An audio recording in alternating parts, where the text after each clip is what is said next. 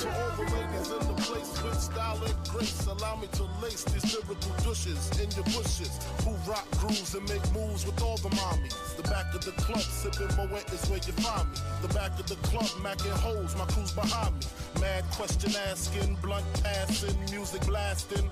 But I just can't quit because one of these honeys Biggie got to creep with, sleep with, keep the ep a secret. Why not? Why blow up my spot? Cause we both got hot. Now check it. I got more Mac than Craig and in the bed. Believe me, sweetie, I got enough to feed the needy. No need to be greedy. I got mad friends with Benzes. See notes by the layers. True fucking players. Jump in the Rover and come over. Tell your friends jump in the GS3. I got the chronic by the tree. I love it when you call me Big Papa. Throw your hands in the air if you's a fucking player. I love it when you call me Big Papa. To all the honeys getting money's playing fellas like dummies. I love it when you call me Big Papa. You got a gun up in your waist, please don't shoot up the place. Cause I see some ladies tonight that should be having my baby, baby. Straight up, honey, really, I'm asking. Most of these niggas think they be macking, but they be acting. Who they attracting with that line? What's your name? What's your sign? Soon as he buy that wine, I just creep up from behind and ask you what your interests are. Who you be with? Things to make you smile. What numbers to dial? You gon' be here for a while. I'm gon' call my crew. You gon' call your crew. We can rendezvous at the bar around 2. Plans to leave. Throw the keys to Little C's. Pull the truck up front and roll up the next blunt so we can steam on the way to the telly. Go fill my belly. A T-bone steak, cheese, eggs, and Welch's grape. Conversate for a few, cause in a few we gon' do what we came to do. Ain't that right, boo? Forget the telly, we just go to the crib and watch a movie in the jacuzzi. Smoke L's while you do me. I love it when you call me Big Papa. Throw your hands in the air if you's a fucking player. I love it when you call me Big Papa. To all the honeys getting money's playing fellas like dummies. I love it when you call me Big Papa. You got a gun up in your waist, please don't shoot up the place. Cause I see some ladies tonight that should be having my baby, baby. Imagining Benzes giving ends to my friends and it feels stupendous. Tremendous cream, fuck $1 and a dream. Still tote gat strapped with infrared beams. Chopping O's, smoking line optimals, money holes and clothes, all a nigga knows. A foolish pleasure, whatever. I had to find the buried treasure, so grams I had to measure. However, living better now, coochie sweater now. Drop top BMs, I'm the man, girlfriend. Honey, check it. Tell your friends to get with my friends, and we could be friends. We could be Facebook friends. I'ma like Hi, your I'm Hunter status. Dunn. I'm 5051's National Press Coordinator, and we're welcoming you to our 5/19, Tuesday, May 19th, election night stream. There are elections in Alabama, Georgia, Kentucky, Oregon, and Pennsylvania. We're going to have a lot to break down, ranging from close House races, the rise of the New Deal Dems, some very interesting Senate elections, even a few Republican races, which we have some opinions on. What with Thomas Massie, the one Republican in favor of releasing the Epstein files and actually holding Trump accountable, potentially being removed from office by a Trump-endorsed nominee. We'll see what happens. Not to mention the fate of Georgia's electoral districts hanging in the balance with 2 Supreme Court races, where if the incumbents stay in, we might be seeing a gerrymandered Georgia, but if the insurgent candidates are able to steal wins there, that may protect Georgian democracy. We're going to have a couple special guests tonight, but before we get to them, first want to introduce the rest of our team, and thank you for joining us. Glo, would you like to introduce yourself and talk about what Paul Rev's doing tonight? Awesome. Yeah, thanks, Hunter. Happy to be back once again. So tonight, there's a huge slate of candidates, and sure many local races with local wins. When there's so many races like this, we tend to hone in on the ones that have been endorsed by multiple progressive candidates. They've also been Paul Rev endorsed. So we'll be tracking Chris Rabb from Pennsylvania.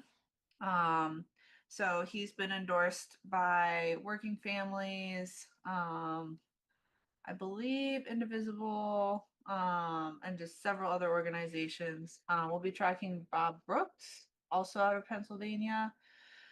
And we'll be tracking Rural Roman, who's running for a state Senate seat in Georgia District 7.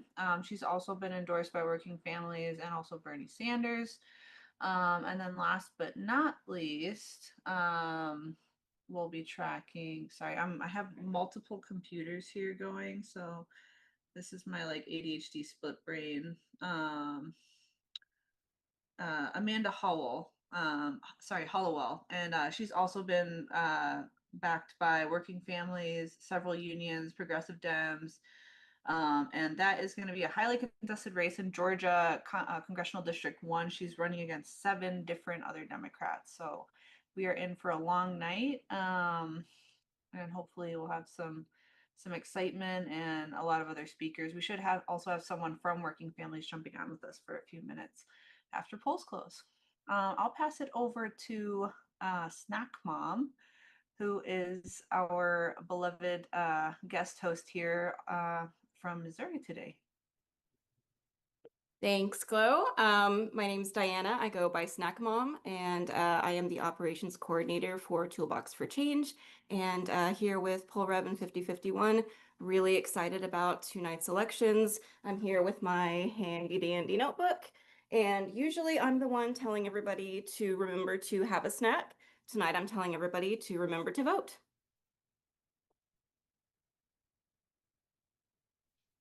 I think I might be the last person out here. Hey folks, I'm Haramus. I'm just gonna be reporting the results as they come in with a little bit of help from our wonderful team. Fantastic. Thank you all for being here. I have also sent an invite link to one of our first guests. We'll see if they can join us shortly. Either way, we do have a couple updates as a couple races have already resolved, mostly races that do not have multiple candidates or there was a very popular incumbent. The largest race, which was not surprising at all, is that the Jon Ossoff has won re-election, at least in the Democratic primary, in the state of Georgia. Jon Ossoff is a very popular incumbent in the state of Georgia. He is also seen as a potential candidate for president in 2028. He's seen as someone who could be a compromise between more moderates and also progressive and leftists. Everyone from well-known Democratic senators and governors that are closer to third way, all the way over to Hassan Piker, have talked positively about his chances. It's for those of us on the left, it's sort of like a backup plan if AOC decides not to run, or if we can't, change the constitution and put Zoran Mamdani in. Unfortunately, I don't think we can do that one. So Ossoff is a name to watch, not just for re-election in the state of Georgia, but also for the future. At the same time, we do not yet know who is going to be facing him from the Republican Party. There are multiple former and current Republican congressmen and other legislators that are running for office. Mike Collins, Earl Carter, and Derek Dooley, all of whom have above 20% of the vote right now in the Republican Georgia primary.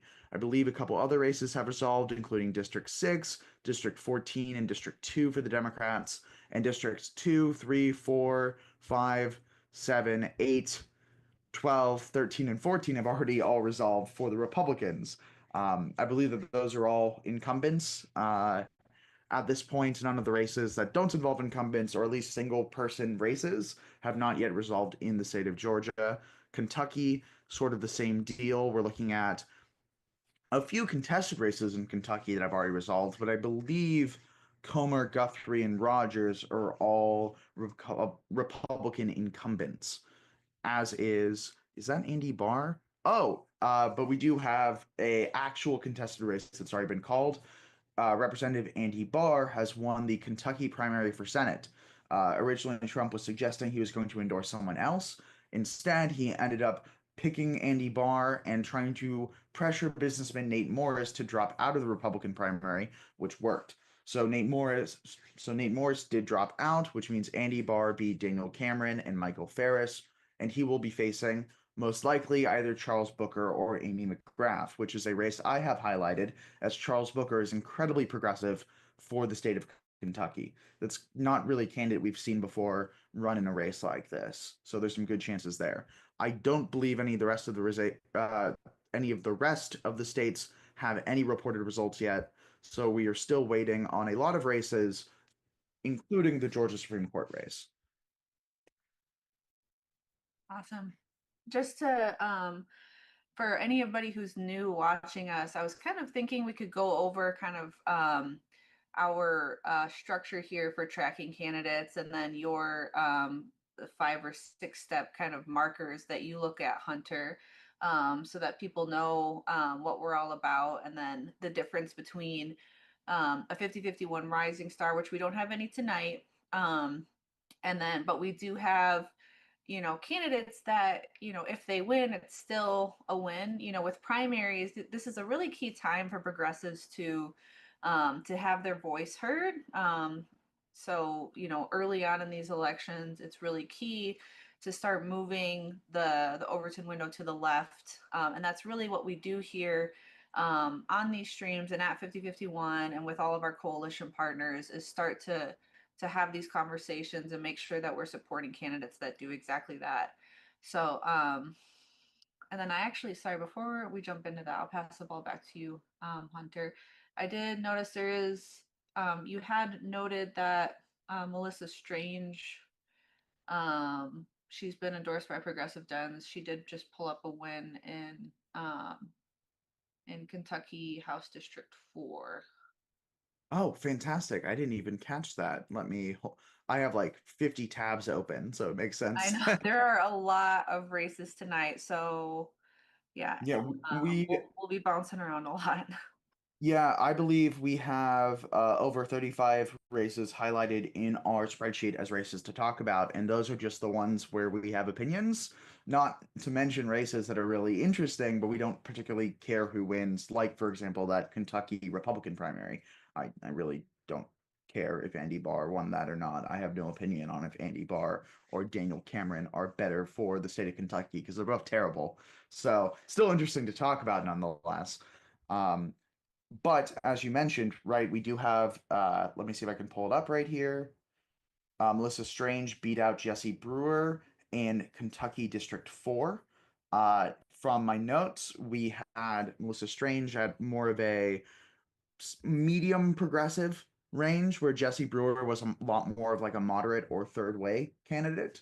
So we're already seeing some slight indications towards a little bit of progress, at least when it comes to these smaller insurgent, long shot House races in Kentucky and other red states. But you never know. Sometimes we can pull out a win there. So it's good to give us the best possible chance. And sometimes progressive populism can get you a hell of a lot farther than Democratic consultants can get you.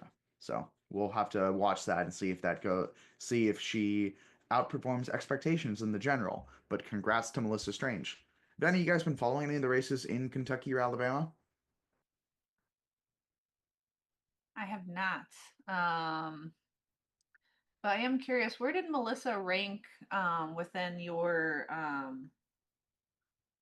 uh your 5 or 6 points there? Was she Oh yeah, they're actually 7. I know 6 and 7 are oh, very there's similar 7. numbers, but I had to make my joke there. Okay. Uh, But for most of you, I don't believe, can see the other members of our Zoom call right now. But for those of you who can't, everyone on the call did this all at the same time. So uh, I am exposing you guys, especially you, Diana. Regardless, yeah, let me pull up the candidate spreadsheet for Twitch stream, which covers most of the races we're interested in, which is primarily contested Democratic primaries, but there are a couple Republican races that we are covering here as well, especially our boy Thomas Massie, who we will talk about later. I actually have a game of which races that are Democratic races, their best candidate is less of a Democrat than Thomas Massie is, because there are more than you might think. There are quite a few where could argue fairly that Thomas Massie is more progressive than the leading Democrat in that race. And by leading, I actually mean leading from our metrics of who is the most progressive, not necessarily who has the best chance of winning. But in those cases, the ones with the best chance of winning is often even more conservative. I do have a couple messages in chat, but before we get there, yes, Thomas Massie is currently losing in Kentucky, but there's only 48.6% of the votes in. Too early to call. We will see if he can pull it out. I do believe we have a guest joining us soon, but we will get to that segment very shortly. Before we do, we should break down this whole New Deal Dem thing. Let me find, where is Kentucky? Yeah, okay. Let's look at Melissa Strange. So on our spreadsheet, we have which state they're in, what type of seats it is. Is it Congress, Senate, Governor, Supreme Court? What are we looking at here? The city or district, their name, which party they're in. We also have a list of potential groups who could endorse them, like DSA, Working Families Party, Paul Rev, myself, unions, big business, third way Dems, progressive Dems, leftist Dems, never Trumpers, and also we added in Bernie Sanders, who I believe has actually endorsed a few people that we need to add to that list. But thank you to whoever added the Bernie Sanders tab. She's facing off against Jesse Brewer, and right now we have a win column already filled out for Melissa Strange because the race has already been called for her, even though neither of them are incumbent representatives. We actually have current poll and opponent results. Hopefully, we can automate that eventually. Until then, we will have to look at it manually. But right here, I have what is called the renewed deal rank. Now, it is just a straightforward addition of a number of different categories here. We have her, and we also have compared with her top opponent. Now, she's only facing Jesse Brewer, so it's really just her versus Brewer. But 2.41 is a weird number, right? How do we get that? Well, let me tell you. So we have these 7 different categories, most of which are self-explanatory, that I'm helping judge a candidate by, just to understand where they rank when it comes to popular progressive, if not leftist policies that are actually popular with a large swath of the electorate, even amongst self-proclaimed moderates or even conservatives. You have former Republican congressmen calling for the abolishment of ICE, for example, but these are generally speaking pretty popular policies that are also a good guidepost for how willing a candidate is to fight against the overreach, authoritarianism, and fascism of the Trump regime. So the first one is abolish ICE, exactly what it says on the tin. She did not, however, publicly support abolishing ICE or doing much more than the basics of telling them to not wear masks anymore. That's not enough to even get a partial credit there. Second one is Medicare for all. In this case, she has stated that she is open to Medicare for all, but prefers a public option system first with an eventual transition. It's about 2/3 of the way there, better than nothing, so 0.66. Next one is removing the regime. This is directly indicating that you support things like term limits for judicial branches and accountability Supreme Court, or impeaching Donald Trump directly. Couldn't find much from her on those stances or other steps, like, for example, fighting against gerrymandering. That's not to say she's against it, but she wasn't doing much more than, say, the median Dem was doing on this point. I promise we're not trying to roast you here if you're watching us, Melissa. We clearly did prefer you to your opponent. The next one is ending Citizens United. This one's basically a yes, no. Do you publicly support ending Citizens United? The next one is ending endless wars. So this is mostly 3 different things that we're judging you on. It's, do you meaningfully oppose the war on Iran? Do you meaningfully oppose the war of Russian aggression against Ukraine? And do you meaningfully oppose the genocide in Gaza? In this case, she had gone further, actually, than most candidates who even supported Block the Bombs. She was consistently in favor of aid to Ukraine, in favor of using a war powers resolution to stop the war on Iran, and against giving any offensive weapons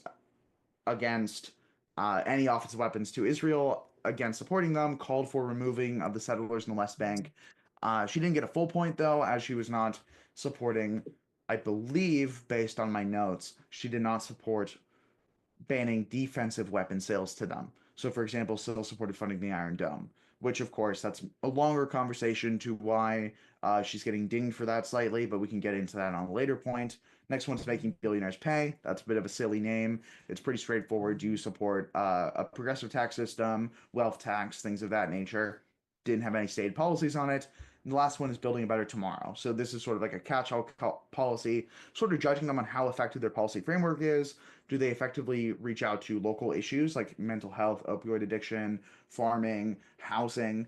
She had a very robust housing policy. She had a lot of steps to improve access to rural broadband and healthcare. Also, this is a relative point score, where some of these are a little bit more objective. This one is a bit more relative compared to the other candidates in the race. To get a full point, you have to have the most comprehensive plan on a number of those policies, which she did. That being said, she scored about a 2.4 out of 7, which, although not great, median Dem is going to be somewhere around a 1 when it comes to elected officials. So basically anything above a 1.75 is an improvement. And I would say that she is an improvement amongst the status quo by this metric, which is good to see.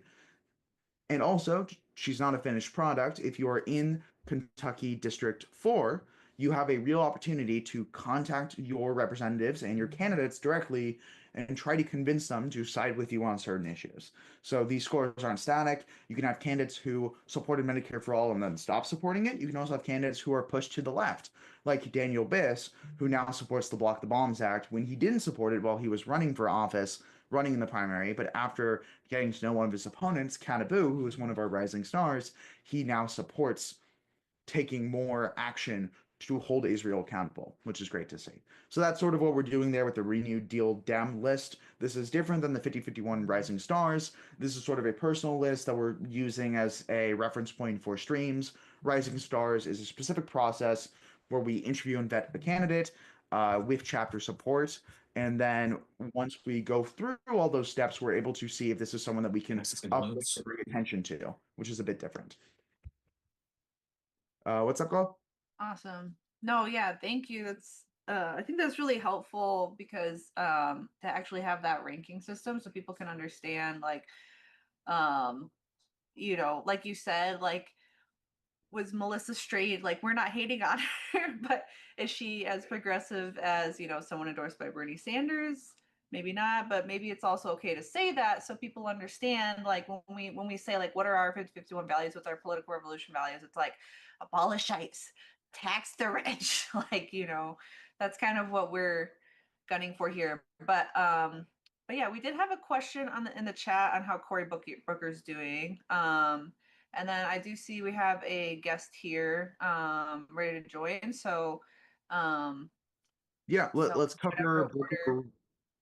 Yeah, let's cover Booker. Do we want to cover Booker real quick and then we introduce our first guest? Yeah, let's do it. All right. Booker is actually leading, but it's a very, very close margin. So it's under 4,000 votes right now with 25% reported. And in terms of how we're feeling about it, I mean, I feel pretty confident about it, but it is also a close race. But he seems to be in the lead, and has been since the beginning. Yeah, obviously, vote returns are still early. Sometimes certain types of votes can be counted earlier than others when it comes to mail-in versus early voting versus voting on the day. That can bias in favor against a particular candidate. Charles Booker is a young, attractive progressive, though, and generally speaking, there's not a specific bias towards them in any sort of like the early voting that you might expect. Of course, this can vary. He is remarkable in that despite being in very red Kentucky, right? Running for retiring Senator Mitch McConnell's seat, former majority leader for the Republican Party. He actually has a very strong base with Working Families Party, with leftist and progressive Dems behind him, and with a 7 out of 7 New Deal Dem score, which means he supports abolishing ICE, Medicare for all, removing the regime, which means like holding Trump accountable, ending Citizens United, ending endless wars, which means standing up against the genocide in Gaza, standing up for Ukraine, standing up against the war in Iran, standing up against other attacks on other foreign nations, and standing for the rights of self-determination for all people, and also has a comprehensive plan for improving the lives of his constituents. So that's great to see. Amy McGrath is great. She's running on a very like hardcore fighting against Trump campaign, but she's definitely not as progressive as Booker is. We can get into some of the nuances later on in the stream if we want to, but this is a race we're going to closely watch. I have no issue with McGrath, and if she wins, I hope she can pull through in Kentucky, but Booker's not a candidate we see a lot of in places like this, but he might just be what we need. What's up, Go? Awesome. Oh, just letting you know, when you do share your screen, it does remove FaceTime for us on the stream, just so you're aware. So, oh yeah, we're still trying to work on the whole we got to find a way to get like half the screen and half the screen, but we still haven't been able to pull that tech wise. Speaking of FaceTime though, we do have our first guest of tonight to introduce, who has been patiently waiting for at least 5 minutes on the stream. We do deeply apologize. We had a couple segments to get through. Adam with Abolish ICE Pledge. Adam, can you introduce yourself? Hey, how's everyone doing? Thanks for having me. So the Abolish ICE pledge is definitely our main mission, and it's going to take a minute to accomplish, of course. But the name of our organization is the Neighbors Not Numbers Coalition, and we are a 501c4 organization. So we are a nonprofit. Yes, actually, can you give like a website link that we can drop in the chat for people who want to check out Neighbors Not Numbers Coalition? Of course. So it's triple spelled out. So TRIPLE, N as in November, C as in Charlie, .org. So it's triple-NC.org.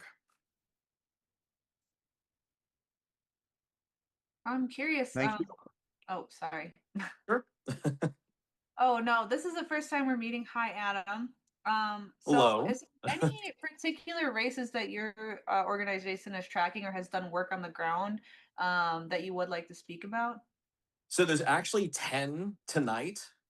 And there's actually 2 in one of the Kentucky races. It's, I want to say, Kentucky's second. So it's Wingfield and Compton have both taken the pledge. But it's beyond that. Erin Petrie in the 6th district in Kentucky has taken the pledge. So it's, I don't remember all of them on the top of my head because there's 10 of them. But yeah, we have quite a few bold candidates running tonight.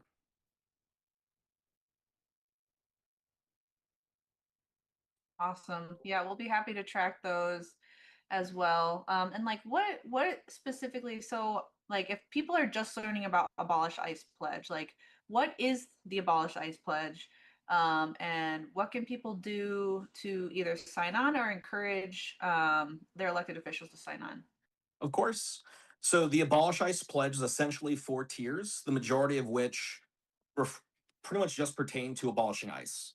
But abolishing ICE in and of itself won't do much good at all because we have to replace the system once you remove the, I call them the American Gestapo because that's essentially the way they act, the way they, act towards people in this country. But after that, we want to replace it with a humane system that is actually, takes into account these are human beings, not just numbers, which kind of comes in with how we came to our organization's name, Neighbors Not Numbers. So that's kind of, yeah. What was the second part of your question, though? I know you asked me something else. I'm sorry. Like pretend I know nothing, which I basically don't know. Yeah. Like, so there's a list of things that people can sign on to. And it's beyond just abolishing ICE because there's things we have to do before we can get there. Is this also something like that elected officials that can sign on to? Is this something that you have like a toolkit where people can encourage their elected officials to participate? Absolutely. So pretty much all of those things you can find on our website. So one of the features that we've wanted to make sure that was there to make, because again, a lot of what we're doing would be far easier to accomplish when we have boots on the ground per se. So I'm in Tallahassee, Florida. So I mean, I'm not going to know all the candidates running in Eugene, Oregon, just as an example. If we have people in Eugene, Oregon who are following our mission and want to be a part of what we're doing, they could easily put in their zip code. They can see who's currently elected. We are currently working on getting access to Ballotpedia so we can have literally every candidate running in the US, but unfortunately it costs money. So that is why we are also raising money. I don't want to make that like a central point or anything, but yeah. No, absolutely. We're actually in the same bucket. The Ballotpedia API is kind of a monopoly on things you can do, unless you can web scrape, which is what my organization has done for the last 10 years. It's just like well, maybe we should talk after this. Okay. Yeah, no. Maybe don't admit to some of that on stream. Yeah, we're kidding. We're joking. Haha. It's scraping in Minecraft with the little redstone computers that you make. You're able to like scrape those. Exactly. All right, back on topic a little bit more. When it comes to some of the candidates that are running this week that have taken the Abolish ICE pledge, and I know several have because I was actually using your Instagram page as research for candidates' positions, because many candidates do not list their policies on their website in an easy and accessible way. Sometimes I have to check with, for example, tracker groups like the Abolish ICE pledge and and citizens impeachment, which has like courage candidates, to get information on who supports abolishing ICE and who supports certain forms of impeachment. Are there any candidates that you want to highlight specifically, either for this week or coming up? Maybe they're in like really tight races, but there's Absolutely. like a big difference between them and the opponent when it comes to ICE specifically. Absolutely. I was going to say one of the candidates that I've had more conversations with and is running in a pretty tough race tonight is Jessica Salas. I forget which district in Oregon it is. Just give me 1 second. District 3. Maxine Dexter, if I recall, is the incumbent. And she has moved a little bit to the left, sort of in the same way Daniel Biss has, but she still leaves a lot to be wanting. So I think Jessica Salas would be just a massive improvement on that district. And especially in Oregon, where this is not a place where it's like a red bastion. You can definitely have candidates running who are, 7 out of 7 on your list, basically, or at least 6 out of 7. There's just no excuse to kind of cut corners there. Oh, that race is actually super interesting to me because I would agree in that Jessica Salas is more progressive on the maybe more progressive is the wrong term. Salas is a bit more of a democratic socialist, but I would actually say based on my own rankings, Maxine Dexter is well to the left of even a Daniel Biss type.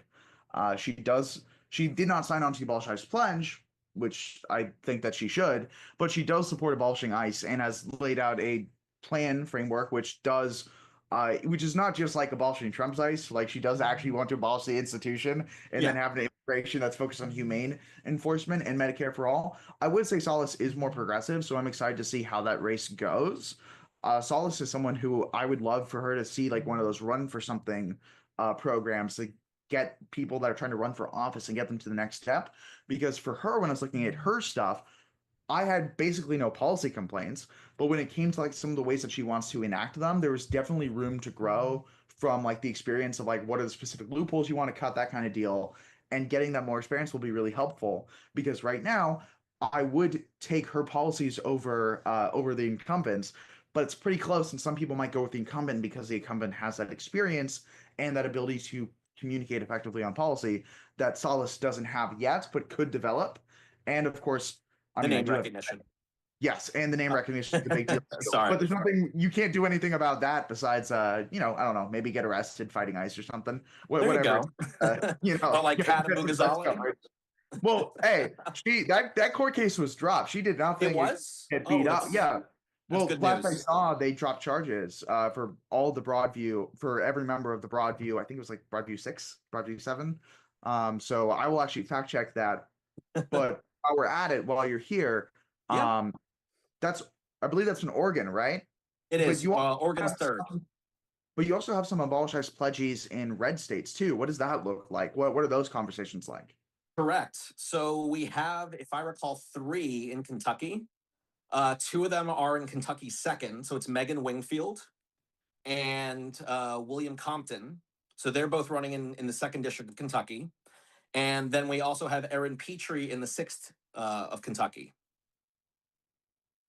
And I want to also be clear, it didn't take a lot of convincing. Of course, I've been reaching out to candidates through different capacities, whether through Instagram or finding their campaign contact information, which is not always as easy as you think it should be.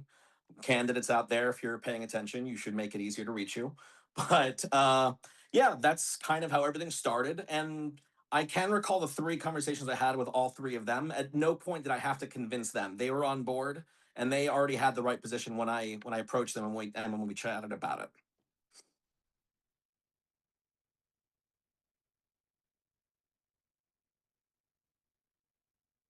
Sorry, lost my unmute button. That makes a lot of sense. I imagine it's a bit different running in a red state, but you might still be able to build that credibility from having strong policy positions joined to defend, right? Voters will resonate with people that they disagree with if they know that person's being honest and doing the best to represent them in a way where someone who is just playing to the middle, playing both sides, might not be able to get the same level of support.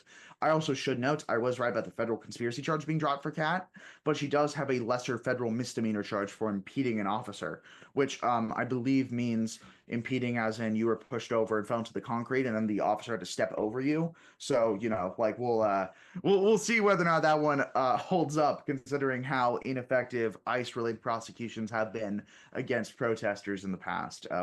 I'm actually in LA, and I have more than a few friends who have faced charges because of their anti-ICE protesting, alleged actions, and none of those charges have stuck because A, they didn't do anything wrong, and B, these were actual politically motivated charges, unlike rioting and trying to insurrect the government and commit a coup. But of I was gonna course, say, they had an like, anti-weaponization fund, and we don't. Like, we have to go pro. We have to pray for someone to go pro bono, but they get like a fund funded by the government because of an IRS settlement that Trump forced the IRS to do. I don't understand when people say this is not a corrupt government. It's probably the most corrupt in the history of our country, maybe in the history of all countries, based on like just this sheer level of the corruption. And it's not even being hidden. So I know I'm going off on a tangent here, to kind of, follow along with what you were saying, but it's absolutely true. And it's all in black and white. Absolutely. Oh, did we just have we just had another race call, a couple more race calls. Josh Shapiro won the PA governor Dem primary. Can I say unfortunately on this site? Yeah, I'll say unfortunately. Um, in other news, Nikema Williams won GA House 5 Dem primary. This was one of those bad versus worse situations because Nikema Williams is a APAC supported candidate, so I'm not a big fan. But the person she was running against was genuinely insane. So my own personal recommendation to any voters in Georgia in her district was vote for her and then go back to protesting her office the next day. Which actually raises a good question. How bad does a candidate have to be, or how bad does an incumbent have to be, where someone who is genuinely a bad idea to ever hold office might still be a better option? So, that's sort of an interesting discussion. Hi, Ramius, I see your hands raised. What's up, bud? I got a big election called, and it was called a while back, but I'll say it here because we've been tracking a little bit Thomas Massie and his and the Kentucky House District 4. I will say though that Thomas Massie will probably not be returning to the House because he's just been defeated by Ed Gowering. Reports are that Gowering was endorsed by Trump as well, so Gowering currently leads with 54.4% of the vote compared to Massey's 45.6% of the vote with 75.4% of the votes in. So at least tonight in Kentucky, there seems to be a Trump endorsed fella that might go to the House soon. Thomas Massie, my beautiful, terrible, evil boy. I endorse almost nothing of what you believe, but nonetheless. I was gonna say there's three big issues though that he really did come to bat on, and I mean, I'm perfectly fine with giving him enough crap. I can I curse on here? I was gonna say you can curse, I believe. Okay, I was gonna say we give him plenty of shit, and he deserves it for what is it 91% of the things that he votes with Trump and like other Republicans on, but on Iran, on Israel, and on I think wars in general, he's actually been not so bad, like better than some Democrats, even I would say. Yeah, actually, hold on. I'm going to screen share very briefly. Going to pull up the New Deal Dem thing because I actually want to make a point about our boy Thomas Massie. So right here we have Thomas Massie on the list next to Melissa Strange, who is actually going to be running against Ed Gillrain and hopefully against Thomas Massie's independent insurgency, which is incoming. Thomas Massie, you can still run. You don't have to run as a Republican, just run as an independent. Do it if you have the courage. But we have Tom Massie right here. Whoops, actually moved him on accident. This is what happens when you have editing on. And if we go here, we can see the loss, which means Hirami has filled it out really quick. Thank you. But right here, we actually have his renewed deal rank of 1.75.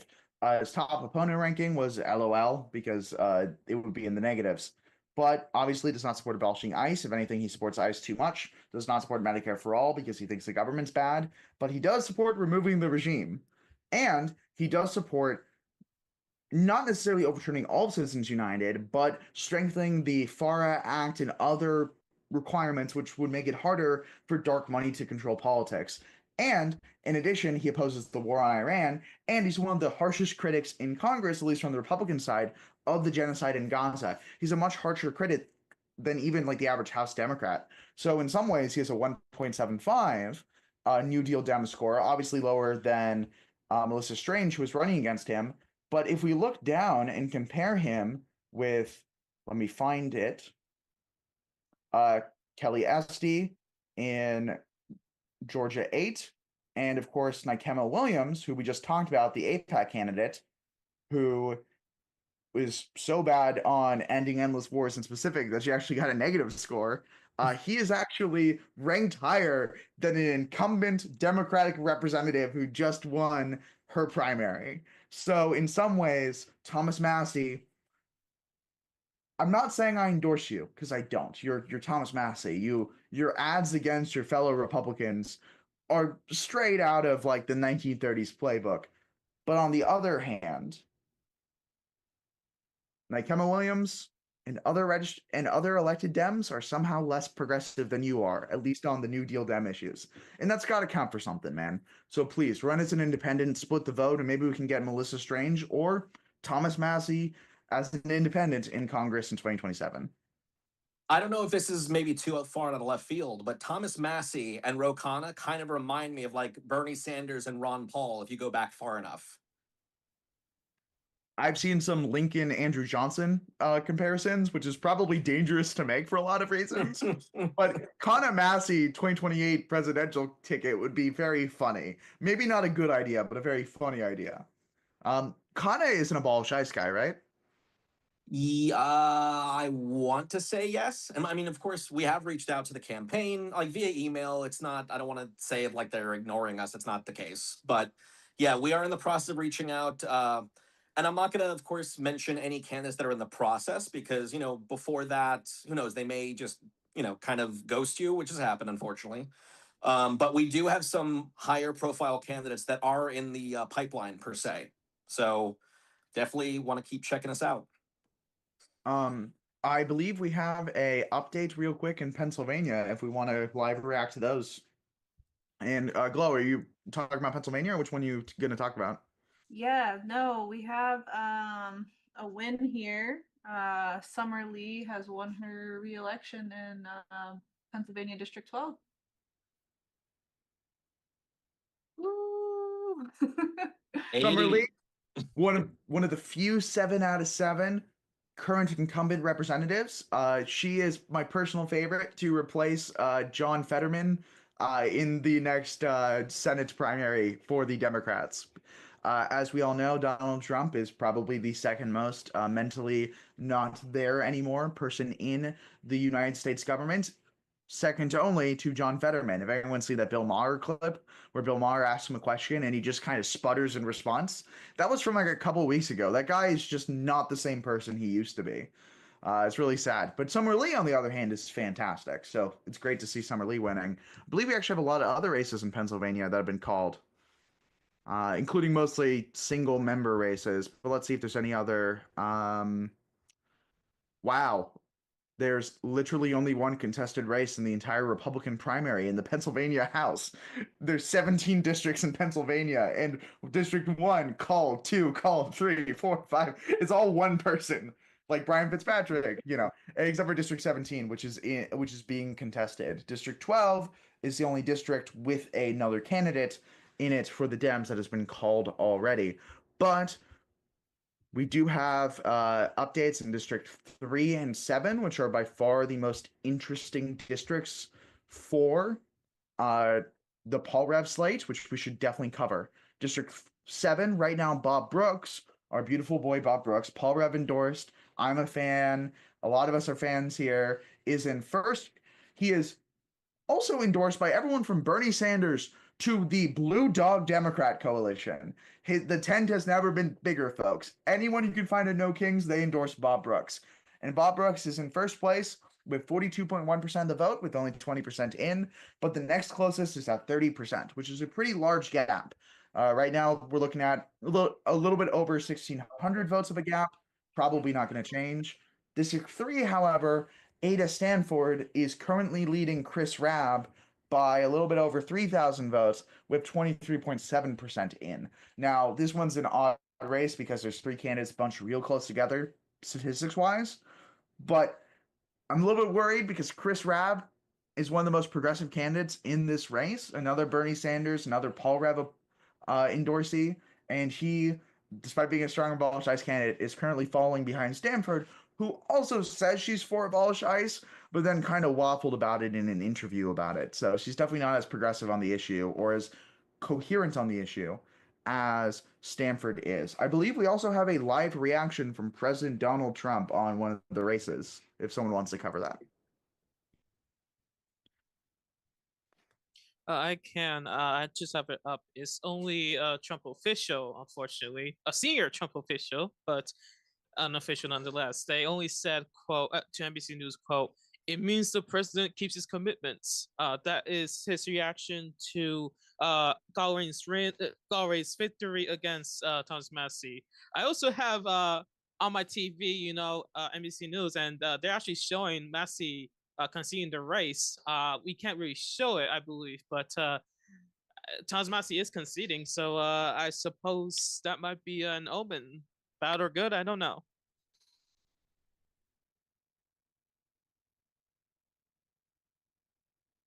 Certainly fascinating. I do see we have a question in the chat as well about the Florida Senate race. Angie Nixon versus Alex Vindman. Does anyone want to jump in on that real quick?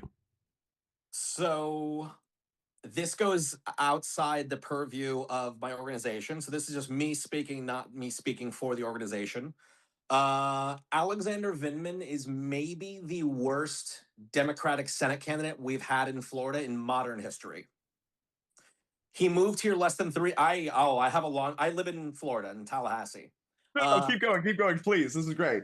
So, and also I'll mention the run-in I had with him at a meet and greet from like a month ago. So that'll be the icing on the cake.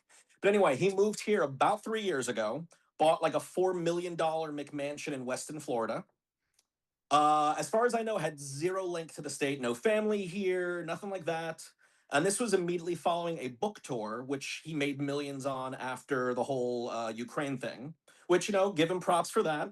But he was a lieutenant colonel. Like, you're gonna be fine. I know people saying he took such a risk. No, he didn't take such a risk. Let's chill out. His positions on pretty much every issue are out of step with the Democratic Party. He, as far as I know, doesn't support abolishing ICE. He doesn't support Medicare for all.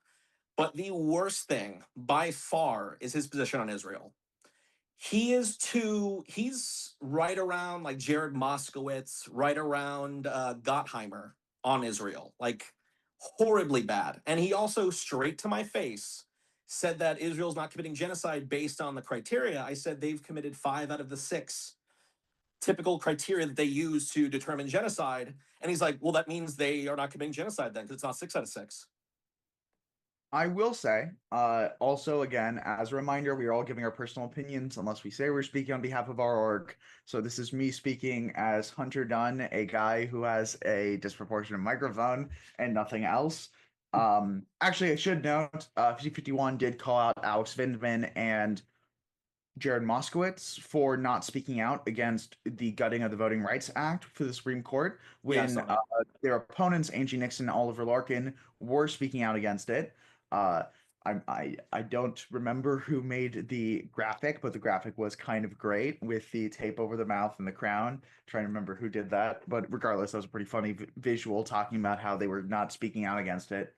That's really 5051's stance on the issue, which is that Alex Vindman should be more courageous when it comes to standing up for the rights of everyone in Florida. That's as far as I can go under the 5051 banner as of right now. However, I can go under the banner for when it comes to Angie Nixon. We've worked with her directly when it comes to her standing up against illegal, partisan, and racialized gerrymandering in the state of Florida. I actually did a live interview with her and 5051 national coordinator and national partner of 5051 Voices of Florida Fund's executive director, Sarah Parker. The three of us spoke about the gerrymandering. Angie Nixon actually called in from the state capitol where she was peacefully protesting. There was a sit-in.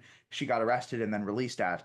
They ended up not booking her because they didn't want it to become a scandal that hurt Ron DeSantis' career or like whatever they were concerned about. Still not clear. But Angie Nixon did a great job standing up for the rights of every Floridian. And a couple of 5051ers and Voices members actually got arrested with her, which was good to see that level of solidarity. Now, speaking as me, a human being who is not speaking on behalf of 5051, fuck Alex Vindman. Angie Nixon for Senate. She's fantastic. She will be a great representative if she is able to be elected. Alex Vindman, although has done a couple nice things when it comes to holding traffic accountable for collusion.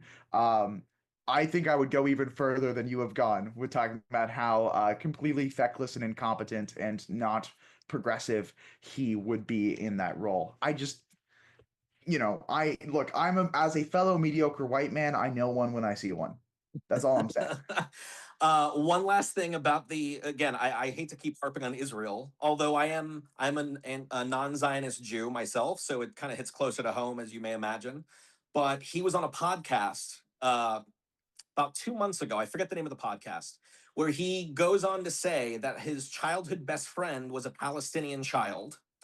But then he goes to say, but I was in many spaces and I saw Muslims just preaching massive amounts of anti Semitism. So he essentially used the I have a black friend, so I can't be racist card. And it's just heinous, the things that are coming out of this man's mouth. It's very Josh Shapiro esque. If you ever heard about that article he wrote, I think when he was in college. No. What article did he write? So he basically, in this article that he wrote, I think for the university he was going to, said that Palestinians are basically more inclined to commit violence than Jews are, which is like basically just a massive racial trope, of course. Yeah, I mean, look, if we're on that topic of questionable Josh Shapiro statements, we should be talking about the ruled suicide while Josh Shapiro was in Pennsylvania. He was Pennsylvania's attorney general, and his office. There's a woman who was stabbed in the back, I think, between 10 and 20 times. And instead of reopening the case and treating it like a murder, because I don't think you can do that many times effectively, Josh Shapiro allowed for it to be definitely not covered up. So if you ever see a meme in a response to Josh Shapiro, where it's like a diagram of a human body and there's like a bunch of knives pointing at it. That's what that's about. So Josh Shapiro is, definitely not on. There's a lot of knives that you could stab him with, metaphorically speaking, when it comes to things to hit him on when he inevitably runs for president in 2028. But Alex Vindman sort of on the same tactic. There was J. Scott Cam 10 in chat, who I believe asked the question about the Florida primary, said that there was no evidence to believe that moderate Dems can win state races in Florida, saying that Charlie Crist lost by 20%, which they called an absurd margin. Yeah, J. Scott Cam, I would now, of course, I've been to Florida a few times, but Adam knows better than I do. But I would have to agree with you. I want to hear his stance, of course.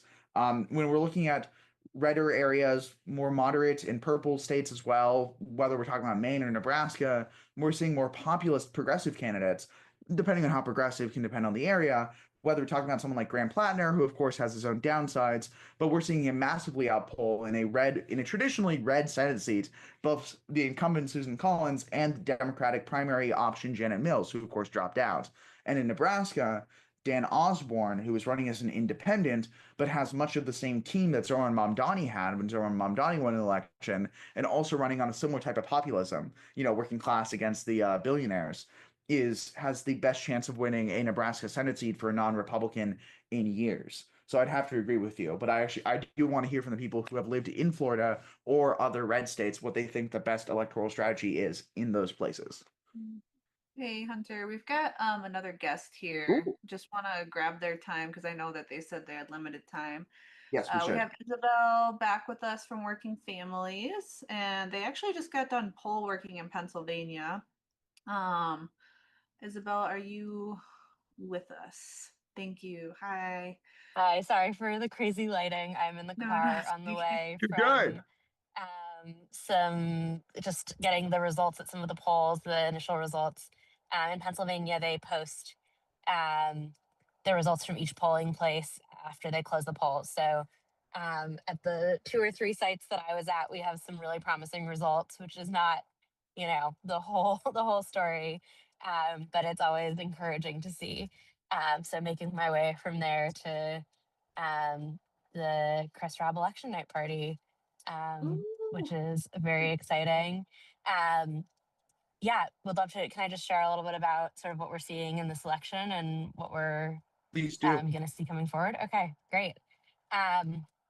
So WP is supporting, honestly, a whole slate of candidates around Pennsylvania tonight. But my work is mostly focused on our federal candidates, so I'll speak to that. We have two really exciting federal candidates in Pennsylvania, in addition to our incumbent, who we love, Summer Lee. But we have two open primaries. One is in Pennsylvania 3, where I am right now in Philly. That's with Chris Rad, and it's a deep blue seat. So this is a real chance for a progressive to win a seat that will be safe in the general. He's unapologetically anti-corporate, no corporate PAC money, standing with Palestinians, hitting all the classic notes. And our other candidate is Bob Brooks in Pennsylvania 7. That's a swing seat. So it's a really interesting seat. It was flipped by the Republicans last year, and it's one that we really can win back. Bob is a firefighter. He's a union member and a union leader, and a really strong candidate who has support from Bernie Sanders and from some of the establishment Democrats in the state. Really, a really wide coalition, because he is a candidate who really is speaking to the district and to the moment. A couple of things that are at the heart of tonight, whatever happens.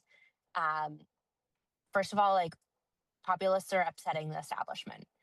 We are seeing people really want to vote for people who speak to what they actually are experiencing, not to, the talking points set out by the Democratic establishment.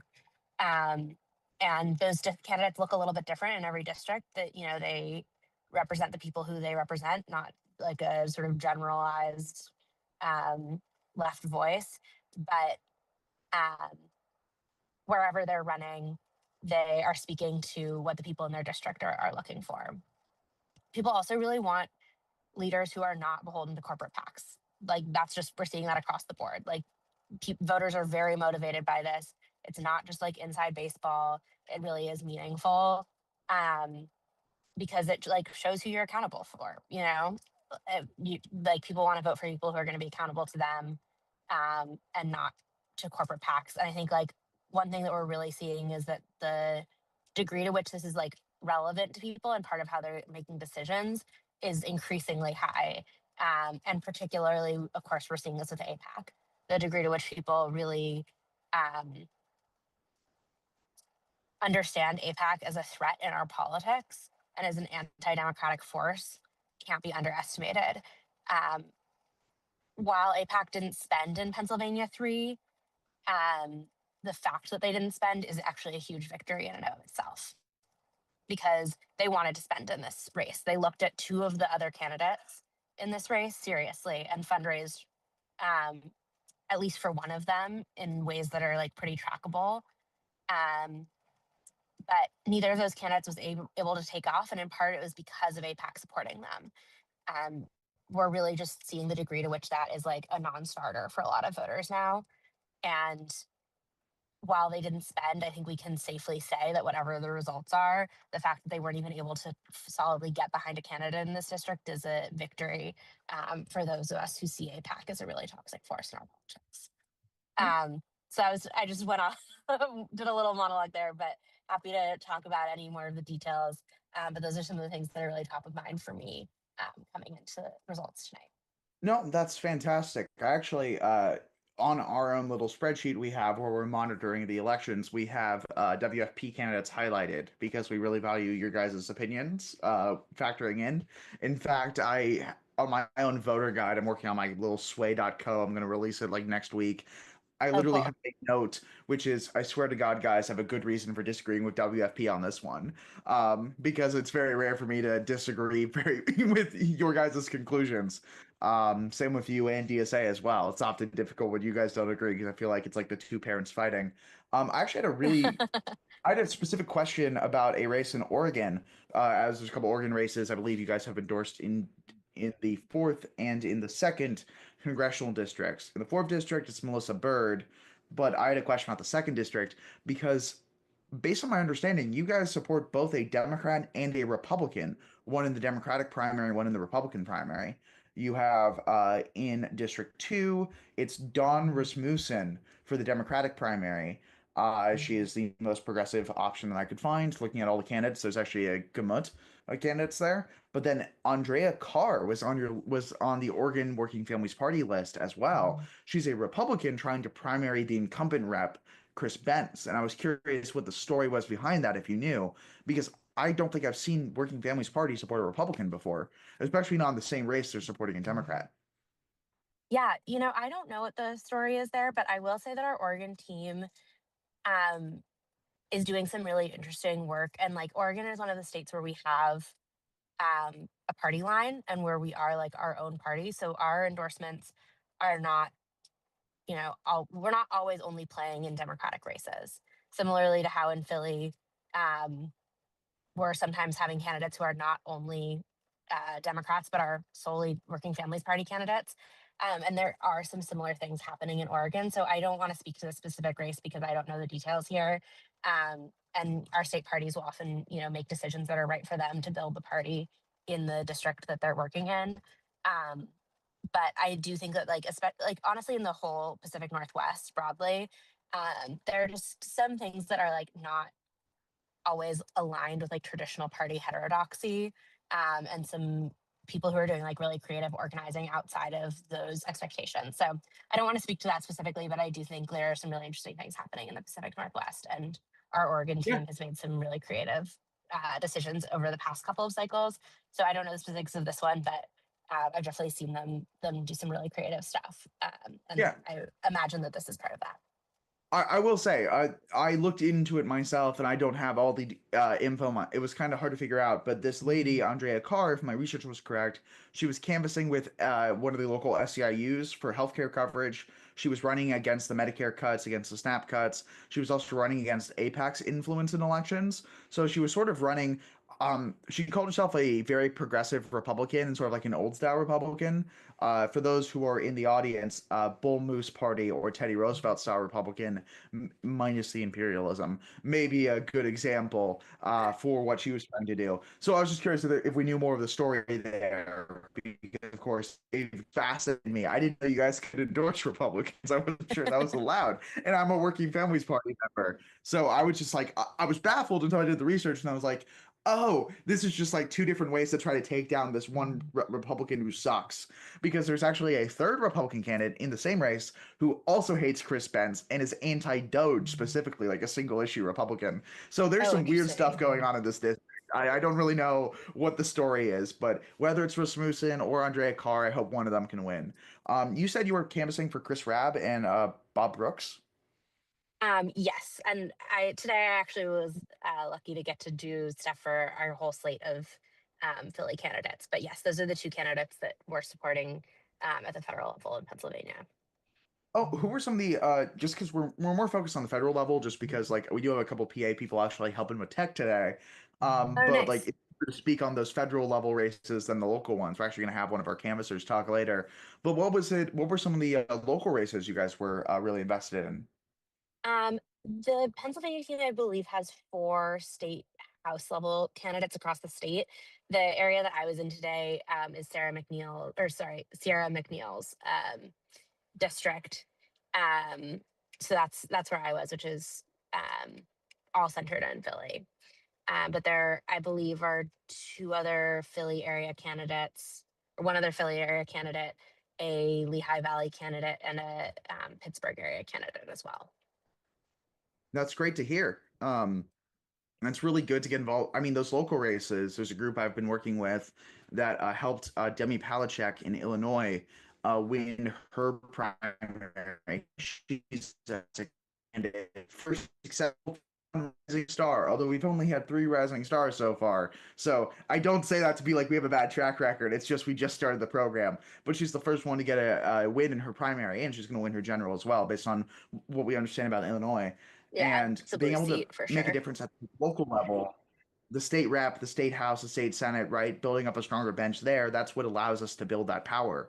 You don't get Zoran Mamdani winning mayor in 2025 without him running in 2020, and also other previous progressive and Dem socialist runs in assembly and for mayor. So we got to build that power, one way or another, right? Yeah, I would just like lifting that up. I totally agree.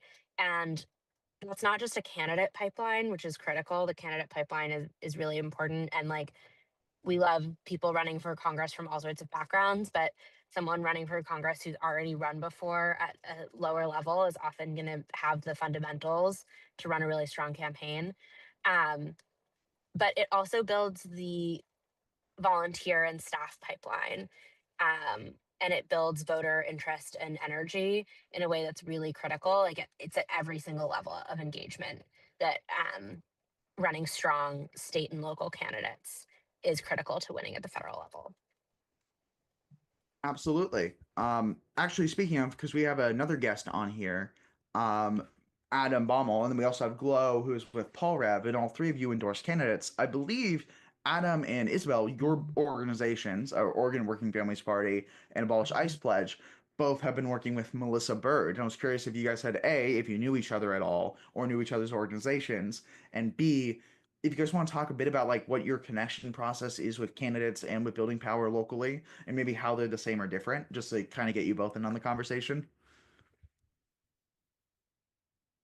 Of course, I was going to say if she wants to hop in first, or if you want me to, or whatever's easier. Yeah, I can go for it and then pass it over. That's not a race that I've been super involved with, so I don't want to like overstep. Of course. But we do approach our congressionals. You know, there are multiple factors that decide where we will get involved in a congressional race, but definitely one of them that's really, really important is how much that builds the party in that district. And it's a big priority for us to be getting involved in districts where the organizing work that we do to elect someone to Congress doesn't just get them to Congress, but builds infrastructure for the future. PA 3 is a great example of that. Pennsylvania 3 is a really important place for us to build power, not only because Chris Rabb will be a strong progressive in Congress, but because Philadelphia is a place where we've invested for a long time in building a party. So where our states choose to endorse in congressional races usually is heavily influenced by where they're prioritizing their organizing work and where they have folks doing that deep organizing work over a long period of time. So it's not the only reason that we'll get involved in a congressional race. There are sometimes other reasons as well, but it's definitely a big factor for us. 100%. I'm also, so I'm if you saw me chuckling a bit, I promise I wasn't laughing at you. I was laughing with you because 5051 we're extremely decentralized. And today I found out that one of the leading candidates in an Alabama race is actually a medic for a 5051 chapter. And I didn't know that until today. And I'm in a major electioner. We're actually hoping to have her on later, Manja Pushek, who I believe is favored to win District 4, obviously knocking on wood here. But she's pretty great. Before I found out about that, I already had her ranking for the New Deal Dems, so I promise I didn't change it. And she was already ahead of her opponent, both in that and in some of the other metrics that you can use to kind of guess which candidate's going to win. But when you talk about it, I hear a similar level of decentralization with Working Families Party that I actually didn't know was the case. And so I totally relate to wanting to make sure you're not speaking for the chapter, but also trying to get that sort of general movement out there. We actually have a question in the Twitch chat for you, which is it says, does Working Families Party have a movement in the Jim Crow South? Is there a movement within the Working Families Party to build a party that opposes Democratic and Republican Party? So that's sort of two separate questions. The first one is sort of the question about, is there a movement to sort of like help build power for progressives in the Jim Crow South, like in the post Voting Rights Act South? And then the other question is sort of asking about the chances of working outside the system. I know you guys mostly run fusion candidates, but you also do run some candidates that are Working Families Party ticket only, as you talked about, if you can speak to those two questions.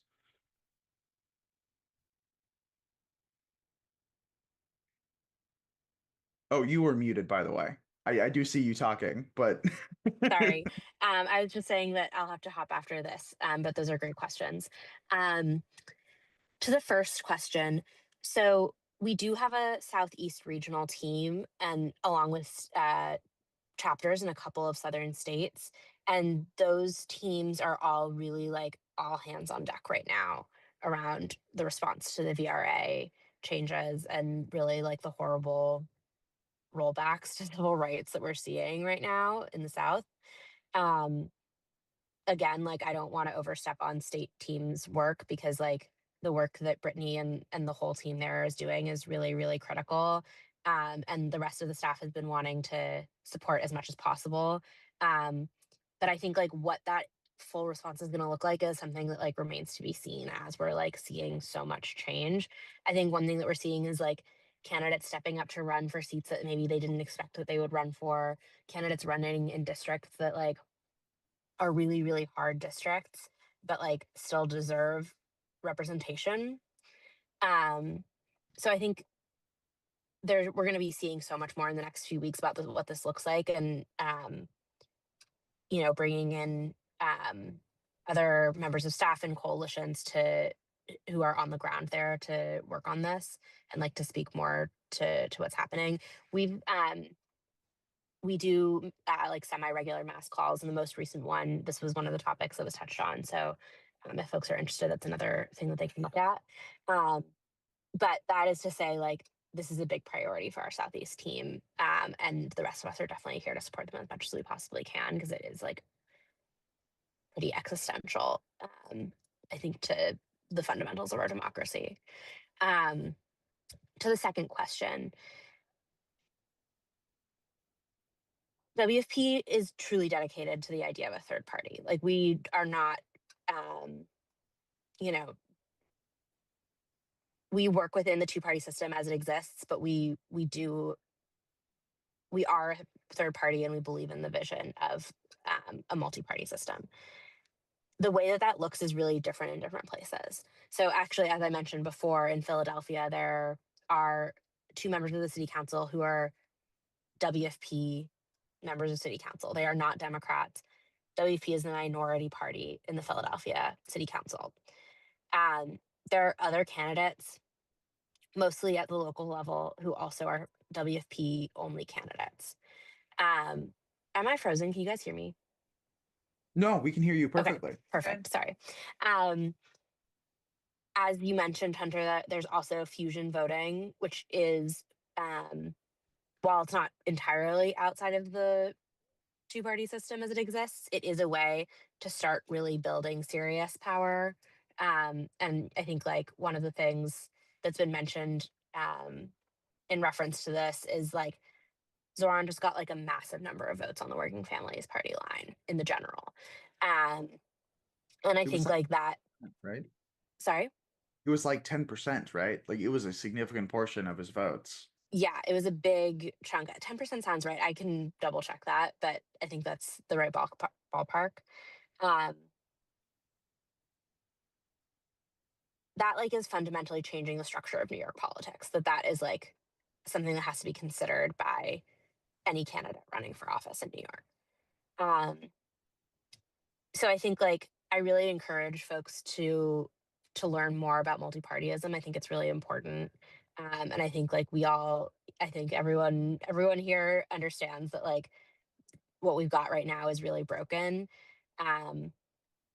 So this is sort of like a roundabout answer, and I've been up since 5, so excuse any rambling. But the answer is like, yes, we're doing this in the immediate. Like we are running candidates right now who are not Democrats or Republicans.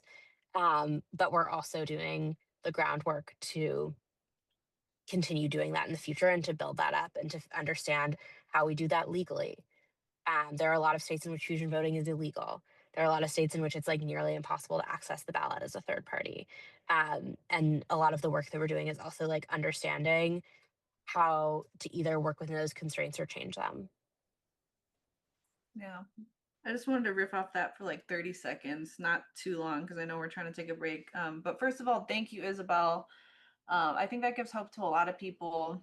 And like people are not like, they don't want to vote Democrat anymore. Like that's just the reality. Like young people are not sitting here being like, hey, like,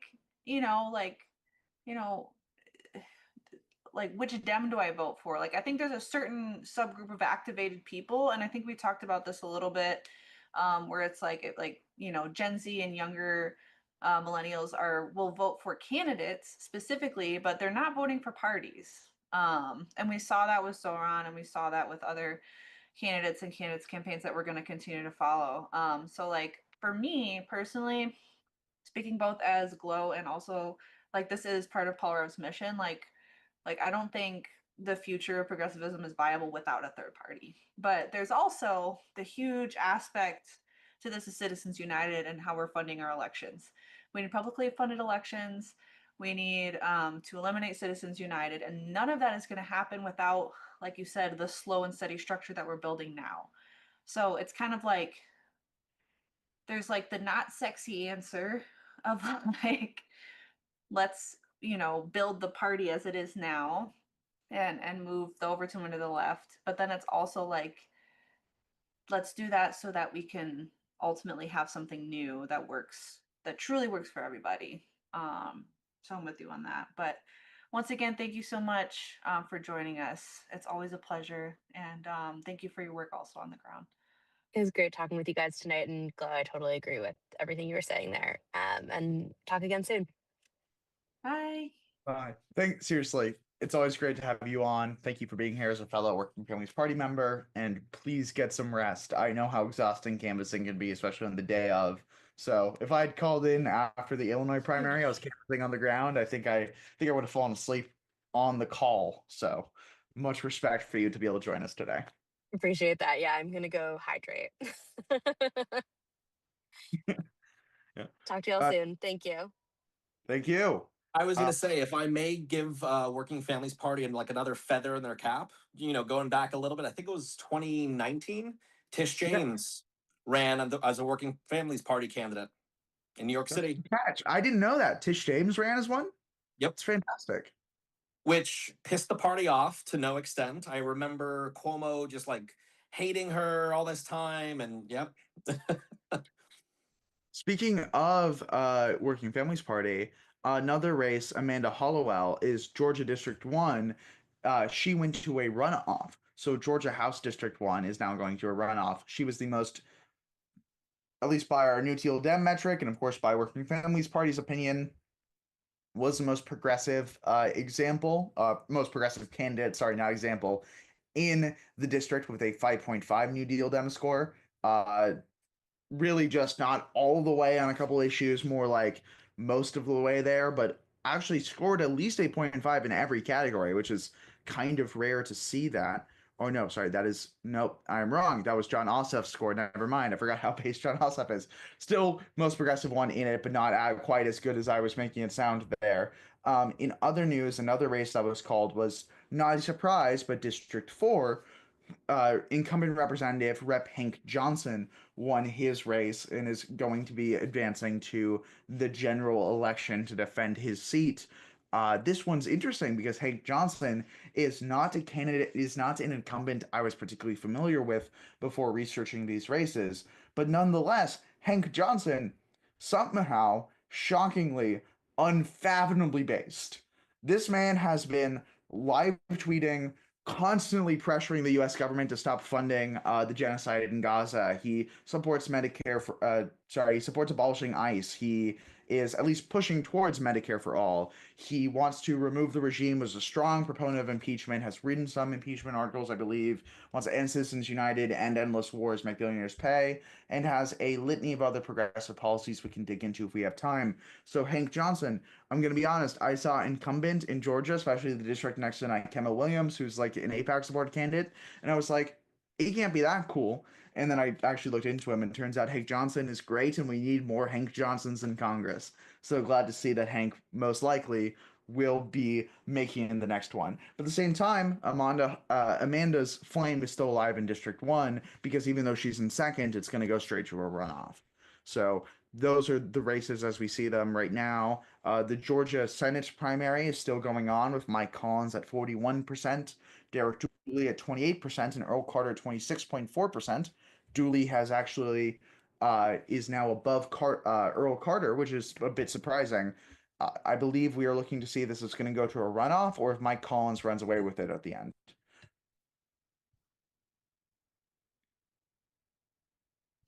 I actually have some news. Hold on, I have news for Georgia District 12.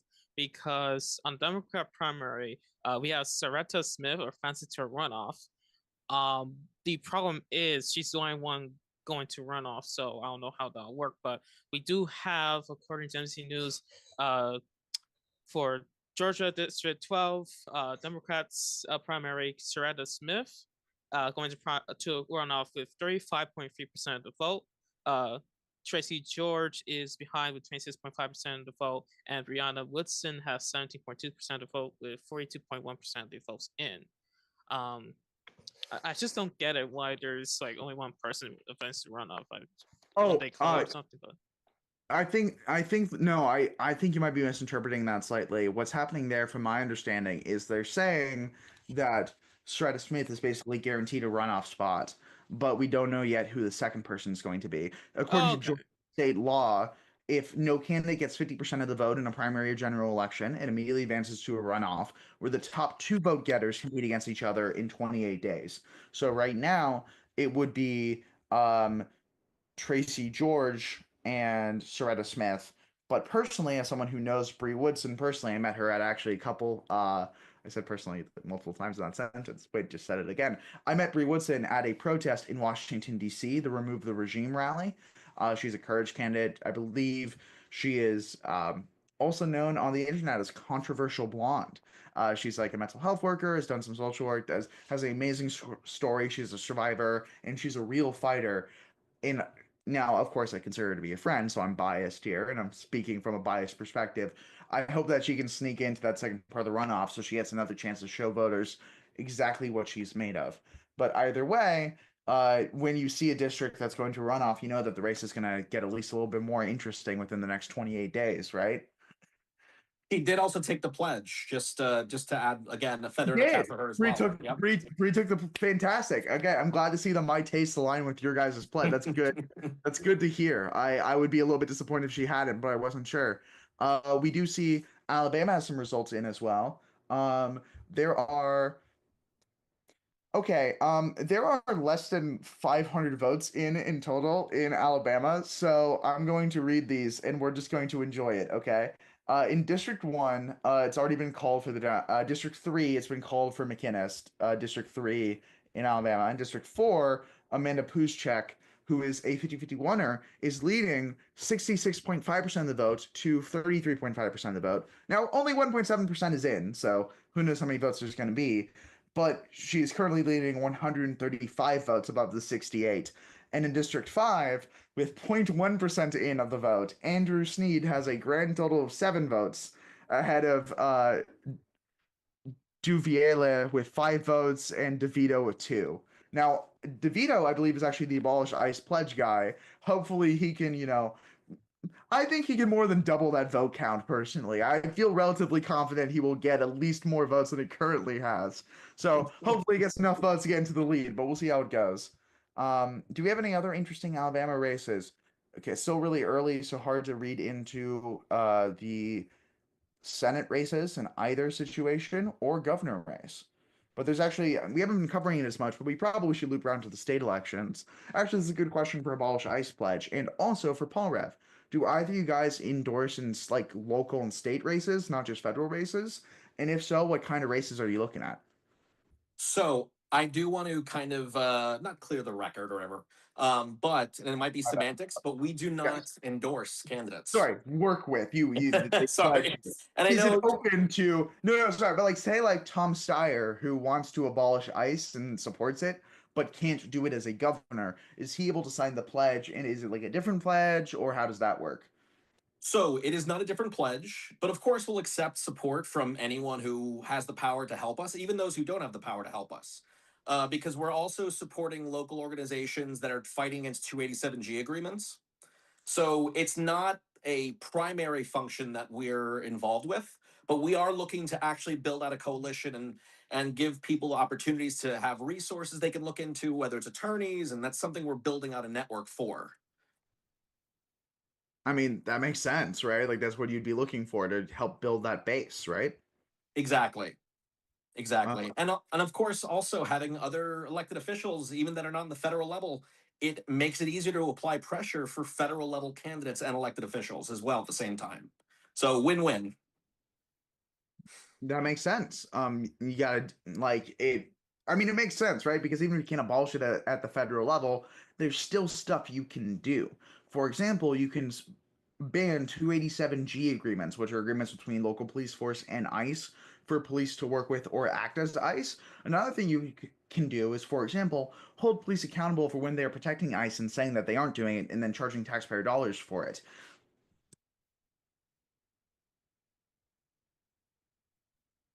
Oh, your mic Nope. went out, Hunter. Yeah. Yeah, we lost you, bud. Still broken. Okay, I'm gonna shamelessly plug Paul Rev while you're fixing that. Because you asked anyway. How we doing? Yes, please talk about. Sorry, I was making fun of Karen Bass for her allowing the LAPD to cooperate with ICE while saying they aren't cooperating. It's like, we don't cooperate with ICE, we just protect them and then charge the city or taxpayer dollars, and we're going to admit to it in a city council meeting. And Karen Bass isn't going to do anything about it. But there's actually 2 DSA candidates running in the LA mayoral race, and you should look into both of them and see which one you think is a better option. I don't actually know myself, but I know the answer isn't Karen Bass or Spencer Pratt. So regardless, nonetheless, please take it away, Paul Rev, because whatever you're going to say is a lot more interesting than what I just said. No, you're good. 30 seconds, and then I'm gonna pass it to Hyramus, and then I think we should probably break. But yeah, no, Paul Rev, definitely, we actually prefer to work with local candidates first because we are a much smaller organization, and we can actually, our original mission was to highlight races with candidates that don't have a budget to work with, that don't have digital campaign staff, don't have volunteers, and to help boost them and give them access to an online national network. From 2016 to 2019, we did work with like a lot of city council races. We endorsed and worked with a Green Party city councilman and helped with his race.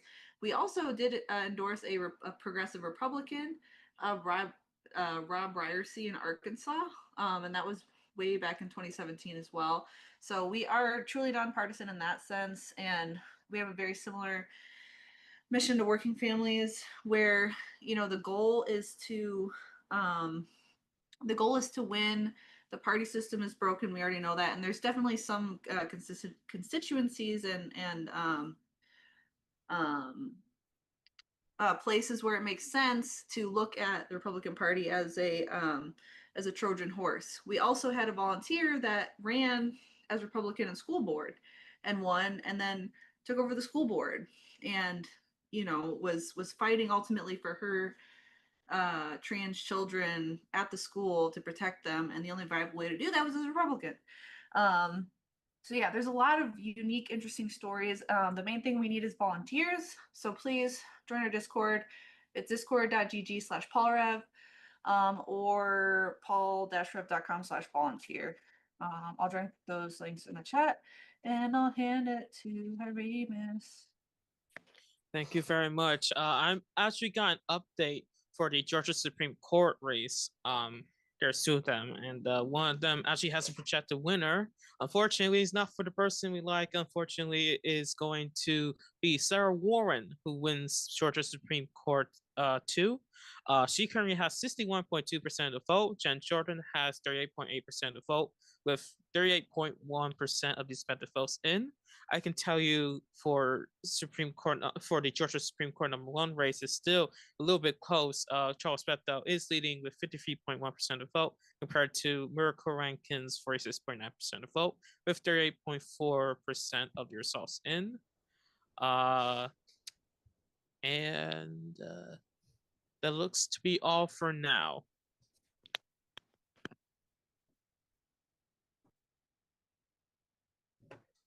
I don't want to step on any toes as far as like calling out electoral updates, but the Kentucky Democratic Senate primary is about as razor thin as I have seen in years right now, and it keeps flipping back and forth like within a few hundred votes.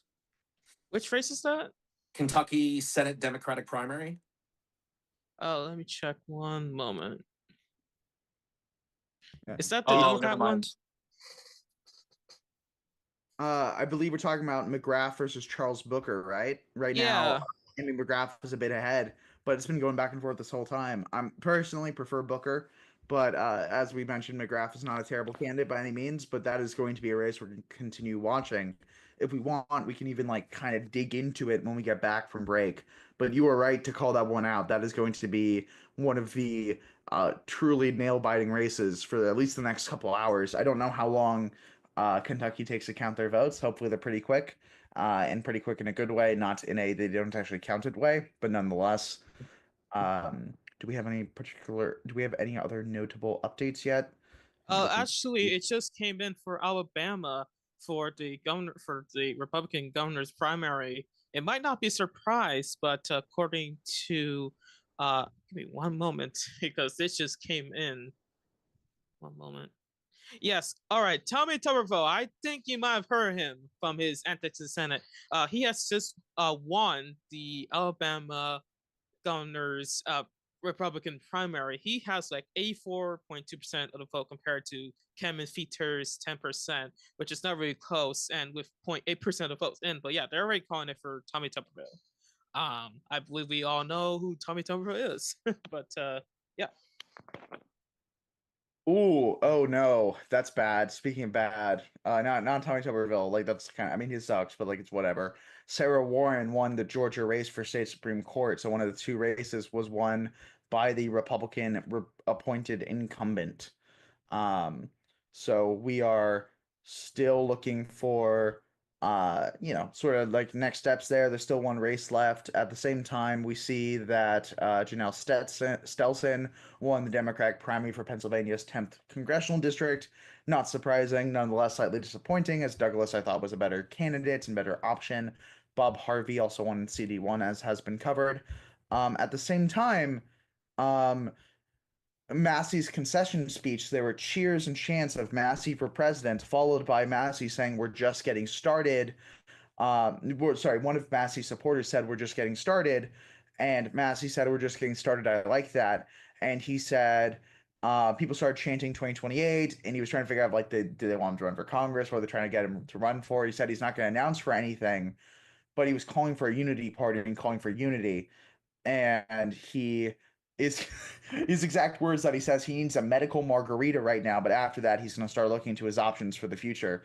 Now I'm hoping this means he's going to run for an independent run in this congressional race, because I think that would be the most fun congressional cycle we've ever had if Thomas Massie is running against a Democrat and a Republican.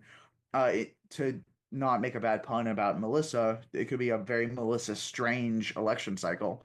But nonetheless, either way, I think it could be really entertaining. But also a Thomas Massie 2028 Trump challenge, Vance challenge, I guess, or a rerun in 28 could be interesting as well.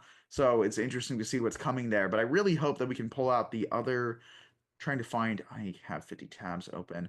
Where is the Georgia State Supreme Court? Hoping that Michelle Rankin can sort of get the jump on Charles Bethel in the vote totals, and that at least one of those seats can flip to a more progressive aligned judge, or else Georgia might be in some real trouble. But we'll cover all that and more when we get back. Sorry, go ahead. No, you're good. I was gonna ask Adam to plug. I wanted to mention something about again.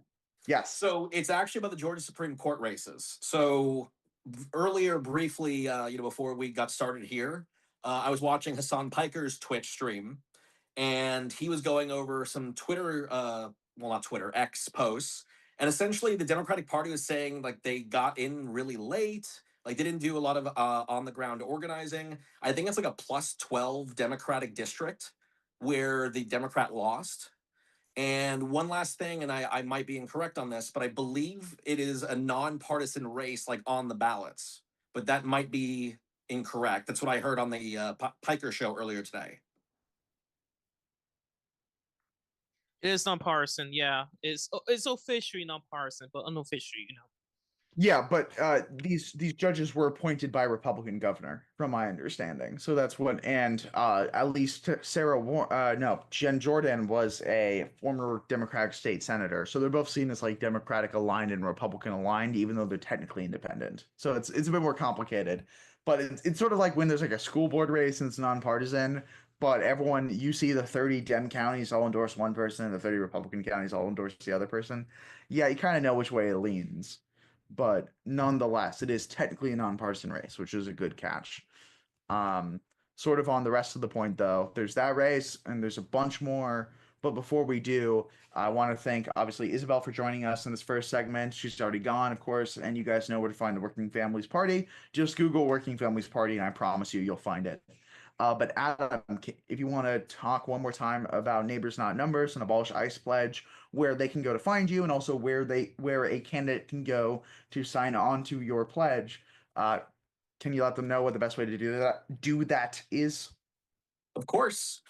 So we do have a Facebook page, Instagram, and a website. The website is the most comprehensive and gives you the most information, of course. So that would be triplenc.org.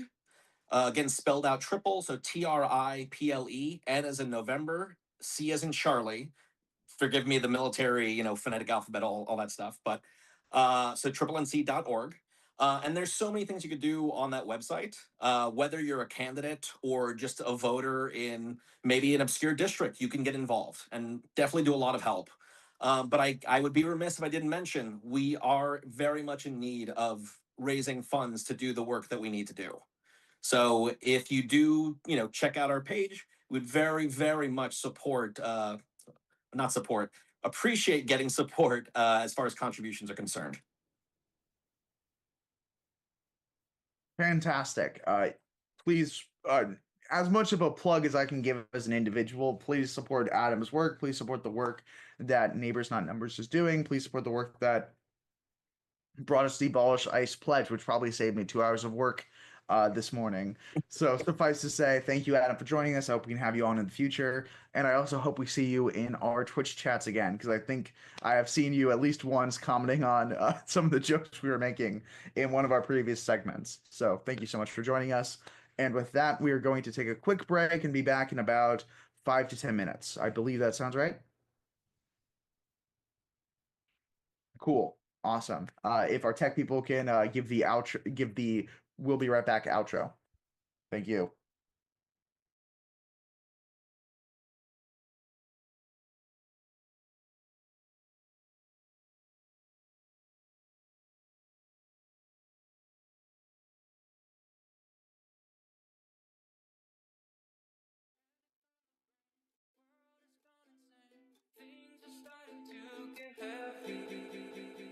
I can't help but think I haven't felt this way since I asked you to go steady. Wondering, would you be my little quarantine, or is this the way it ends? 'Cause I told you, level of concern, that you walk by like you never heard. You could bring down my level of concern.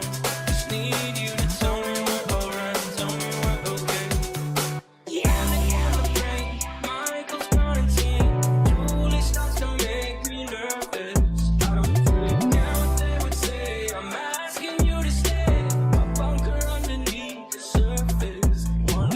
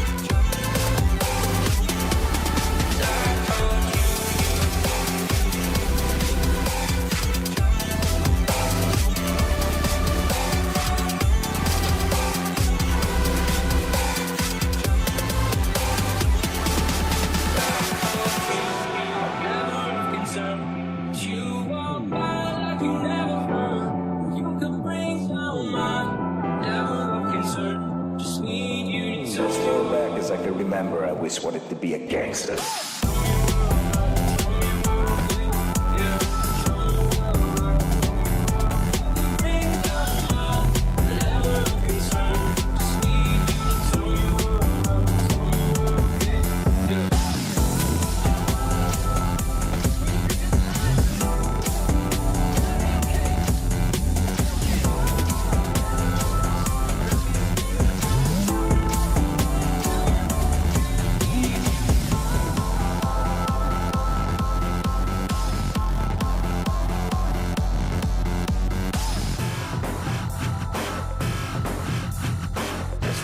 As I can remember, I always wanted to be a gangster.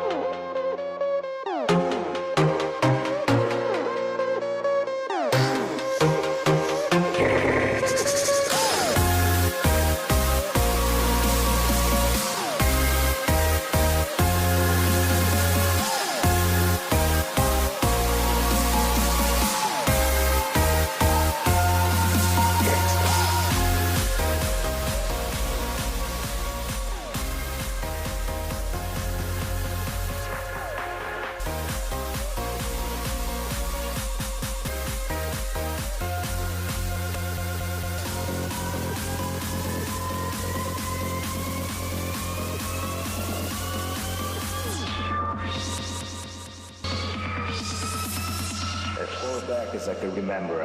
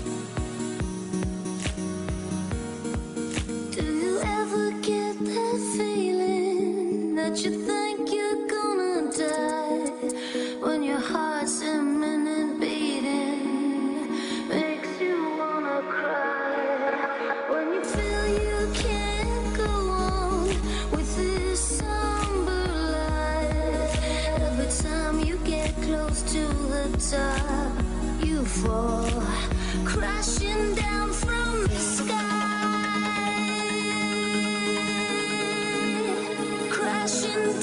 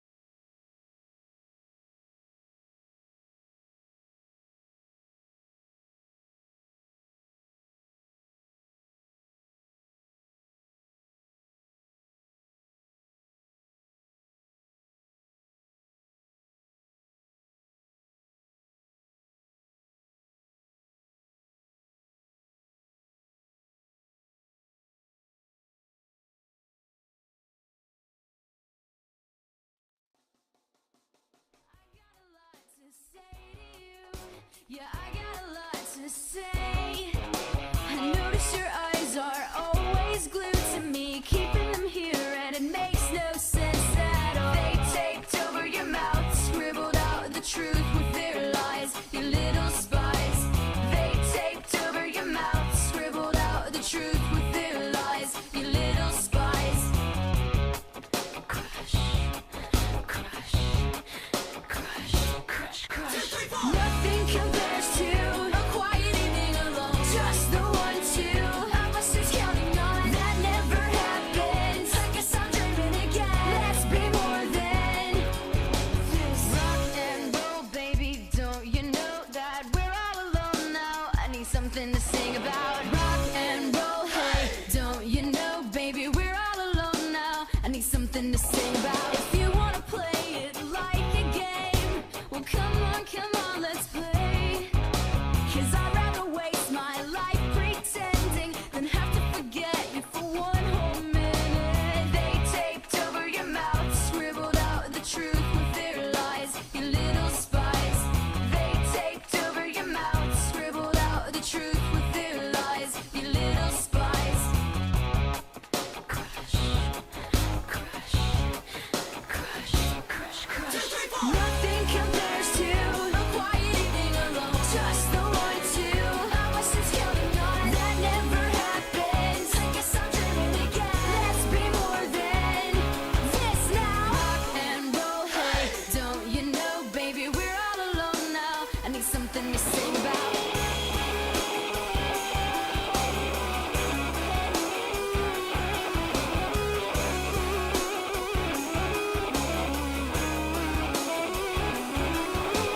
Rock and roll, hey. Don't you know, baby, we're all alone now. I need something to sing about. Rock and roll, hey. Don't you know, baby, we're all alone now. Give me something to sing about. Nothing compares to. All right, folks, we're back with 5051's election live stream, and we are having some internal discussions about a few of the candidates that we would like to cover. For one, we were discussing various candidates' careers and how effective that they were and what they indicated for potential future results as congresspeople. But more importantly was one specific race in Georgia District 5. And several people had questions about, Hunter, why is the best option on your New Deal Dems, which is basically, amongst other things, an anti-APAC candidate list, an APAC candidate? Well, we should probably explain why. Let me pull up the spreadsheet real quick. And we will get here to specifically candidate. We were talking about Georgia District 5, Nikema Williams. And is it showing properly? Yep. Okay. So this is Nikema Williams, who is an incumbent representative, if I remember correctly. She was running against Arnetris Beatty, and she won. And she had Nikema Williams literally has a star next to her name because of her support for AIPAC and Israel in general. Literally, the red flag note is AIPAC. She got a minus point on it, as she was one of the only candidates on the spreadsheet who was so blatantly in favor of the genocide in Gaza. My notes, however, say this race is embarrassing, and let me show you why. So this is the candidate she was running against, and because I know that screen sharing can reduce our ability to react to things, let me remove that. But for those following along, go to ballotpedia.org and check out Arnetris Beatty's campaign page, because it's a doozy. So her biography is pretty straightforward. She earned a high school diploma from a specific high school, and then got a bachelor's from Tuskegee University in 2000. She's worked as a number of things, including a security professional. But what you have to see is that was her responses. And I'm just going, would someone like to dramatically read this? Or shall I? Should we all do it together? I don't think we can possibly sync that. Let's get a live reaction from everybody, line by line. Yeah. All right, we got, who are you? Tell me about yourself. God calls me God down. I am Emmanuel's wife, and I consider myself an expert in all things concerning economic policy. excelling as a bank operations manager. In the past, performing, auditing, coaching, and financial advising was the most fulfilling job in my varied career path. I am currently a security professional.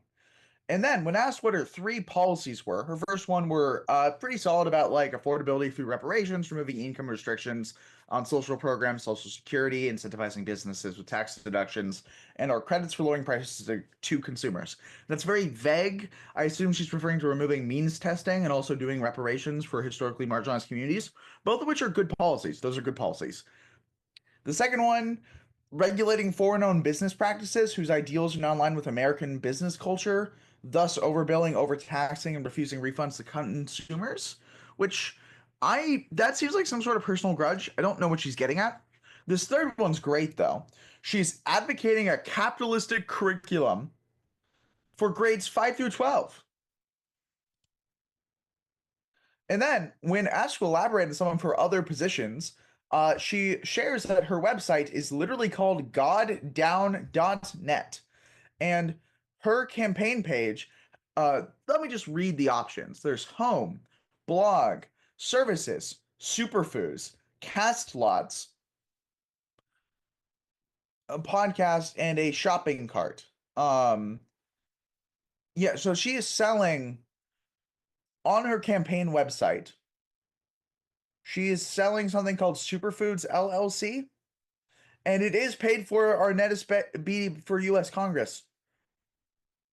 Do we have any experts in constitutional law, like election? Is that allowed? I'm not sure you're legally allowed to. I'm not sure you're legally allowed to advertise a limited liability corporation on an elections page. And You know what? You know and what she's it says at the operating. bottom? Sorry. What does it say at the bottom? It says paid for. It says paid for by Arnetta BT for U.S. Congress as well. So I don't know if her campaign's in on it too. Wait, hold on. This gets so much more insane. Hold on. I'm just going to share screen, and I'm going to do a dramatic reveal. Wait a minute. It says vote me or else. Wait, I'm at the Superfoods part of that. It says, "Welcome to God Down blog, Father, Son, and Holy Spirit." Make no mistake, I am up down. I ain't talking about showing off I was in the presence of God and his son and surrounded down at God's request, soon to return back up, so enjoy my sight. The God Down show is here for all my followers, fans, I assume haters. Can't wait for the intense discussions on capitalism in this country as opposed to socialism. Which one are you living under? It said this is a capitalist society. Tune in to see if you've been excluded. Let's talk about it. Continue to visit my page to hear the big day. I am water. If you want, I am water. If you want I water thought she from was me. God.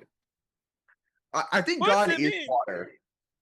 What does this I mean? really wish we had the ability to like do double screen right now, because it would be the funniest thing in all of human history if you could see both our responses to this and this as it's happening.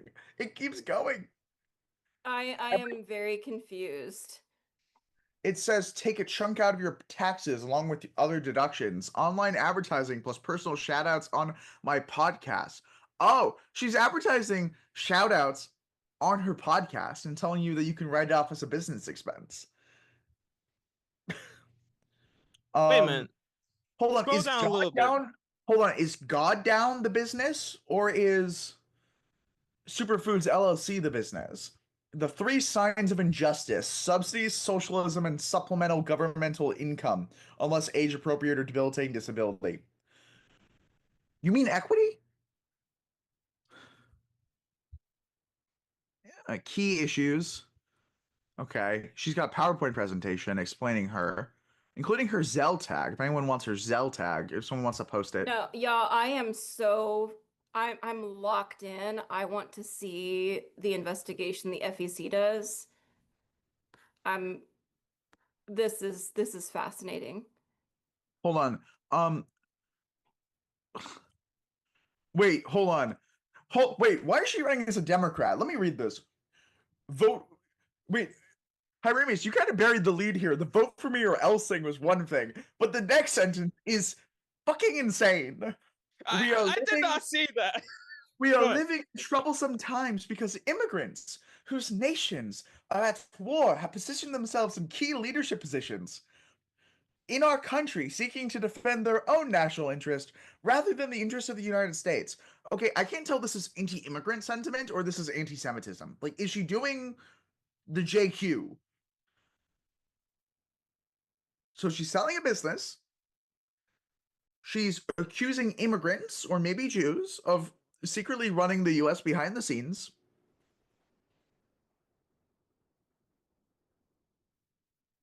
And she wants to make our education capitalist.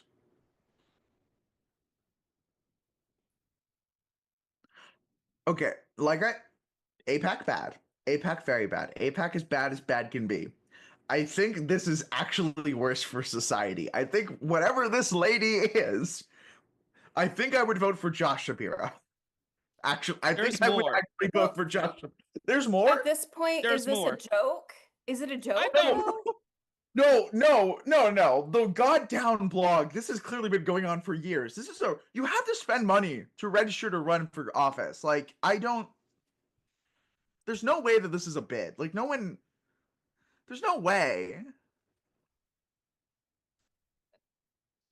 There's Mm. I want to read this part a little bit. If as foreign businesses flourish and expand in our neighborhood, I'm demanding that their corporate leadership represent the community that they serve to as a liaison to resolve language barriers, customer service, empathy, and fairness. If we continue on the path of embracing others and not being embraced, we will soon face the or else funding terrorism, market exploitation, social downgrading, and or depletion of resources in communities. I will fight for all Georgians, both Republican and Democrats, serving as the righteous liaison for voting in writing legislation essential to all residents. So, Hold on. So people donated over almost $6,000 to her campaign. How? I think even my cat is confused right now. Okay. Also, I found her Instagram. She's selling bottles of water for $10. wait a minute, no, wait a minute. I actually just went to the shop just as he said that. I went to the hold on. cast. It's so much worse. It's so much worse. I'm screen sharing this, guys. Just Empty look at bottle. this. Look at this. Look at this. Wait, use napkins. $10. Use napkins. There's a No, sale no, for it's 10 not. bucks. It costs $50 for used Hold on. napkins, but it's down to $10. Hold And on, the the empty bottle of water. A 2005 Honda Civic for $100,000. A hooded sweatshirt for $75. A signature hat for $30. And an empty bottle of water for $100. I do have an Listen. update real quick. I have Tag an update yourselves. real quick for Tag yourselves on the Honda Alabama's Civic. Democrat governor race. We have Doug Jones, who has been projected the winner of that primary Oh, with good for Doug. 72.8%. Wasn't that guy an Alabama senator for a little bit? I believe so. That's right.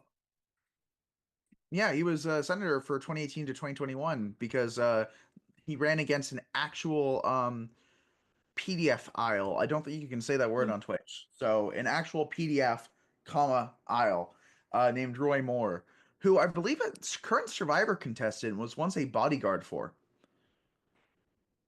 Yep, I know that he was the favorite for that. He appeals to more moderates. So not really a surprise there. He's got currently with 17.6% in, he has 32,182 votes. Okay. I was trying to look. When I look at the fundraising differentials, I don't think another candidate clocked over like 50K. So it just really there was like 6 candidates in the race, and none of them could make much of a foothold compared to Doug Jones. So I don't really know if there's like a specific like really progressive candidate who we're missing out on, or if it was just kind of 6 also rans. Like sometimes races are like that, you know? Like Right. I'm the world's biggest New Deal Dem guy, right? I'm not saying I coined the term. I'm stealing it from FDR, but like I'm a big fan of this whole like, you know, not quite Dem Tea Party. Like what if Dem Tea Party but not astroturfed? Basically.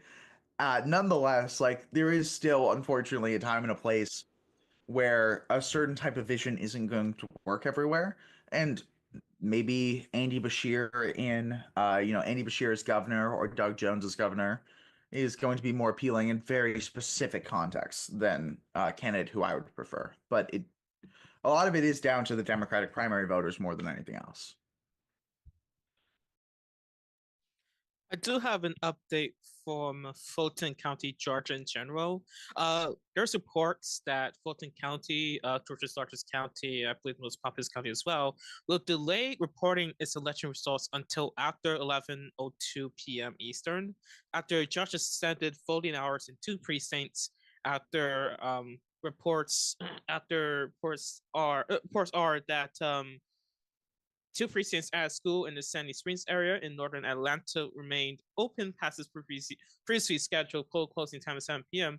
after they were shut down earlier in the day for 4 hours due to a multi-agency law enforcement response.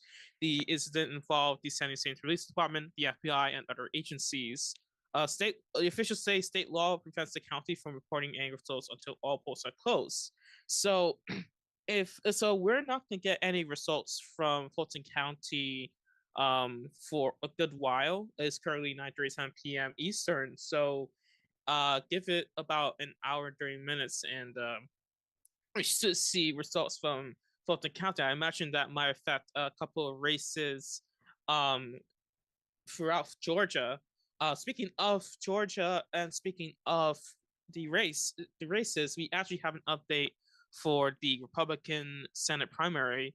There will be a runoff. Mike Collins is currently in the lead with 41.6% of the vote. We don't know who is going to join Mike Collins in the runoff, although Derek Dooley is currently in second place with 28.4% of the vote, with 48.3% of votes in.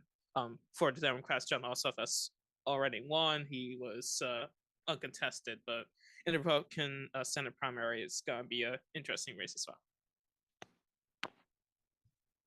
Oh, I think we might have. I don't know if we mentioned the Kentucky Senate. We got good news, and you might want to hear this because Charles Booker has just won the Democrat Kentucky Senate primary. He has won with 47.1% of the vote. Amy McGrath comes in at second with 35.7% of the vote, with 82.4% of the votes in. So, very good news for the Charles Booker campaign. I believe we have him in the spreadsheet as a one moment here. It was a bit of a YOLO earlier. We had him at like not leading and leading and not leading, but don't worry, he is winning now. We have him at a renewed deal rank of 7. He's he passes with flying colors, abolished eyes, Medicare for all, remove the regime, and Citizens United, and endless wars, make billions pay, build better tomorrow, and no red flags. So definitely a great situation with the Kentucky Senate race. Yeah, let's dig in a bit and look at his website, because I kind of want to highlight what is so special about Charles Booker compared to what you might expect from a race like this. And pulling it up right here, we got the Working People's Bill of Rights, the Stop the Musk Plan, and the SALT Plan. I really want to hit on the SALT Plan first, though. That's short for Stop Agents' Lawlessness and Terror Plan, but it's more than just abolishing ICE. It's also specifically creating legal pathways for people who were harmed by ICE to sue them, ending qualified immunity, for example, and then also prosecuting any agents that committed crimes, and also potentially the institution as a whole.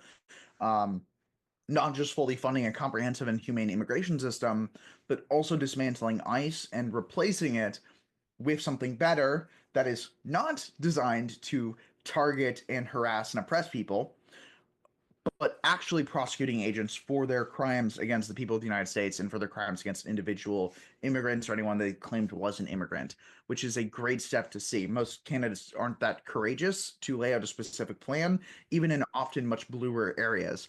At the same time, we also got the Working Bill of Rights, which is incredibly detailed. He's got his anti-AI protections. He's got trying to set up like the pathway for financial freedom. He's got Medicare for all as a subset of helping make the American dream more affordable, protecting gig economy workers as well, which is a big issue even in places like California, where I'm from. Gig economy workers are not properly protected, and they don't have labor protections that you would expect from more traditional firms, and at the same time talking about protecting consumers from corporate exploitation and breaking up monopolies, enforcing antitrust laws. Lena Khan. So when we're looking at Charles Booker, we are looking at someone who is taking steps not just to fight it against the oligarchy, like for example with his proposed Elon Musk Act, and also fighting against AI deepfakes and I think I can say the word pornography, but pornography used to exploit vulnerable people, especially women, using AI deepfakes. He's got specific legislation designed to respond to that and hold people like Elon Musk accountable for creating an environment where that happens. But he's also got a number of steps he's trying to take to make the life of an average person in Kentucky and an average person in the United States significantly better. And it's great to see those steps and that courage from someone who is running in a more traditionally red area, because unfortunately, with the way that party politics have been, with the way that like the understanding of trying to appeal to the moderate center or the mythical, like the mythical moderate voter, we tend to run away from courageous positions. We tend to run away from popular positions that people want to hear, and they want to support someone who is pushing, and they want to happen so that they can have positive change in their lives. But someone like Charles Booker is actually taking up the mantle and charging full speed ahead, and it's fantastic to see. Hey, Well, Hunter, do you want to Hunter, hop over to Pennsylvania, House District 7 with looks like we have Bob Brooks projected to win that one. He is a very popular candidate for Paul Rev, Bernie, Working Families Party. So that one is awesome. Bob he's, Brooks. cur- he's currently leading with 40.4% of vote, with 57.5% of the expected votes in.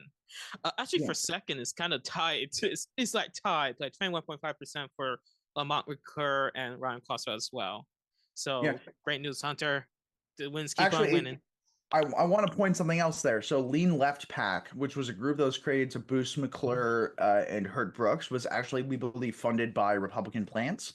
So we were looking at another almost APAC-like strategy where they were putting all their money in a PAC that was very innocuous sounding, and then attacking a candidate for not being progressive enough under a certain arbitrary metric, instead of attacking them by trying to convince people that your political views are correct and theirs are wrong. Instead, they were relying on the political views of a candidate to make them less sympathetic to potential voters. However, this completely failed because Bob Brooks had a massive coalition. We had Isabel canvassing on the ground. We had other people, probably 50-51ers, canvassing on the ground. I believe we're actually going to have a 50-51 Pennsylvania member to talk about canvassing on soon, or at least a 50-51 member who has been canvassing out recently. At the same time, and I got several excited text messages about this, both in this chat and in other chats.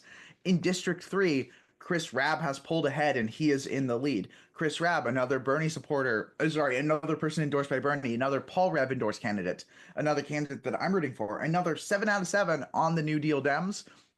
Chris Rabb, who's been facing 2 establishment candidates, 2 moderates, including that had been very disingenuously boosted, which in our first segment, Isabel was talking a lot about how difficult that race was. We are finally seeing Chris pulling ahead with 38% of the vote. Here's hoping that it can hold, it can lead, and that Chris Rabb becomes one of our newest, most progressive, if not a straight up leftist, I'd argue he's a leftist, members of Congress in the United States. Now, of course, he's not my representative, but when it comes to Congress, all these people are making the decisions that affect us. So you should care about who, not just your congressperson is, but who is the congressperson in all of the other 434 districts in the United States, because it affects you just as much as it affects them. So here's hoping that Chris Rabb is representing Pennsylvania District 3 and representing we, the American people, more than a little bit better than the last guy, to put it lightly. If I can just say with regards to District 3, because it is close, Rob is leading with 35% of the vote, but Alice Stanford second is leading with 33% of vote, and actually Sheriff Street in third is leading with at 29.8% of vote with 38% of the votes in. So it's close. It's like 2 percentage points between third and second, and then another 4 percentage points between second and third. So honestly, this could be anyone's race. Hopefully Rob wins. Hopefully it's Rob's race, but again, they could be close.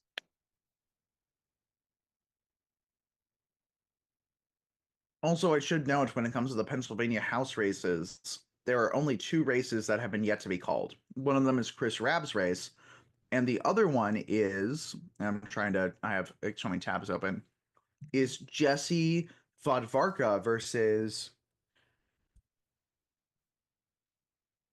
trying to figure out his name, Tony Guy for Congress.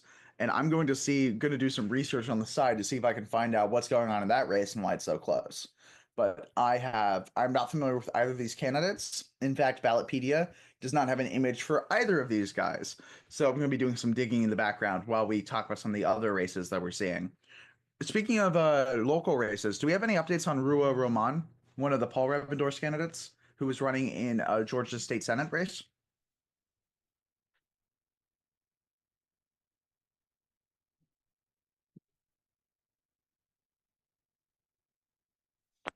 I'm gonna try and find out for you. I'm afraid NBC News might not have it, but give me one moment.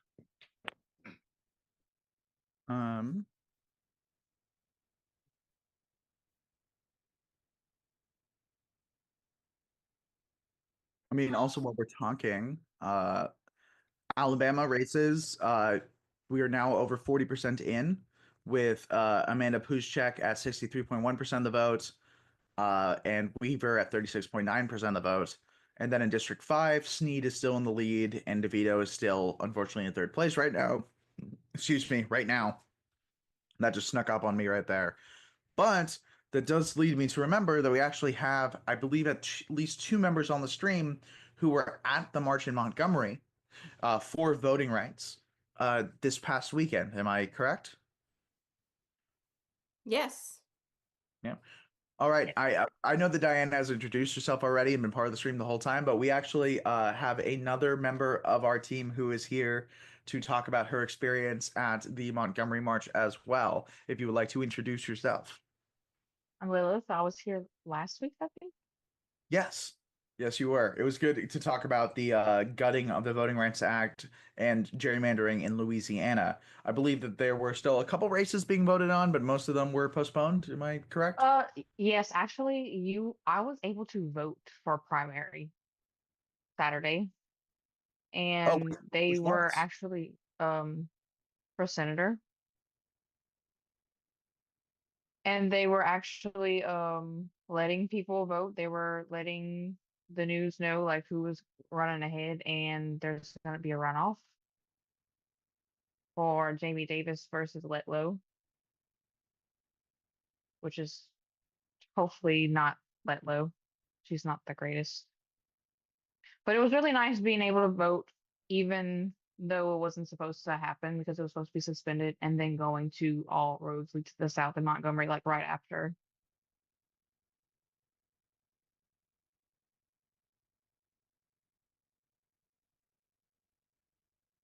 Yeah, actually, if you guys want to speak on that, I know you're both there. Diana, I believe you were serving as a medic. I could be wrong, but I don't know, Lilith, what your role was. Although we did get some excellent photos from you. So I know that you were having I know you were very active there. What was it like? I wish I could have gone, but unfortunately I was doing, control room social media stuff. What was it like on the ground? What happened? Were you guys in the Selma one and the Montgomery one? Was it a march? Did you take part in the march to Montgomery? What was it like?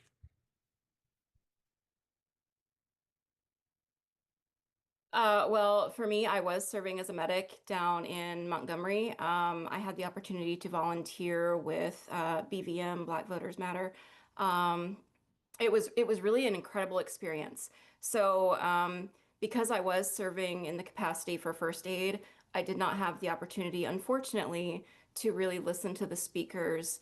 And I got a few shots here and there. Like I had the opportunity to get a quick video of Dr. King speaking, but what I can really speak to is the environment and being in that community and being with those people.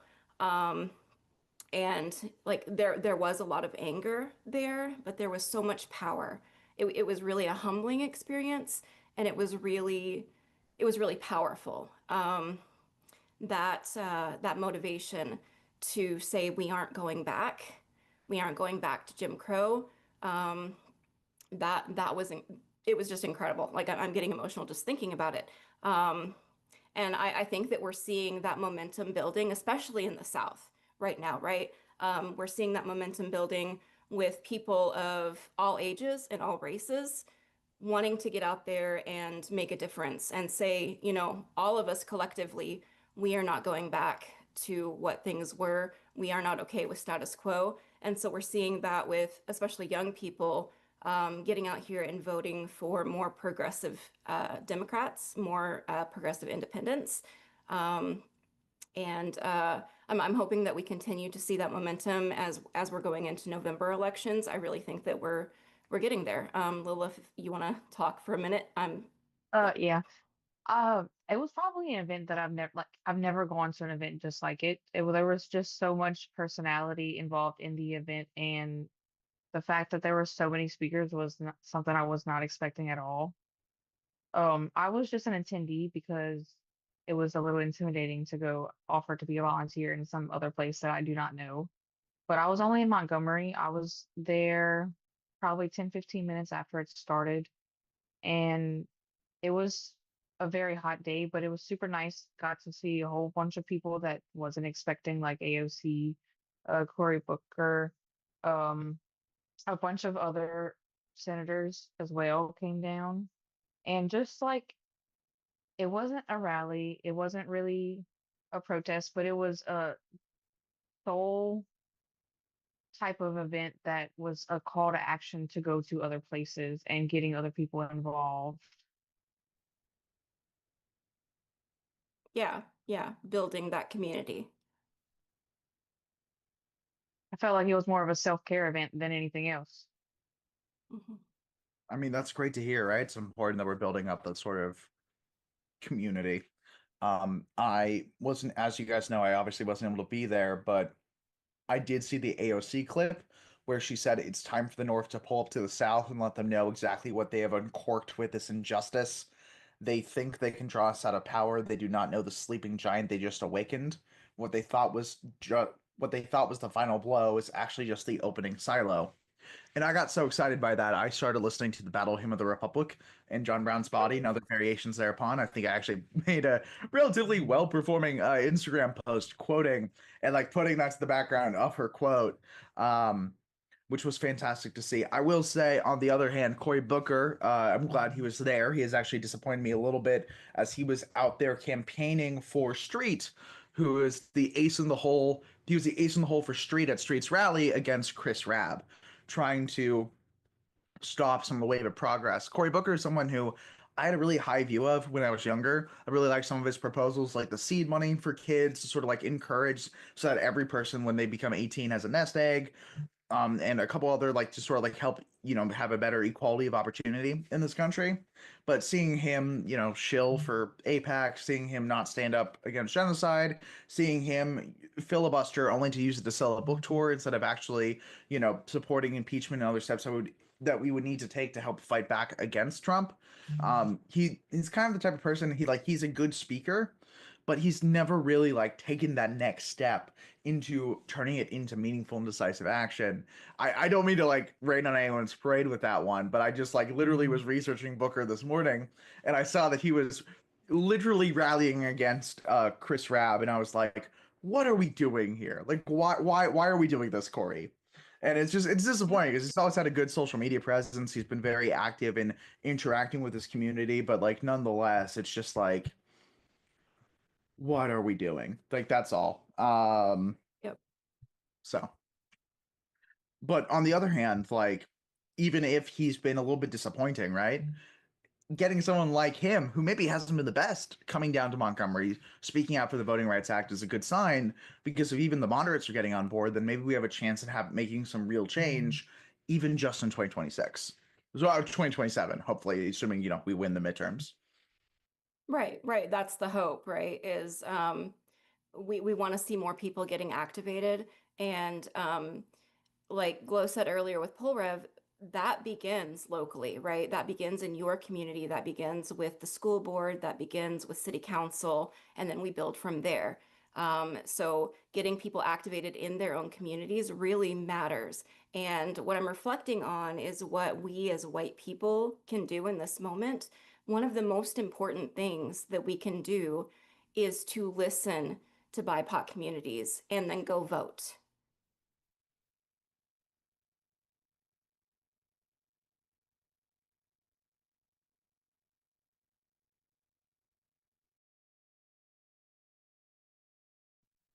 I'm realizing that it's not changing. The Twitch stream isn't showing that we're all nodding.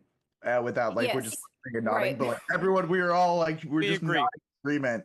We just be clear. There's not an awkward silence. It's just you. We're on a Zoom call. We can all see each other. Like I see Karsh in the background throwing darts at a dartboard right now, playing rock and roll music. But for the rest of us, you know the rest of you guys can't see him, so you don't know if I'm making that up or not. But nonetheless, we were all nodding very vociferously. Um, you Yeah, know, Even this in yeah, the like chat. I think that it was Dr. Bernice King, you know, she said to the people there, vote like your grandmother stood in line for hours to do it because she did. And so this may be one of our last opportunities for all of us to join together, build this community, and get out and vote. It is so important. I am a mother of 5. I have a 20-year-old son and an 18-year-old daughter. And what they are looking for in candidates is not establishment, right? Like what they are looking for is not somebody with a D or an R next to their name. They are looking for policy. They are looking for who's really listening to them and who's listening to their communities. So getting the young people activated, getting them out to vote, that is going to be crucial. And I'm really pumped up. You know, I'm really pumped up for the midterms coming up in November. I'm pumped up for next year, and my goal here is to be of service however I can be. Like Hunter, I see you're snacking in the background. You know, I'm snack mom, right? Like I care about the people and I care about the community. I will show up and feed you, but I really want to empower people that your voice matters. And one of the ways that you can exercise that is by getting out and voting. Getting out, you know, the local stuff matters too. That's why PolRev endorses those local candidates, because it matters. look, local races. You are 100% correct. Local races really matter. I was sitting down with my own grandma, helping her vote, sitting her down, like reading out the different candidates, policy platforms, talking out with her, making sure she was making the choices that she wanted to make.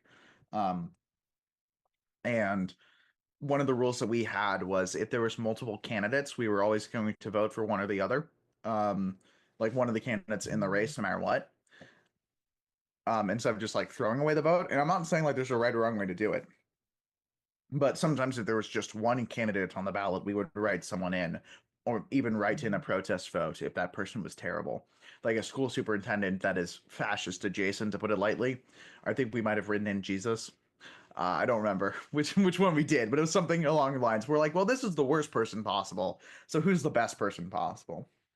But there's this one race, and it was a Orange County like tax assessor clerk thing. I forgot exactly what the deal was on her ballot, and we Google it, and it turns out that the second place, that one of the people, there was the incumbent, right, and the person running against the incumbent.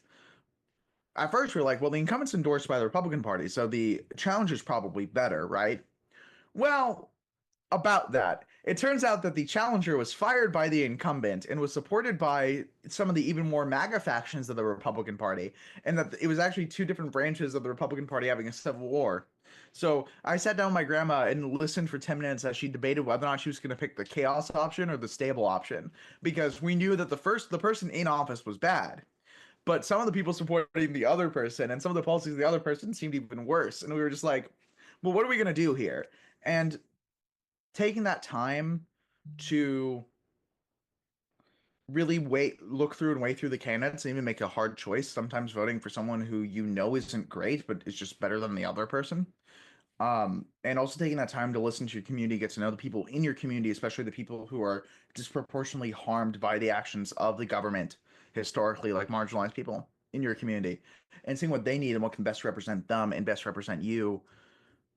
That's one of the most important things you can do as a member of a community, because organizing and building political power doesn't start or end at the ballot box, but there's a big difference to organizing under someone who is sympathetic and organizing under someone who is actively hostile to the rights of every person in your community. That's going to make a big difference.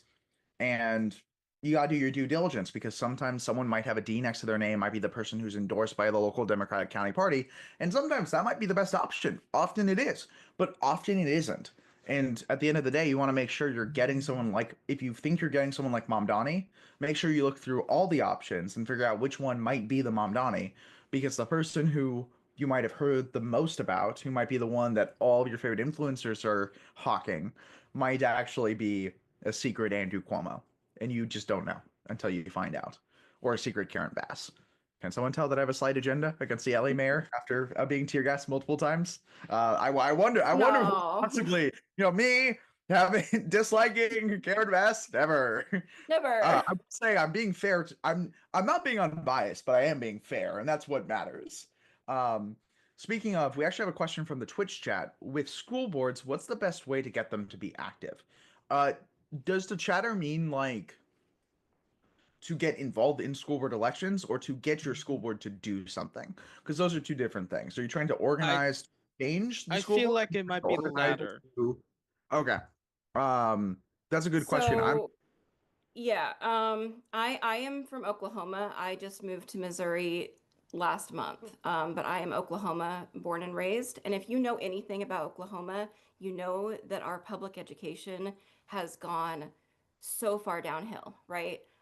When I was a child in Oklahoma public schools, we were 14th in education. And just in that time, since I was in public education and my children were in public schools there, we dropped to 50th in education through a lot of this white supremacy, Christian nationalism kind of thing. The best thing that you can do there is first find out who's on your local school board, and then find out when they're having their meetings and show up to those meetings. If you can't go to the local school board, go I was a volunteer with Defense of Democracy, which was pretty big in Oklahoma because we had Ryan Walters for a state superintendent. And we would go protest the state board of education meetings every single month. So if you can show up, if you can't show up, then contact them, send some emails, find out what things are going on locally, and find an in to get involved and to speak your mind about what policies are going on in those schools. Looks like PA 10's been called. Hi, Ramus, do you have an update on that? Yes, I do. In fact, if I look at the secret source website for elections, everything in the Democratic primaries for Pennsylvania, which is Exception District 3 with Rob, has been called, especially with PA 10. But let's share our screen. We got a wonderful graphic just to show you who's leading where. So let's bring it up right now. Maybe you could have a little drum roll as well. Yeah, here we go. There we go. All right. Democratic primary, you got some results here, huh? Yes, we do. In fact, we have a winner. It seems that Janelle Stousen has won the Pennsylvania Democratic primary for District 10 over Justin Douglas. I believe we had Justin Douglas on our spec sheet at a 6 on Renew Deal. So a bit unfortunate situation there. If we could look at okay, so it seems she's leading in like every part of House District 10. So is she leading like In Dolphin, she's leading at 63. Don't worry, don't worry.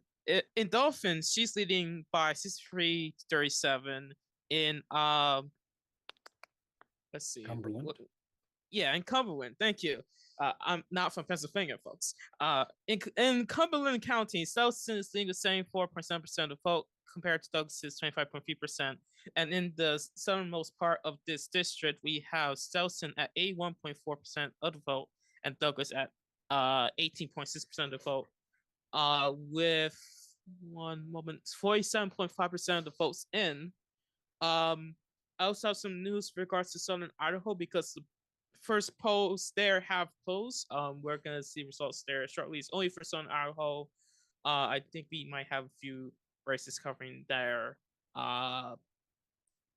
Yeah, we have only 2 races covering Idaho, the Senate race and the Congress race, but that's not gonna be like a big thing for a while. But do you have anything else for Pennsylvania? Any big maybe District 3? Let's go District 3 actually, because it's still it's not as close as it once was, but it's still like interesting to see. It's it's the district with Philadelphia, and it's fair enough. Chris Robb is leading with 40.7% of the vote. Ella Stanford is leading with 28.9% of the vote, and Sheriff Street is leading with 28.2% of the vote. Second place seems to be a very close situation. I don't know if Sharif or Ella are going to get second place, but in the race for first, unfortunately, it might be a little bit of dominance because Rob is leading by a lot. We have him leading with 60% of votes in, and listen, I'm from New York City, right? And we have a little rivalry with Boston stuff. We have a little rivalry with Philadelphia. I want to say, Philadelphia, you're doing amazing tonight with Rob, all right? He's at where is he on the wonderful Green New Deal scale? We have him at 7, like full marks and everything. Abolish ICE, Medicare for all, move the regime, and Citizens United, and endless wars, make billions pay, and build better tomorrow. We have him at like a 7 out of 7, which is the best you can get, best one you can get. And well, I've spoken for a little bit too long, so I'm going to turn it to my fellow hosts if they want to add a few words. And Polar have endorsed to boot. Look at that. Bob Brooks and Chris Rabb really performing tonight. This is awesome to see. Yep, love to see it. I'm particularly excited about Bob Brooks. You know, I'm not in Pennsylvania, but seems like a really awesome guy, really awesome campaign. So that is an awesome win for the people. I remember talking about him last week, and he's definitely going to put out some fires. That's what's going to happen here. Yes. Yes. We actually, looking at the spreadsheet, Chris Robb is being endorsed by DSA, the Working Families Party, Progressive Democrats, such as Democrats, Hutcher himself, well, unofficially, you know, unions and ProRev. I do wonder what led ProRev to endorse Chris Robb, or at least think that Chris Robb is their guy. Yeah, well, you know, you look at his policy stances. I'm going to stop sharing for a second and see if we can get a little bit more in depth here. So Rabb, you know, he's not only endorsed by, you know, the squad and, you know, Alex Ocasio, Summer Lee, who did great tonight, Rashida Ilhan, like these are all some names that you can see on his page, but really it's about the platform for us, right? When we talk about affordability as really the most important aspect of what we are experiencing in this climate, you know, Chris hits all the check boxes. He talks about guaranteeing homes for everyone in a housing first model, food stability and national grocery stores. You know, you think about Zoran in New York City with the little microcosm of what's going on. It's now a very popular thing to hear. And I think not only is a grocery store popular, but Medicare for All is on his platform, right? That goes way back. That's a Bernie deal, and we really want to see that bill pass. It's almost like we use that as a litmus test to make sure that people understand our healthcare system and what needs to happen. You go down the list, you know, there's the climate crisis. Peace as a policy is one of his platform stumps there. So it really does talk about what's going on in Israel, what's going on in Iran, what's going on in Palestine, of course, right? And these things stand out when it comes to what these representatives will message on when it comes to congressional bills and actual statements that they make in the light of everything that we see Republicans do and established Democrats do. So right in the face of that, right, we've got Chris Rabb coming up to speed. Do you think he has a chance to win the general election in November? With this district, yes. You can see here 2024 presidential between Harris and Trump. You can see Harris swept it with about 80%, 78.8 to 20% of what was the Trump vote. So whoever is the Democrat in this district, with Philadelphia being the main city in this district, is going to take this district. And that's with a certain level of confidence that I can say that, you know, Philadelphia is not going to go Republican. Yeah, it's kind of a little bit blue for that, I will say. What about District 7 with Bob Brooks? I know Allentown is like, I know Allentown and Bethlehem are there, but do you think that Bob Brooks will be able to win general election? So let's take a look at the Ooh. difference here, right? That's So close, it's actually similar enough that I would say 40% of the vote that's going towards the leader, while we have second and third place kind of, you know, battling each other and allowing for these progressives to come through, which is a great theme to actually consider. You know, the difference between the establishment fighting each other versus the progressive candidates fighting each other and allowing the establishment to win. We're getting the direct opposite of that, where a progressive is shining through. And this is a huge deal, in my view, because it's always been the other way. Progressives like to all come to the table, which is a good thing, but they also tend to overlap and cause this electoral issue, where you saw ranked choice voting work in Zoran's favor in New York City during the primaries. We don't quite have that everywhere, right? So Brad Lander helped Zoran, but we're looking at the progressives running standalone here versus some other established Democrats now fighting for a piece of the pie. This is great. I do think Bob has a chance because, I mean, you take a look at some of these districts and they're very close. You can see the Republicans have swept in 2024 by very little margins. But here's Lehigh, and you do see Harris in the lead there. This is where Bob might be able to pick up more votes to counteract what's going on in the general this year. It looks. I was going to say for Northampton because that's where his lead is the largest, and with 82.9% of vote in, we have him at 43.3%. But in 24 presidential, it's Trump led by 1.8. I do wonder what's with the change. Let's go back in time. Let's go even further back. It's seemingly been a very close. Biden actually had the edge back in 2020. So, and as we go further back, you can see that Trump had an impact in 2016 when he first ran. But you continue backwards and you see Democrats really had a strong performance here for a decade at least. But kind of bringing it back to just the recent elections, I think there's a chance here for Bob to make up ground, like you say, in Northampton.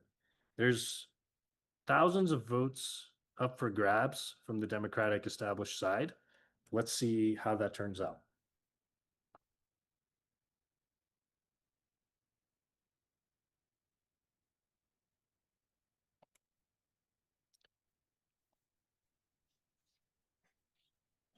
Hunter, what do you think about these developments? When it comes to Bob, I'm currently trying to research sore loser laws because there's a couple candidates who have suggested potential interest in running as independents if they lose in different races. But there's in the 48 states, there are actually 48 out of 50 states, except for New York and Connecticut, there's some real restrictions there. But when it comes to the analysis of PA7 specifically, my own personal thought process is when you have a race that is that close with Trump getting 50 to 51% of the vote, with Ryan McKenzie, the incumbent, getting less than 51% of the vote. In a year where in the special elections we've seen a 15-point swing, a 15-point swing from 50% of the votes is down to 35% of the vote.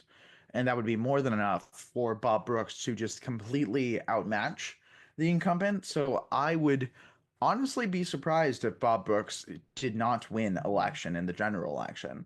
I think we're being, if anything, a little bit bearish on his chances. I think that we should be a lot more bullish considering how close this race was and the type of momentum we're seeing around the country. Like, just for a couple of examples, like Mikey Sherrill's race and Spanberger's race in Virginia and New Jersey, and Miha winning in New Jersey as well. Some of those wins don't happen without Trump being as awful as he is. And I think that the Bob Brooks win might still happen even in a world where Trump doesn't win the election. But sure as hell, it's going to be a lot easier because of how bad Trump is. I almost said how Trump bad is, but you know what I mean. He's very So- bad. Don't worry. Yeah, no, absolutely. Let me look at most recent updates. Fulton County still. Oh, polls are finally closing in Idaho. Maybe we'll get some info. Give me a do district and wanna- I'll pull one up. I do want to bring attention to the Georgia State Senate. We're figuring out the results for District 7. So Georgia State Senate District 7 Democratic primary. Do you have the ability to Yes, I go do. there? All Here right. you are. Because we have Lua Raman, hopefully I pronounced your name right, at 37.4% of the vote, Rahul Garbadu at 34.2%, and Astrid Ross at 28.3%, with 21.4% of the folks reporting. We have Lua at a at 7. Yes, another wonderful 7 out of 7 on the renewed deal, like full marks, all ones on Abolish Icebreaker for All, Rosary Team, and Citizens United, and Edwards Wars Facebook, and Make Billions Pay. So pretty wonderful developments over there.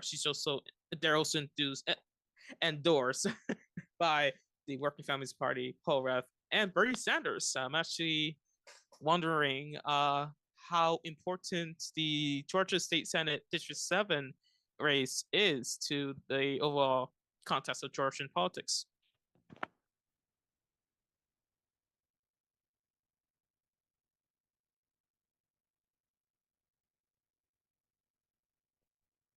It's a good question, Hi.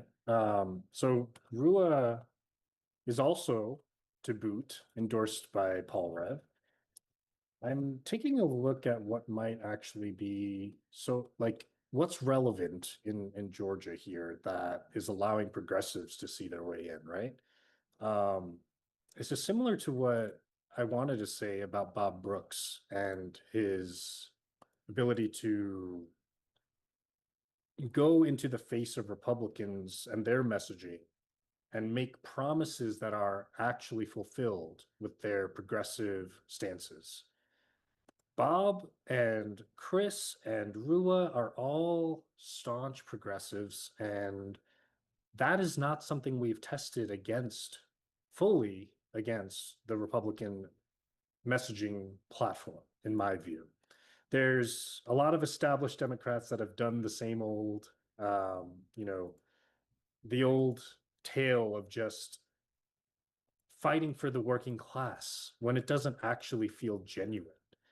And so when you see someone genuine come up to the plate, that that's going to speak volumes against the Republican side, where all they can say is socialist bad, communism bad, whatever that may mean to the layperson. But when you hear the genuine, authentic voice of a progressive, we have a chance. What else is Georgia, dealing with at this time that she stands for? So corporate landlords, right? They're part of this affordability crisis is the corporate buyout of homes, right? And Georgia has issues itself with housing costs being or skyrocketing in the area, right? But corporate landlords are buying up everything and then selling everything at a premium. So that's one of the biggest pieces of what RUA will introduce in legislation to end some of the tax breaks that they're facing. Lower utility costs, protecting Georgians from ICE, expanding healthcare access, right? And she does talk about expanding Medicaid in particular. Minimum wage, feeding kids, investing in small businesses, and defending our rights. So this has a lot to do with voting rights, right? We're talking about the South and our right to vote on even ballot measures like abortion, right? So fighting against the gerrymandering, the redistricting, all of these things are in RUA's doctrines. And we're hoping that she can take that as well, all the way to state Senate elections this November. If we can, because we have two results in one confirmed, one not. If we can look to Georgia House District 13, because we do have a winner in those results, and it is Jasmine Clark. Jasmine Clark has won the Democratic primary in Georgia Congressional District 13. She has 56.8%. Yes, 56.8% of the vote, compared to Heavenly Climbs' 20.6% and Ayrton Blair's 11.8%. We have Ayrton Blair on our spreadsheet as a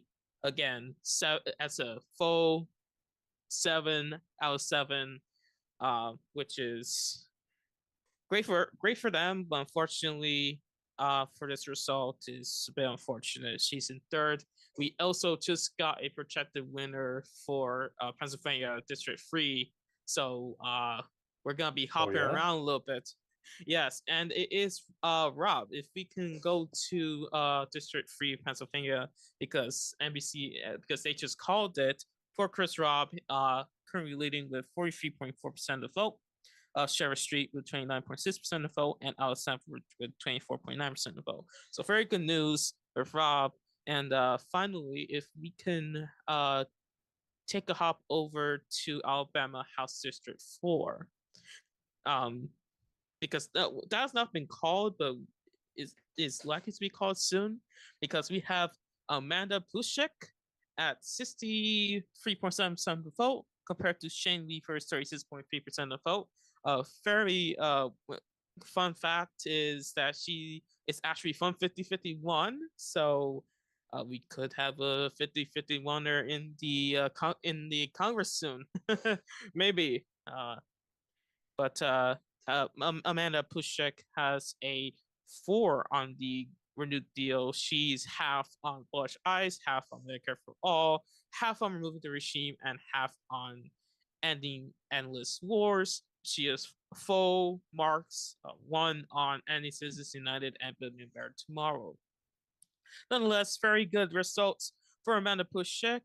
Again, this is a race that's not been called. We're not calling it. Nobody's calling it yet. But very good results, and I would not be surprised if in the next few minutes or maybe an hour or something, they're going to declare for Amanda. That's 63.7% lead in a race with 61.5% of vote in. Hunter, what do you think? Because Amanda Pushek is from 5051. We've been trying to get in contact with her to appear on the stream, but it was a bit too late. But she's from 5051. Yeah, I think the fundamental issue there is it is 10 p.m. there, where it is 7 p.m. where I am. So it's sort of the downsides of a election night stream is it is often difficult to interview a candidate on the day of. But she was interested, so it's possible if she is not having a wonderful election night party that we might hear back from her before we break for the night. Either way, though, um, I should note, of course, that this is a very, very, very, very, very, very, very, very, very, very, very red district, as in, Trump won 83% of the vote in this district in 2024, I believe, and based on my own understanding, a Democrat didn't even run in 2024 in the House race.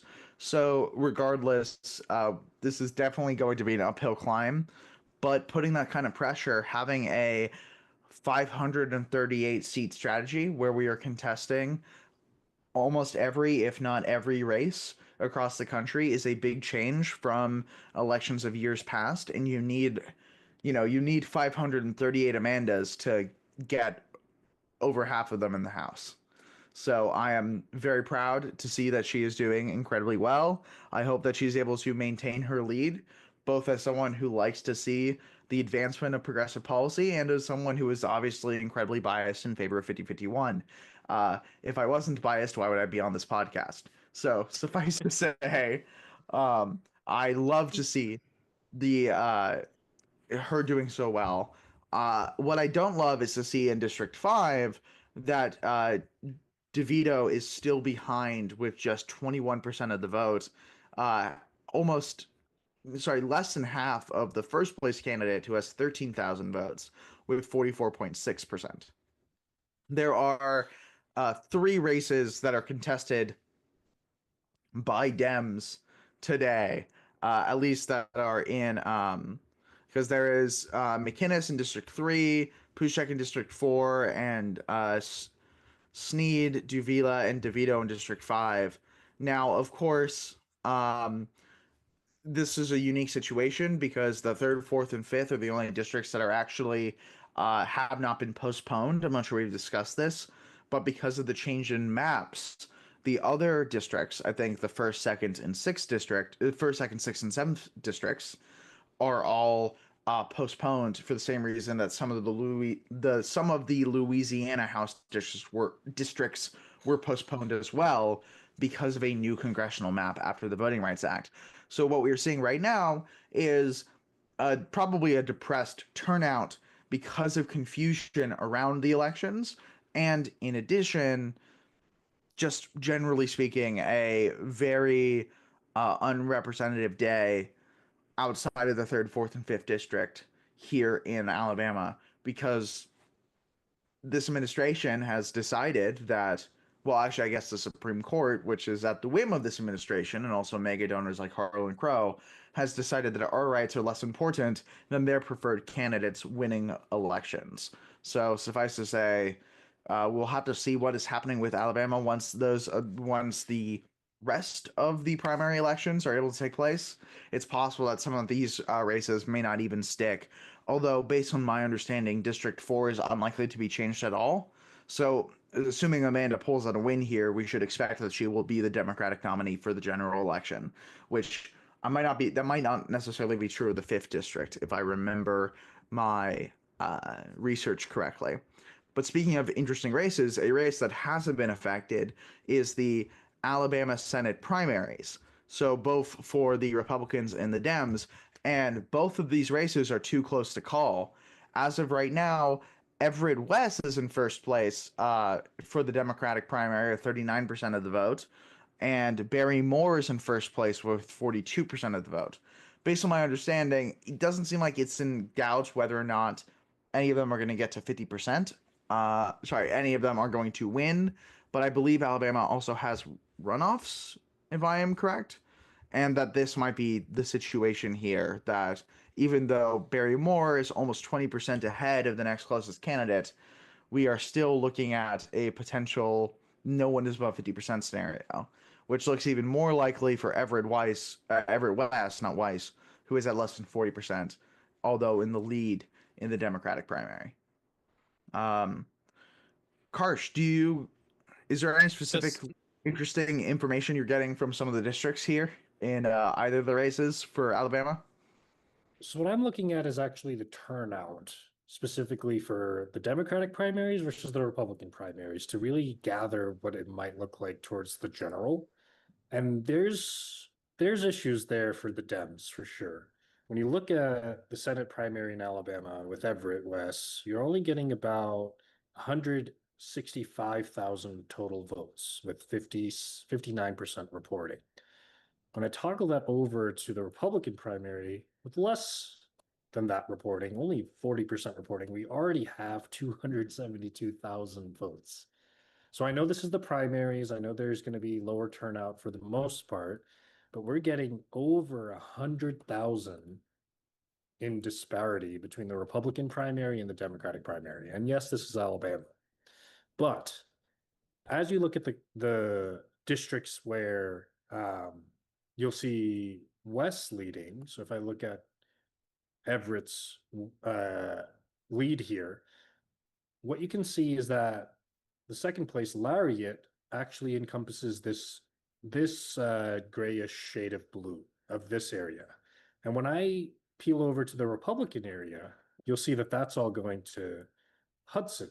So who's going to win this big swath of land when neither leaders are actually taking precedence there? The rest of the state seems to go according to the leaders here. And what I'm curious about is Birmingham in particular, where right now there's only 3% reporting, but this is where most of the votes are going to come through for Alabama, right? And I think right now you can see the second place candidate leading for the Democrats with only 700 votes right now reported, but you can start to see the shift here in what's going to happen in the general, depending on who wins these races and who will have to salvage the votes from their competitors. And I think that's what I'm seeing so far as a pattern, Hunter, is the second place or third place candidates are performing better in metropolitan areas. And that might mean that they're not as popular, the winner, whoever it may be, and they're going to have to seek votes. Again, contributing to this progressive stance that is starting to make way into and leak into the parties here. Yeah, absolutely. just to I was gonna say, because we have a result for the Georgia governor primary for the Democrats.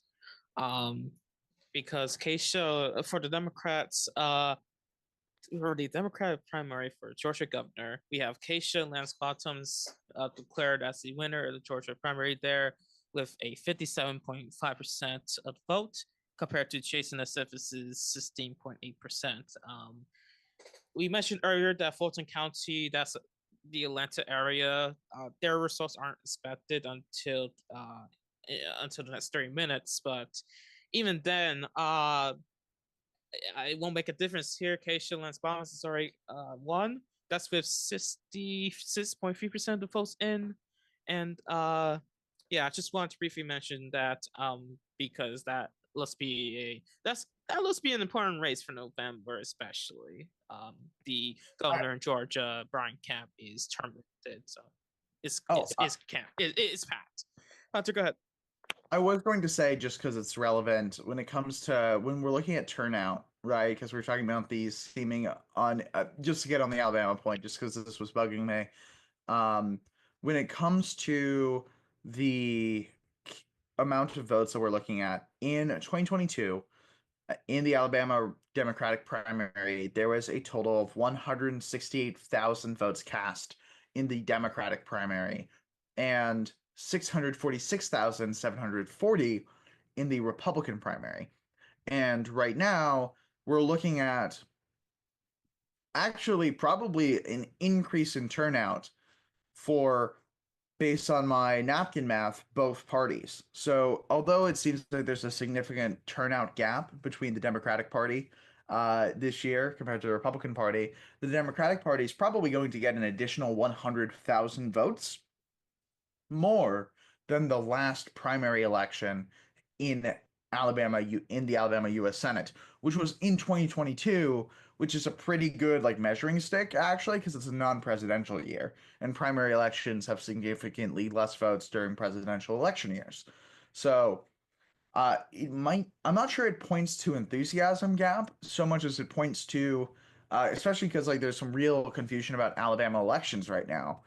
So less people, especially less Democrats, are probably voting than you'd expect if that hadn't happened. Although it may have mobilized some people, so hard to say for sure how much of a gap, but I would imagine there is a gap here. That is a large increase compared to the previous cycle. So that, if anything, that's maybe a good sign for democracy. It just speaks to the partisan uh, gap in Alabama. Alabama is an extremely red state, and that's sort of Right. just what it points to. But back to Georgia, because as you guys mentioned, Governor Brian Kemp, who's an interesting, I would call him a third way Republican, not because he's a third way in the traditional sense, but he is sort of in between MAGA and Never Trumper. He's someone who sort of has his own agenda, right? Like he suppresses voters and tries to rig elections, but he doesn't try to do it to help Trump. He does it to try to help his own Georgia political system. And he will defy Trump when he feels it necessary. But at the same time, he's almost as racist and evil as Trump is, just in a different direction with different goals, compared to Trump's own oligarchy and friend situation. And actually, I just got a text back from a potential special guest who we have been talking about on this podcast. I'm going to send her a link. So we will see what happens. But anyways, Just in that, keep going. oh, hi, Ernest, go ahead. I was going to mention District 9 in Georgia. We do have a winner there. And if we could pull up District 9 for Georgia, the House, very briefly. This State suspense. House? No, Congress. US 9. Okay.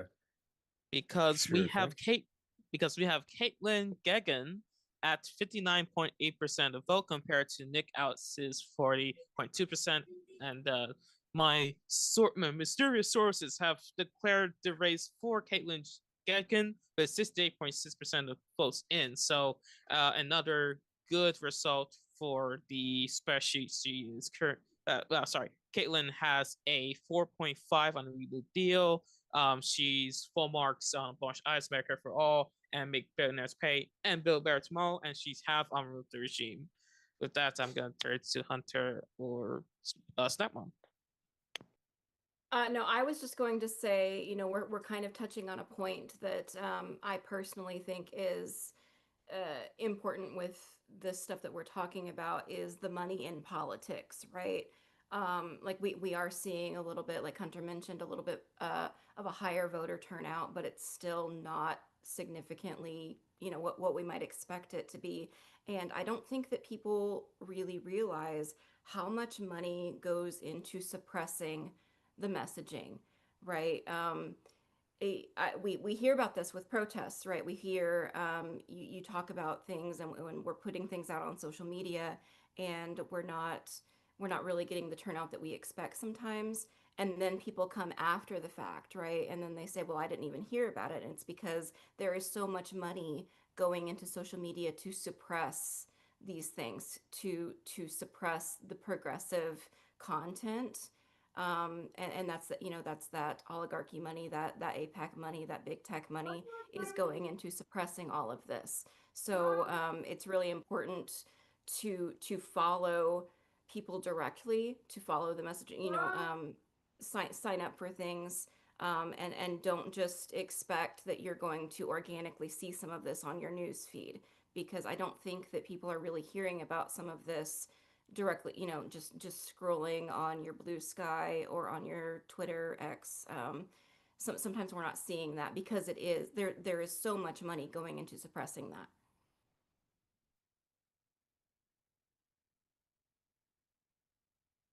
100%. I will say, one of the things I like about Blue Sky is that generally speaking, um, there is a little bit less of algorithmic manipulation going on because they don't have algorithmic manipulation, as it is all likes and reposts. Now, individual users can sort of band together to talk about it. But another thing I want to highlight is I do want to go over to Pennsylvania District 3 and talk about just more about the Chris Rabb situation because it's so close. Because him winning with 84.2% in is really helpful to see and just see the breakdown because the street Stanford race is fascinating in that he was facing against like sort of a I just want to like the individual district breakdown because I will harp on this about once a stream. I have a very coherent and very intelligent political theory that definitely isn't lamely and juvenilely named called the Bernie Warren Biden theory, which and the way that it goes is once we can get the individual breakdowns into the specific districts, I can't see it on my screen, but like seeing the individual like breakdown within the district, like the county by county or like the segment by segment. I don't know if we can show that here. It's just But- Philly.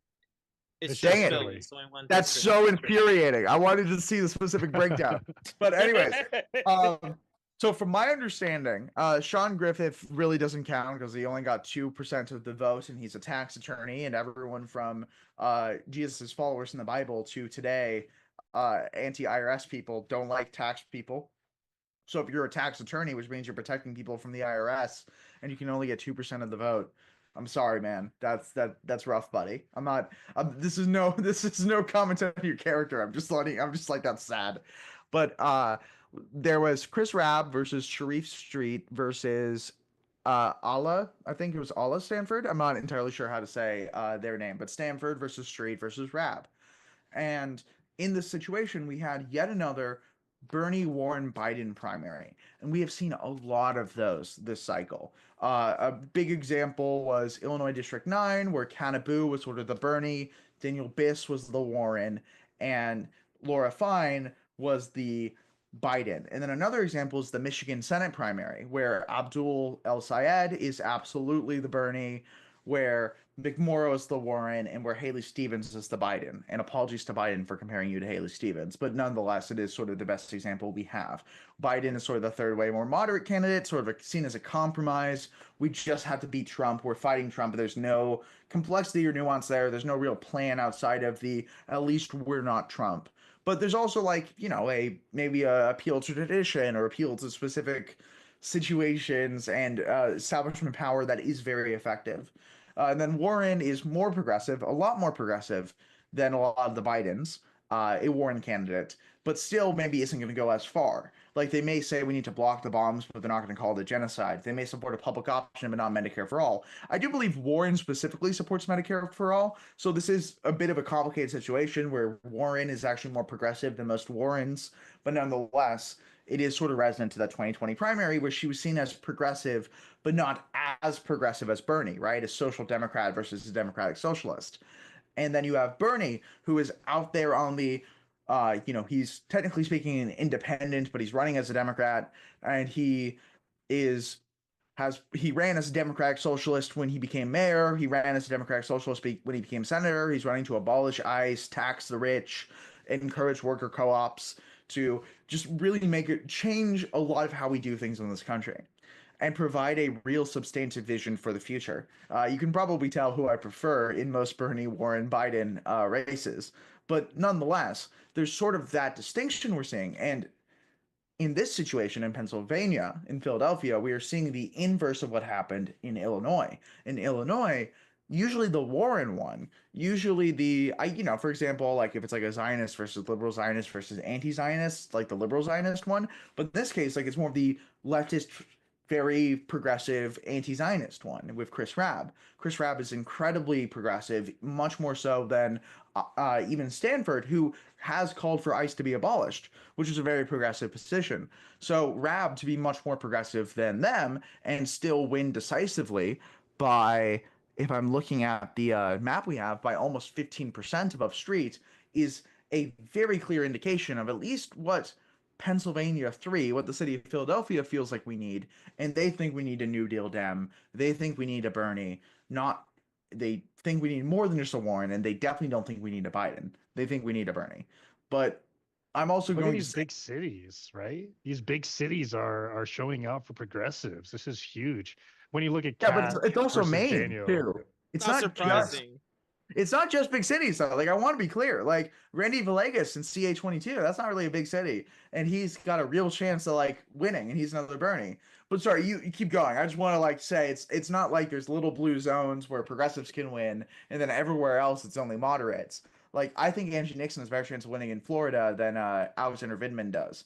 But yes. anyways, as you're saying, No, your point totally stands there. And I mean, the only contrast I was going to bring up was, you look at Kat Abu and Daniel Biss, and don't get me wrong, I actually got into activism door knocking for Daniel Biss way back in my college days.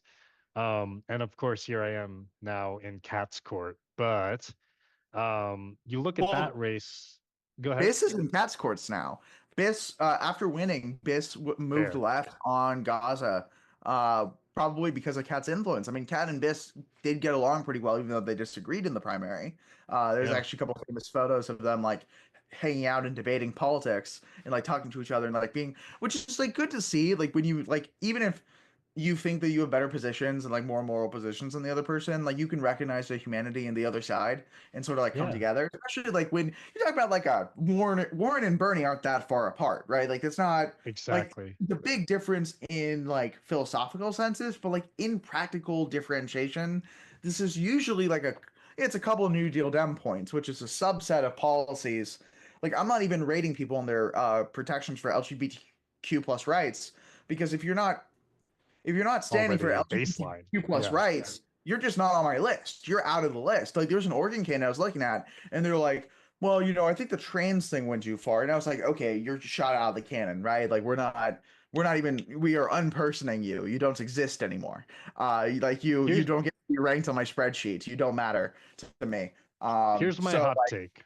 you got to have like within the specifics. So nonetheless. So suburban areas, I feel, are more of the Warren compromising Dementer climates comparatively to cities.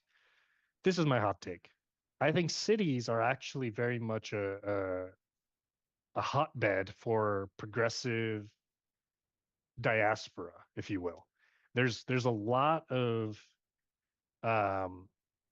lot of people in these demographics are younger.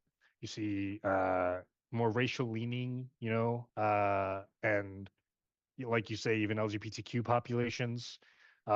These are the key demographics that cities represent, and I think that there's something to be said about that. That the conversation, the fireside chat of progressive politics is happening in these hotbeds, these really key bastions of progressive hope that we're seeing, right? New York City, obviously a center of the universe kind of place, right? That is starting to embellish these types of wins, these progressive policies that are actually doing things for people. So Chris Rabb in Philadelphia, why don't we try and do the same thing? Why don't we try and see the suburbs start to pull in, like Daniel pulling in Kat's policies and compromising there, because we are starting to go towards these what were deemed radical positions only 4 years ago. So here we are. I think this is an amazing thing to see. And finally, what I'm saying has some credence other than 10 years ago when I was talking about Bernie. I mean, I mean, sorry, Hunter, I got to come in with No, my you're hot good. take. You're good. Oklahoma represent, okay. I volunteered for Bernie's campaign back in 2016. He won the Democratic primary in Oklahoma. People want that progressive. They want that, and I really think that it was a huge fumble for the Democratic primary or the Democratic Party to back Clinton over that, because people in Oklahoma were out there in droves ready to vote for somebody like Bernie. There was I was that. 11 when that happened, so I don't know. I mean, it was the 100%. rug pulled out right underneath our feet kind of moment. But at this point, it's like we got running shoes on the pavement. It doesn't even matter. Look, I was in middle school when that happened. I was I want to say an eighth grader. Um, You're and just a baby. I know, Sorry. Hey, I was 11 when in 2016. yeah, I'm we were I'm the both. old one on the stream. It's okay. And I was already, a progressive. I think I called myself a laissez-faire progressive at the time because I lived in even though I was in California, I was in the far right evangelical part of California. Like I grew up going to a mega church and all that, and I got almost kicked out of my church more than once for my advocacy in favor of same-sex marriage and equality for LGBTQ plus people. Got me in a lot of trouble, so I had to be careful what I said. And I still was like developing political coherence at the time because I'd see someone and like I'd be like they're running on moral values and moral principles and like not fully because I'm in middle school. I don't really know what's going on. Like I when Obama and Mitt Romney were running against each other, isn't it great that two nice people are both running for office? Like, isn't it kind of cool that like Obama's healthcare plan is kind of like the one Mitt Romney had, which in retrospect was actually sort of true. Like Obamacare is very similar to Mitt Romney's plan from when he was a senator or governor. I forget which one. But anyways, point being there. I remember watching the primaries and being like, well, on the Democratic side, I really like this Bernie guy. And like I was right on the money. And then on the Republican side, I was like, Ben Carson seems nice. He's a neurosurgeon and he wants to build more housing. And he's like a very Christian man. And this guy seems like a good guy. I was wrong. I was very wrong. I didn't know what I was talking about. I was in middle school and I fell for smart man must be good at politics, must be good person, which is not true. In my defense, middle school, many people vote for this party nowadays. Yes. It's not like I could vote. But I remember like thinking that being like, you want to find the best person on both sides, and then you root for them, and then if they win, that's when you vote for. Because like the parties aren't all that different, except for Bernie, who's got some big ideas, and I really like those big ideas. And then Trump makes fun of the disabled journalist, and then suddenly the whole world explodes. And now I am closer to being an anarchist than I am to being a Republican, to put it lightly. Well, before we got to where we were, I can't believe you thought Mitt Romney was nice when he put dogs on top of his car. The what? I The don't think dogs. I knew about Mint Romney style. I knew about the hot dog. I didn't know about whatever that. All right. That was Man, 2012. I was feel so 9. old. Yeah, I was feel- 9. Oh, sense. Oh, sense. I was- don't know what y'all are talking about. I was maybe sentient. The only thing I remember from the 2008 election was someone accusing Obama of being a Muslim, and then John McCain saying that was mean to say that, and that even if he was a Muslim, he was a good man, and that they were Imagine running that. because they disagree. And it's like nowadays you have like active U.S. representatives inciting terror attacks against mosques in San Diego, and it's just like like in some ways, John McCain in 2008 was kinder to Muslims than certain Democrats are in the modern day US. This is not a John McCain defense tweet. I'm not defending John McCain right now. I have defenses of John McCain, but I also have a lot of negatives about John McCain. But in some ways, we have strayed so far from that attempt at like that harmony and bring people together because of this sort of like I don't know what else to call it other than like there's one CNN anchor the night Trump won that called it a white lash. And we're still reeling from that. We're still reeling from a very niche, extremely powerful sect of white Christian men who, for them, white Christian conservative men being in power is the status quo and anything else is dangerous and political. So they see any other representation as an affront to their political power and will do everything they can in their power to make things non-political the same way that YouTubers in the 2010s were trying to make video games non-political by keeping women out of them. It's the same impulse. Yeah. Right. You know, the incendiary politics that has brewed over the last decade now has just driven us to these extremes where there's no modicum of decency anymore, right? There's absolutely, you have to be assertive if you are a progressive, But if you are anything else, like you have dogs on your roof, no, you really go beyond that, and it's really crazy for me to see as a millennial, right? When I got into this a decade ago, imagine if Bernie would have won, right? Yeah. And the world could have been so much more decent. But then decency was thrown out the door, and for myself at least, my generation has not been as involved in politics. We just got the full front door experience, when Bernie and Hillary were really fighting at each other's throats in the Democratic side of the party. And that evolved over time into what I think we are experiencing in these very moments. Um, 10 years later, we are at a precipice where we're in the midterms before the next presidential election, and we have people vying like an AOC, right? And I think that is a hope that I feel in in what I had to deal with growing up in my generation. So what do you guys think? Being in middle school with Mitt Romney and Obama fighting versus now, versus what ideals have come to life, what ideals are still being sought after. Um, and does that fit your view from when you were back then? Is there some hope there? Um, in terms of that, I mentioned earlier, I was like 11 in 2016. So people of my generation have grown up knowing Trump as president, knowing the consequences of Trump as president, having a political experience where being bombastic, being very like insults and everything. This is what we know for last 10 years, probably more.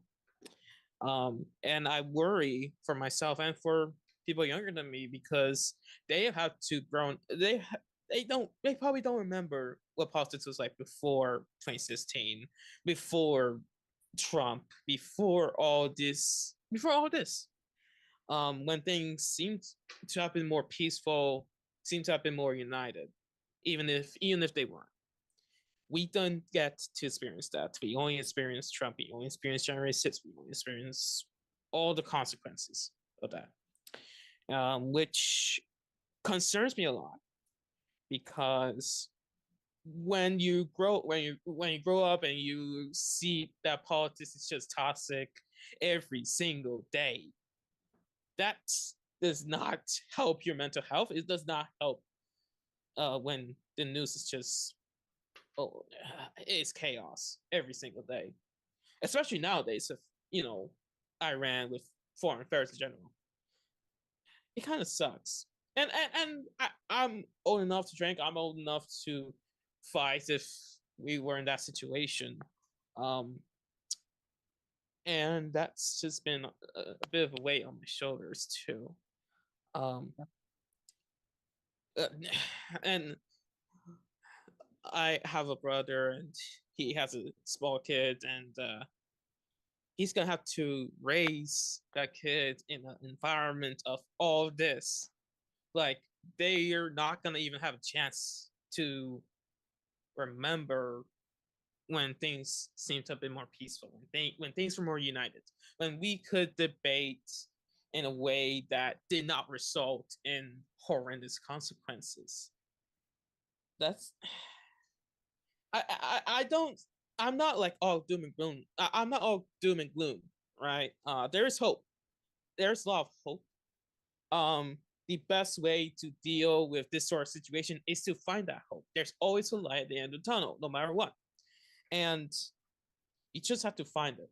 You just have to find that light and approach it. And you'll find that things aren't as painful, things aren't as stressful or toxic as we experience. So I suppose that's my experience. That I suppose I speak for my generation when I say all that.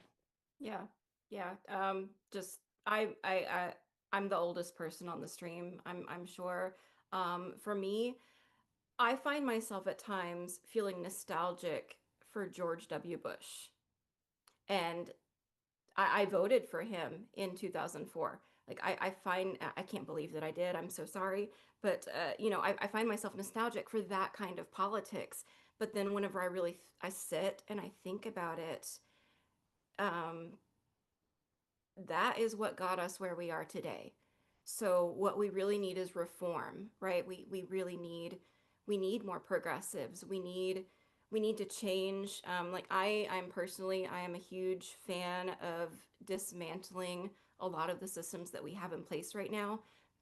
Like I've said, I didn't get involved in 5051 because I care about a centuries old document that was written by white male slave owners.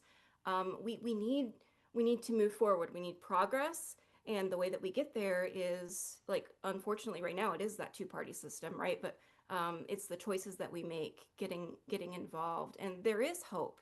And that's hope that I have for my children. That's hope that I have for everybody's children. I don't want to be complacent again. I don't want to be in the position where I'm okay if we just go back to 2008, right? I want to see us do better, and I do have hope that we can do better. Yeah. I mean, look, hold on. We want to go back to the weapons of mass destruction are definitely in foreign country politics. Look, No, I didn't say that. I wasn't. Yeah, you said Bush. Said Bush. I Gonna did, get you. I did vote for Bush, and yeah, but that is snack mom shame. So That was a long time ago. Look, I'm giving you a hard time, okay? I told you about I the have Ben. grown a lot. Okay, I have grown We a lot. all have. It's been 22 years. I got taller. You developed good politics. You know, time. I didn't exist when Bush became president. I didn't exist when same. the towers fell. So Yeah. But when it comes to Gen Z, though, like it's both. Look, the destruction of the American dream in front of our eyes, the destruction of every norm and tradition that this country has held dear for decades, if not centuries in some cases, has absolutely done a number on our generation's psyche, right? There's no arguing against that point.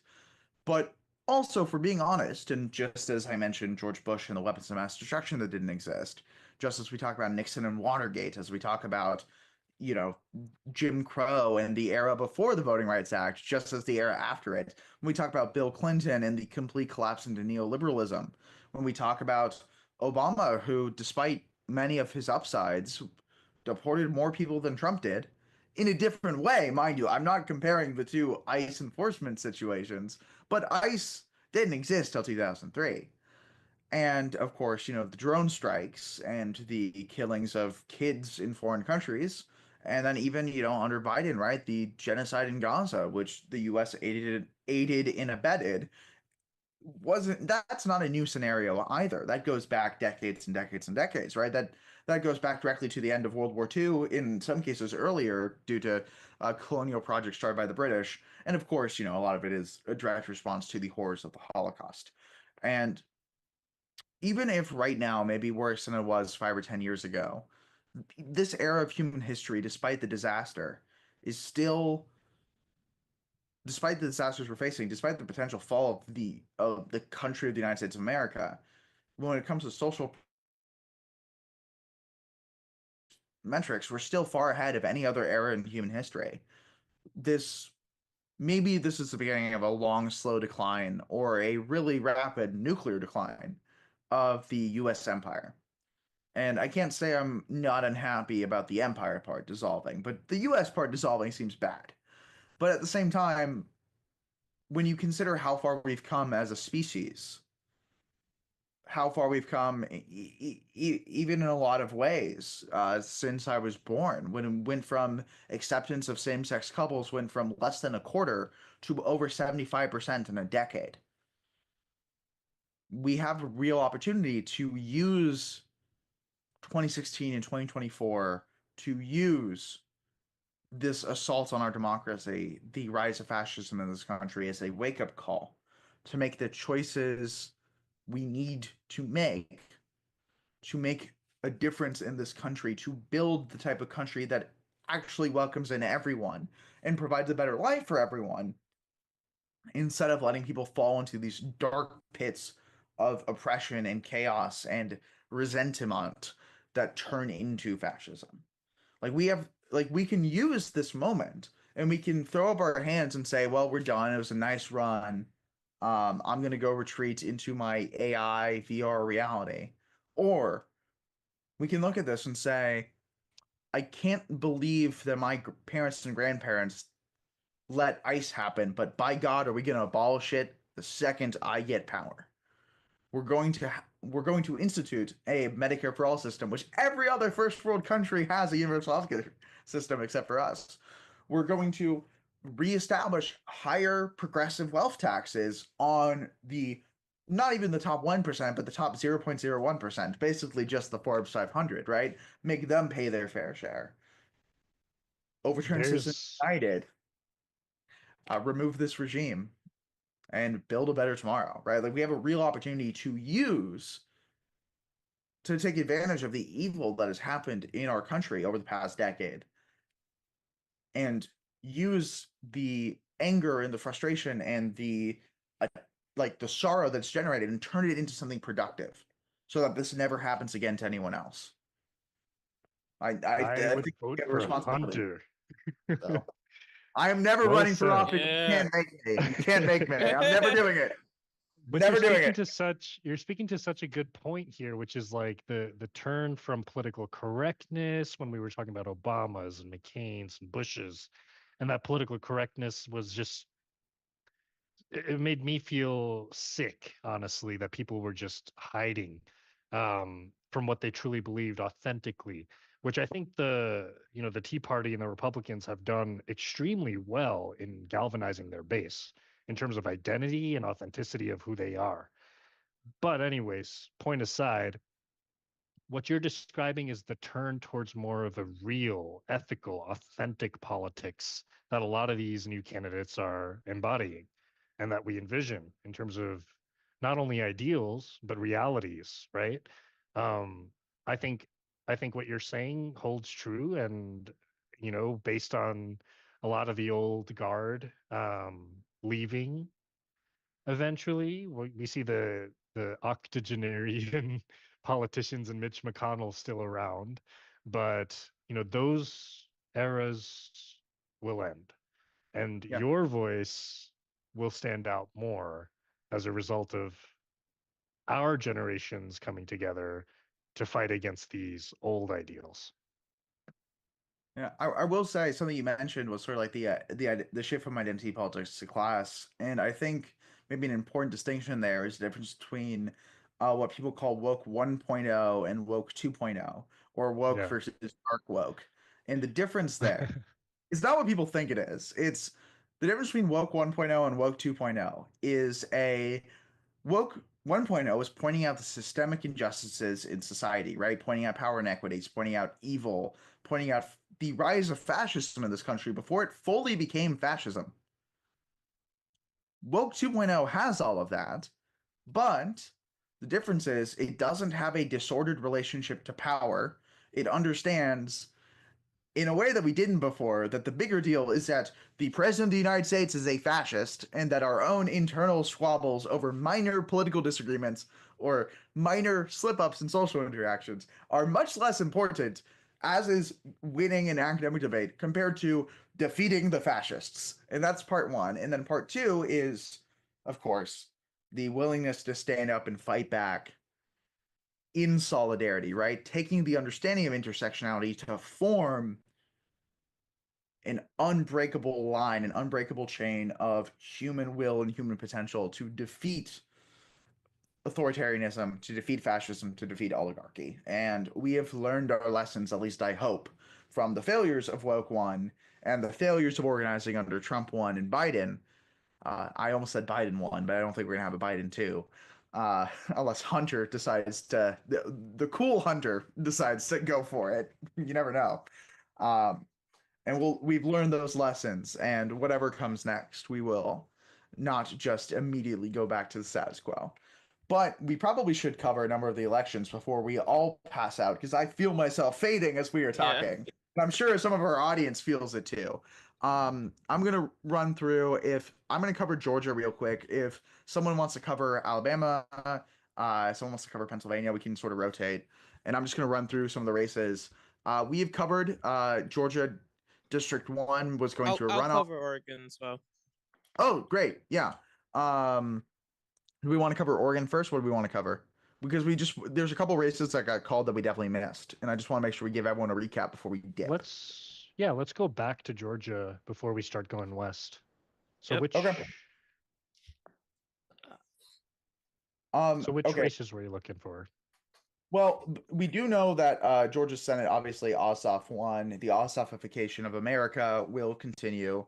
I need to text one of my friends who works for Ossoff and tell him that I'm so excited for the future United States of Ossoff. He, of course, tells me that Ossoff will never run for anything higher than Senate, and Ossoff just wants to be a great senator. I don't believe him. I think Ossoff and his friend Chewbacca would be great president and vice president of the United States. And if you don't know what I'm talking about, you are not terminally online enough. But there's the Georgia governor race, which has been called for Keisha Lance Bottoms with 57.8%. She is the Democratic nominee, and Burt Jones and Rick Jackson are going to the runoff. I unfortunately did not have much of an opportunity to study that race particularly closely, but the other races, Secretary of State is going to run off. Attorney General was called for Tanya Miller and Brian Strickland, and Lieutenant Governor is also going to run off for the Democrats, and it's too early to call for the Republicans. But there appears to be yet another Kennedy running somewhere in Georgia. But the House races are interesting, at least for the Democrats. Every race except for District 11 for the Republicans, District 1 for the Republicans, District 6 for the Republicans, and District 1 and 12 for the Democrats have been called. District 1 for the Democrats is going to go to a runoff with Amanda Hollowell, our preferred New Deal Dem candidate, going to a runoff with Griggs. Moving to the next race, Maura Keller, who was our New Deal Dem for the district, I believe. Not much of a New Deal Dem, but more than the other guy. It's been called for her with 60.7% of the vote, with almost 80% in. District 4s, we covered Rep. Hank the Tank Johnson, our based guy who we did not realize was that cool until we studied him, has won. He won the renomination for the Democratic primary. District 5, Nikema Williams, who is unfortunately an AIPAC-backed candidate, with 87% of the vote over truly the visionary of our time, Arnett Beatty, who, if you want to go to our website right now, you can buy an empty water bottle for $100 or a Honda Civic from 2005 for $100,000. And you can also find out that love the car like that. She is truly god down. She is water. Okay, moving on. District 7 actually has not been called yet, and right now Koiziki is in first place in front of Case Norton, who has 23.4%. Koiziki has 39.4%. Two other candidates have about 20% each. I imagine there's only 17.5% in somehow. So this is too early to call for sure, but if it ends right here, it's going to go to a runoff. Case Norton is our preferred New Deal Dem candidate. I believe they're endorsed by a number of progressive groups up to and including Track APAC, whose methodology is complicated, but generally speaking, their endorsements are pretty solid. Case Norton, let me pull them up real quick on my notes, so I am double checking. Yeah, Case Norton is had a perfect 7 out of 7. Looks like they're heading to a runoff, but has not been called yet. In District 8, Kelly SD has pulled it out with 53.5% of the vote to Lucas's 46.5% of the vote. SD, not that much of a New Deal Dem, pretty middle of the road, but more progressive than Lucas, and also not using AI-generated campaign merch, so real win there. District 9, we just covered. Gagan won over Alex with 60-40, with 96.4% in. District 10, Colonel Delancey, is still leading over Lexi Doherty, or Alexander Doherty, I believe, 53.7 to 40.1%. There's 67.1% of the vote in. There's sort of an interesting situation where sort of the central of the district is more Doherty leaning, so it just really depends on where the rest of the turnout is. I don't know if we can see the report turnout. Oh, we can? All right. Do you want to pull that up so we can see what the odds are? Because I believe we were rooting for Doherty over Delaney from a New Deal Dem perspective. It's on the top of the information blob. You know, but I'm saying Seat like votes. because you can see the little like because you can see like the two spots where Doherty's ahead and there's every other spot where Delancey's ahead, and it's like, well, how much percent is reporting from those two? Well, one The of those, bottom one is 100. but the top one is less than 80, and that's a Yeah. lot of votes for that district. So there's a real chance that if there's enough votes to be found, if we just need to find a couple thousand more votes in Georgia, we just need to find a couple thousand more votes in Georgia, and then we can take it to a runoff. All right, that's a terrible Trump impression. Let's hope no one clipped that. Wasn't bad. I got that. But In district, look at this. Clark is definitely the largest disparity, and I think you're right that we can make up some ground there. As you get closer to Atlanta, there's a lot of votes in Henry, I would say. why is that not connected to the other district? It's a great point. Is That's Maybe not it's possible that gerrymandering? not everything has made it in potentially, I would say. I guess that's possible. Yeah. I was like, they've really upped their gerrymandering game. They've like created a superposition. Nope. Okay, just some of it's not reporting yet. Actually. Yes, Okay. exactly. That makes way more sense. We probably should edit that. I was like, you're right. no, like I walk into a room and I call my buddy Brad Raffensperger and I tell Brad, we just need to find a few thousand more votes, and they'll be the greatest votes we've ever seen. And Alexander Doherty will be the greatest anti-Trump progressive the world has ever known. And we don't need to win. We see a few thousand more votes. Just a few thousand more votes, and we go to a runoff. And we go to a runoff, and everyone's like, wow, it's such a big, beautiful runoff. I should give all my money to Doherty. And then suddenly, okay, I this is bad. I want you to Bad. find Take a break, dude. 11,780 votes. And then Hardin, okay, District 11. It has been called for Hardin over Wolfert, which we didn't call. Hardin's got a slogan, which is when the going gets hard, it's time for Hardin. I feel like we could have came up with a couple funnier slogans than that. Nonetheless, despite the flub by his messaging team, he has won with almost 75% of the vote over Wolfert. District 12 is going to a runoff with Soretta Smith with 32.7% of the vote. With Tracy George currently in second place and Bree Woodson in third place with 18.7, and then a few other ones not quite there yet. So it's probably going to be between either Tracy George or Soretta Smith for the runoff. Personally, I'm hoping for Tracy George or Bree Woodson for the runoff against Soretta Smith. Here's to hoping it's Bree, but as right now, Tracy George is still in the lead. In District 13, Jasmine Clark has won with 56.6% of the vote, with 92% in at 57,000 votes. Jasmine Clark beating Heavenly Kimes, and Everton Blair. This is another situation where I would argue that the Warren candidate won this primary election.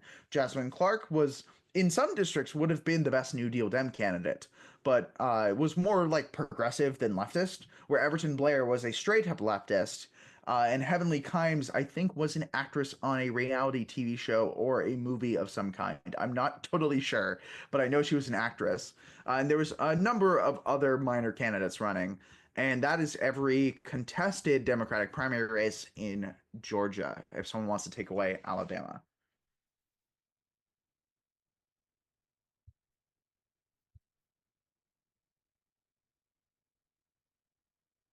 Let's see, for Alabama, last time I checked, we had Amanda Pushek was the projected winner for, let's see, I'm in too many tabs.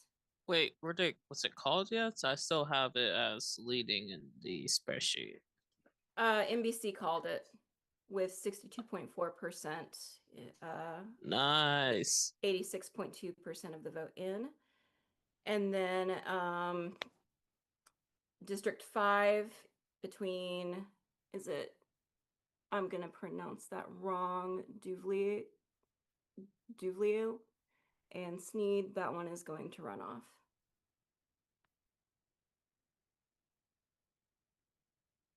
We also Is have it- the Senate.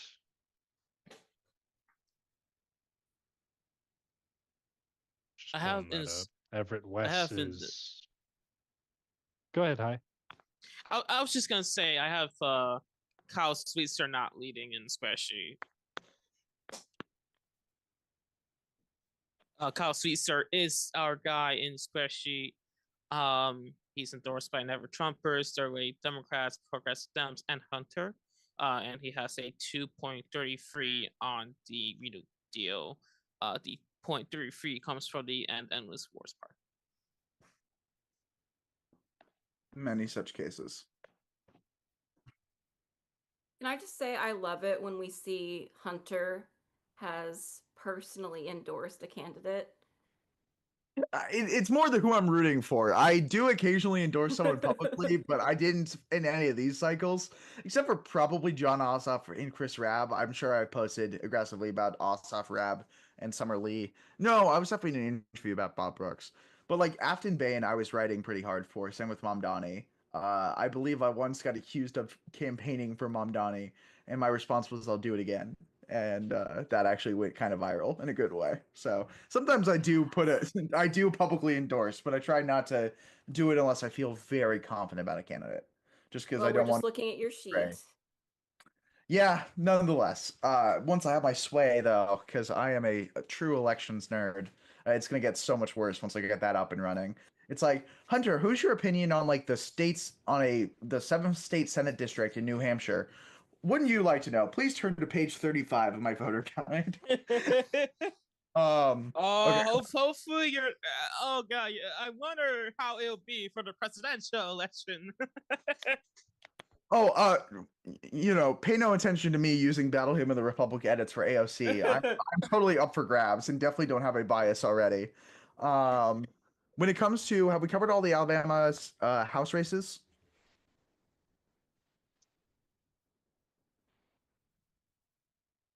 I don't know if we've pulled all of them up, but let's.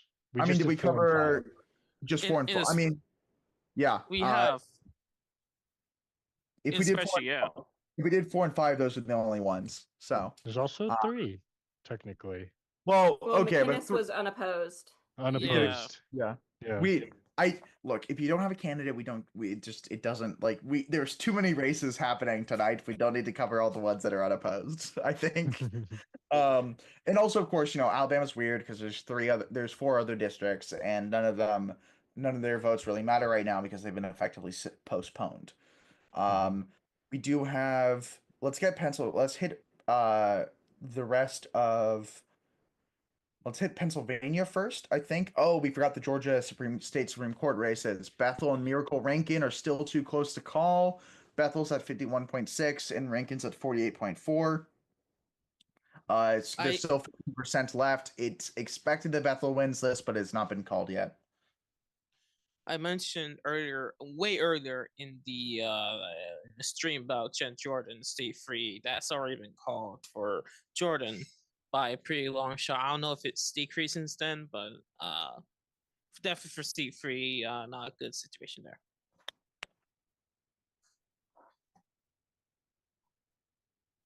Wow, the Supreme Court had 1.6 million votes in it. That's incredible. I think it's statewide, but actually, if you look at the map, right? You see all that purple, all that purple's for Bethel, and then you have the surrounding Atlanta, 1 or 2 places on the coast and like a few splattered areas. That's for Rankin. Let's go. We're at Douglas County, and that's Harris. That was held by Harris by 31.7% over Trump. Rankin's currently leading with 60.5% over Bethel's 39.5%. Can we go to Cobb actually? Because Cobb we had. Hold on a second. Cobb. Yep.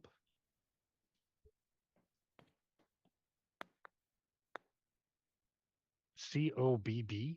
Yeah, that's the one west of Atlanta. Oh, I I can't believe. spell. My bad. That's all right. Because I thought for some reason it was Trump leading there. No, it was Harris by 15, and Rankin's leading by 54.8 to 45.2%. Just briefly, I wanna can we zoom out for one moment?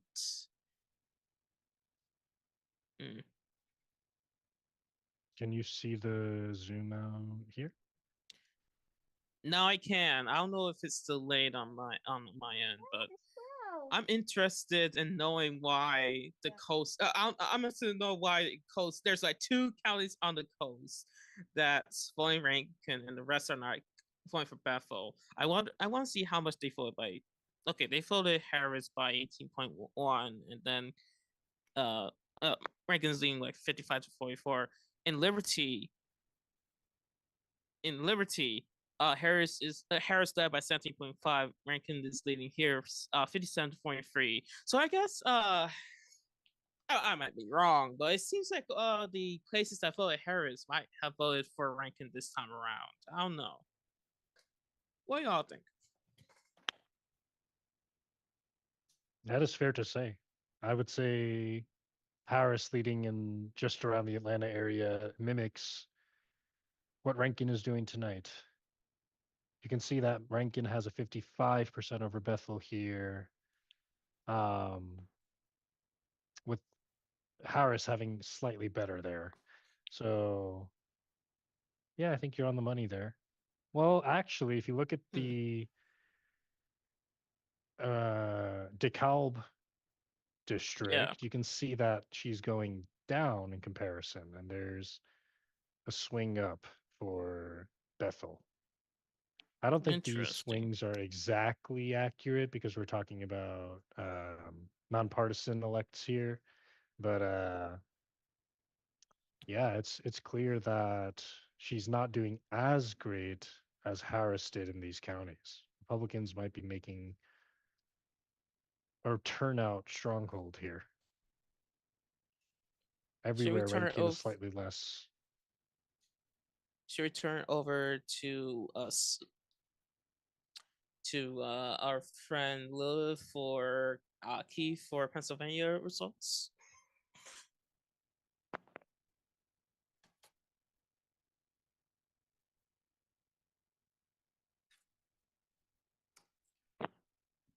Or I mean, if we just need to speed through it quickly, I'm happy to just help speed through so we can all escape. District 1, Bruce Harvey, who beat Simonelli 65 to 35. Simonelli was actually the one that we had higher ranked on our New Deal Dem score. Nonetheless, good showing by both of them, and best of luck to them.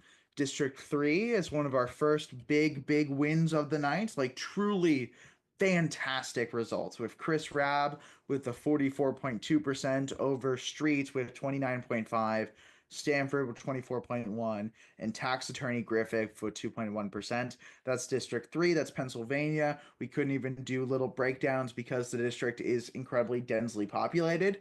That's how you know it's that's Philadelphia. That's Philadelphia. Oh, that was Philadelphia, not Pittsburgh. Point being, can we see the breakdown of Chris Rabb's district, or no? Is that one also not one we can see? That's Philadelphia. I was right. Simply Philadelphia. You can't. Yeah. It was Philadelphia, and you can't break it down and that's how you know it wasn't gerrymandered. And so Chris Rabb had one of the cleanest wins of the night. We're very proud of him. District 7, Bob Brooks won with 41.7% of the vote, 87.3% in, above Crosswell, who actually pulled into second place at 20.6, and McClure with 20.5 in third, which is great to see. Bob Brooks, another Paul Rev, Bernie, Hunter, Working Families Party, Progressive Dem, Leftist Dem, but also a Third Way and Blue Dog Dem favorite. Really, everyone loves this man except for the people running against him and Republican PACs that spent money trying to oppose him. So that was District 7 for you. Another big one of the night, one of the close races we were watching. In District 12, District 10, Stelson beat Douglas 69.2 to 30.8%.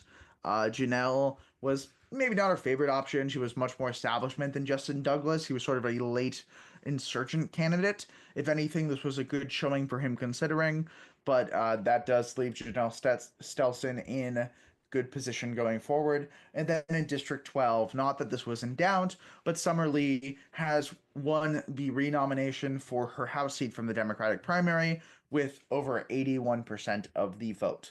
We'd love to see Summer Lee wins in my house, in this house, in the House of 5051. Summer Lee only has W's and no L's. There's not really much else happening in Pennsylvania, as the governor race was was not contested in either primary, and the lieutenant governor race, Austin Davis did not have an opponent in the Democratic primary. In the Republican primary, Jason Ritchie won with 65% of the vote over John Ventry, who had 35%. So Pennsylvania was actually pretty straightforward, pretty chalk in a lot of ways. We already covered Alabama, so the only races left, because Kentucky already completely has been covered. I don't believe any real movement happened since last time we covered Kentucky. So it's really just what we have from Idaho and what we have from Oregon. If we want to cover those really quick. Wait a Yep, second, Booker won? You guys talked about that? Charles Who? Booker won? Yeah. Yeah, we literally went through Yeah, all his well, so- policies and why we liked him so much. He kept losing over the last decade, and now he has actually taken a stance here. That's great. Well, we'll have to see in November. Maybe he might lose, maybe he might win. That's fair. I don't know. I believe in Charles Booker, okay? I have already booked my plane ticket to the Charles Booker victory party. Yes. Do you remember Amy McGrath standing in front of the plane though? Like that was a huge moment for her to actually take a win over Booker in the last Democratic primary. And here he is. Here he is beating Amy McGrath by over 10%. That's great to see. Yeah, look, he did it, and I'm very proud of him. Speaking of Senate races in Oregon, we might cover this briefly, but Jeff Merkley has won the nomination. Incumbent Senator Jeff Merkley, who has done a pretty good job as Oregon Senator. Not as good as Ron Wyden, my favorite Democratic senator on the West Coast, who has constantly reminded us that we will do Nuremberg 2.0 and it will be cooler than the first one. But Jeff Merkley, pretty good guy, based on everything I've heard, gets 93.3% of the vote, already locked in over Paul Wells. The Republican race is too close to call, with 3 candidates above 20%, the highest of which has 30.4%. We do not yet know if he will be facing David Smith, Joe Ray Perkins, or Brent Barker, but will probably be one of those 3. When it comes to the House races, Chris Bentz has already, in District 2, the Republican Party, Chris Bentz has won the renomination over Phil Larson and Andrea Carr, so the Working Families Party gambit, although interesting, did not succeed. In District 1 of the Oregon House, Bonamici, who is the current incumbent, won with almost 9% of the vote over Jamil Ahmad, who was mostly just running to her left on Palestine and then on everything else, not particularly. But Bonamici actually on the whole was probably more progressive. In District 2, we have a true glut of a race with one candidate at 34% and 4 candidates above 9% between 19 and 9. So that is a very chaotic race. I have no idea how to read this. It's also like the entire state, basically. This is the part of Oregon that wants to go join Idaho. Idaho, yep. This is the And part that's, of and that's with 63.2% in. Yeah, I mean, Sorry. I don't anyone's race, but it's probably it could be any of the first 4 people's race at this point. That's pretty chaotic result. District 3, which was the race that we talked about with Adam very briefly. That is going to be incumbent Representative Dexter is going to advance with over 90% of the vote over Jessica Salas with 6.6% of the vote, and Castellea with 2.6 on my screen. Nonetheless, that race, not very particularly contested, seems to have been favoring incumbents. District 4 is going to be Val Hoyle, has had it called with almost 80% of the vote over Melissa Byrd with 20% of the vote. That is sad, as Melissa Bird was definitely the more progressive one. Also, a psychic, apparently, which is interesting and definitely wasn't a fun discussion during break that you guys didn't hear. Either way, Val Hoyle won over the more New Deal Dem candidates, although Val Hoyle had a decent score themselves, so not the end of the world. District 5, Janelle Bynum beat Rosenbaum. I'm actually really sad about that. I really liked Rosenbaum's platform, but it doesn't seem like it was all that close. So that's 85 to 15. And then those are all the contested districts. So this was one of those situations where the incumbents were very firmly entrenched. And of the 4 contested races, four of the 5 contested races have already been called. All 4 of them called for the incumbent. The 5th race is the only one without a Democratic incumbent, as it's the one red district, also known as the American Redoubt District, for those of you who are fans of understanding the rise of post-liberalism and fascism in the American right. However, it would be amazing to see if we could get one of those Democratic candidates to pull out a nice win in that district. There's some interesting measures going on there too, but unfortunately I can't speak much to them at this time. We do have the last Oh yeah, race we can. happening. Oh, Check we this can? one out. Oregon Measure 120 for increasing gas tax, payroll tax, and vehicle registration fees. Resounding no. Wow, people don't want to be taxed more even in blue states? You don't say. Wow, that's a big one. I don't want to get taxed more during a war. That's crazy. It's also Oregon, like they don't need to get punished by the gas tax even more. They already know Trump bad. I think they're fine. Yeah. And let's loop around to Idaho real quick. Check in on our friends in the American Redoubt states. I don't know if we covered David Roth in the Senate, but according to the AP, he has won the Idaho Senate Democratic primary. David Roth, my boy, my darling, beautiful, incredibly progressive boy. He has won with 66.1% of the vote compared to Brad Moore's 27.4% of the vote with 39% of the votes in. And yeah, I mean, listen, looking at the polls, he's been looking at the county results. I mean, he's leading like by double digits in most of them. The only one where he's not is Minidoka, where Mr. Moore is leading by 4. I don't know if we have I don't know if it's updated on our end. No, it's not. But that's a Trump 64.7%. So I feel like I'm not surprised. I'm not surprised either. I think this is good. Hopefully. Look, I just need to shout out the 3rd place candidate, though, because obviously there's David Roth, and then there's Brad Moore. David Roth had a 5.83 New Deal Dem score. Very progressive man. Very big fan of this man. Brad Moore had a 3. Not bad, especially in Idaho. Nicholas Bonds. I don't remember his score, but I do remember that his nickname is literally 007. Yes. That's his middle name. That's his middle name. It. Wait, that's his legal middle name? That's actually his legal. It's not. Hold on. Okay, so you're telling me that over 93% of Idaho Democrats voted against James fucking Bond. The state's over. I'm sorry. Never mind. Friendship over with David Roth. Friendship began with Nicholas Bonds. You guys were wrong. You know what? We don't have to abolish ICE if James Bond can be a senator. Okay? Like I'm willing to make that trade. Okay? Give me that guy. Give me 1 million. What's his name? Now hold on. He has 1,160 votes on the New York Times. Don't worry about that.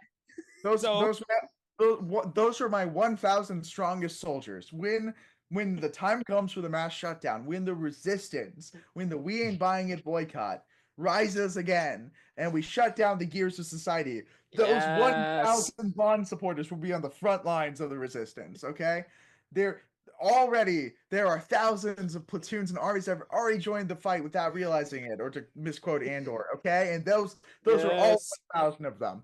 Okay, jokes aside, David Roth is fantastic. The Republican race is interesting because there's an incumbent, and the race hasn't been called yet, according to NBC News.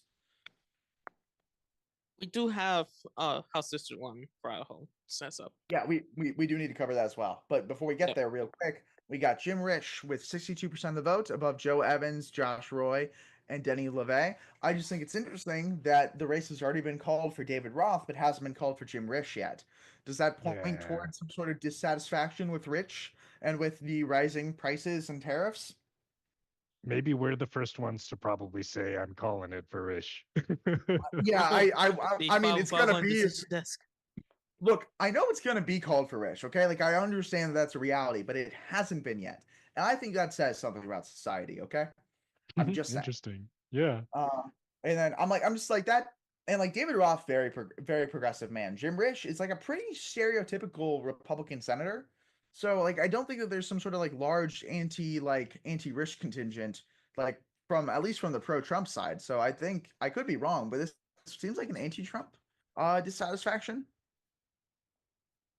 Because If I you was look reading at some articles, this, they were talking about bipartisan. All of them were talking about like all of his opponents were talking about wanting to make bipartisan agreements. So maybe. the way I see it, I think you're right. The Trump vote got split, whereas Jim Risch is kind of more mediocre Republican, right? You can see that Trump won 85% back in the day in 2024, where Jim is only pulling about 70%. So this candidate is not as favorable. He's not a Trumper, is my guess. Yes, I think that might be the situation there. And that leads us to the Idaho primaries. I don't know much about the Republican races, but neither have been completed yet. But in District 1 of Idaho, Kaylee Peterson, who was our higher scoring New Deal Dem, has completely destroyed Kenneth Brungart. Brungart. Brungert. Brunhilde. Kenny. I don't Kenny. know.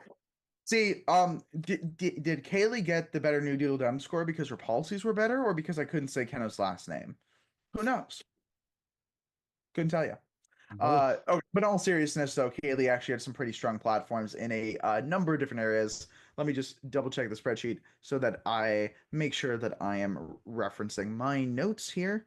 Kaylee had a 4.75 compared to Brungert 0.5. She was running very strong on accountability, on ending Citizens United, had a actually very strong and endless war stance compared to even most elected progressive Dems, and was at least gesturing towards a higher wealth tax and some steps towards holding ICE actually accountable and building towards a public option.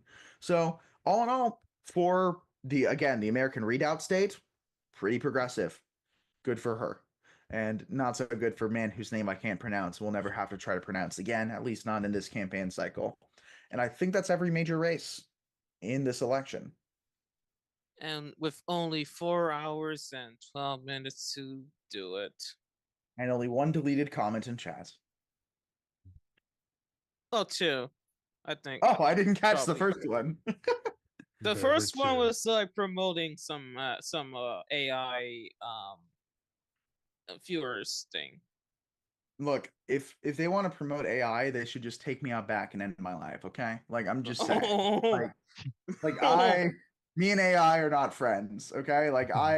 Part of my build a better tomorrow is like the anti-AI data center activism, okay? If you are the strongest anti-AI data center activist, you have my whole heart. Maybe not the whole point, but you have my whole heart. So regardless.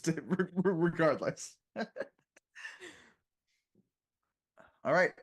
How do we feel like we did as like based on who we've been rooting for?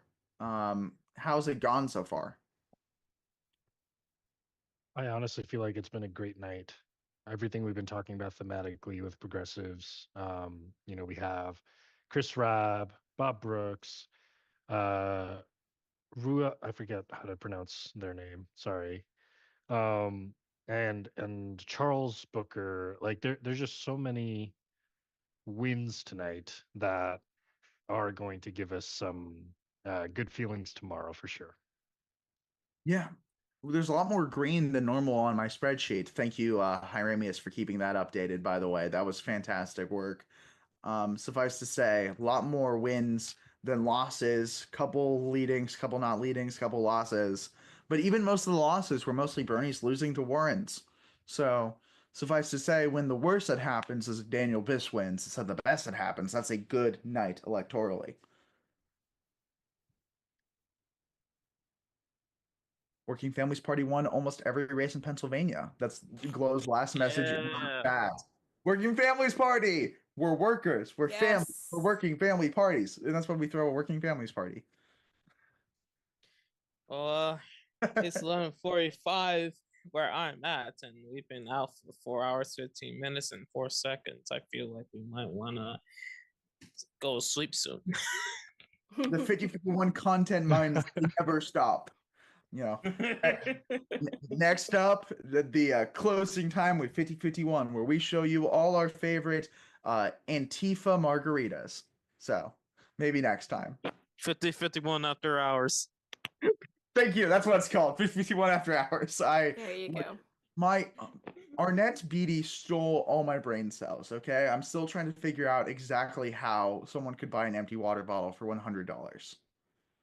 Well, maybe the how they made the water bottle was like some luxurious kind of plastic or something. Okay, now you're raising a new question. Final question for everyone before they leave. Which state will have the first candidate to sell their own bathwater to promote their campaign fund? Trump. No, which state? Not Trump. I said which state. Which state? Because my bet is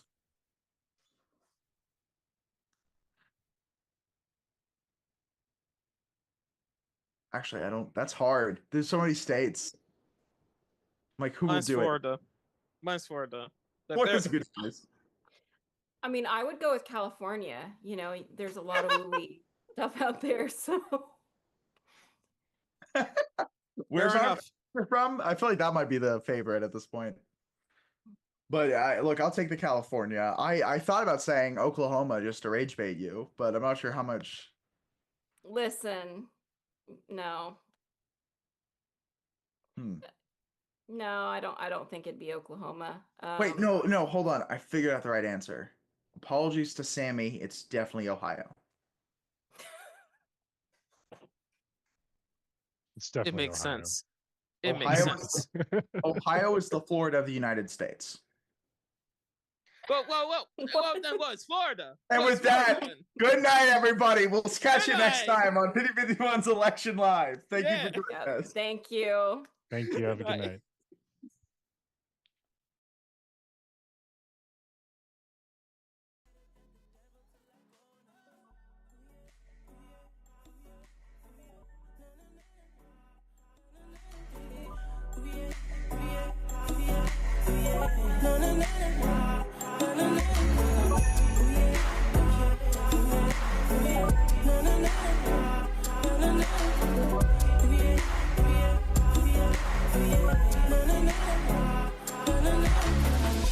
Infatuated by the fame status, she wanna ride inside the G-Class Greymatic. I come around, she leave that nigga like he ain't matter. That girl been drinking all day, need a change bladder.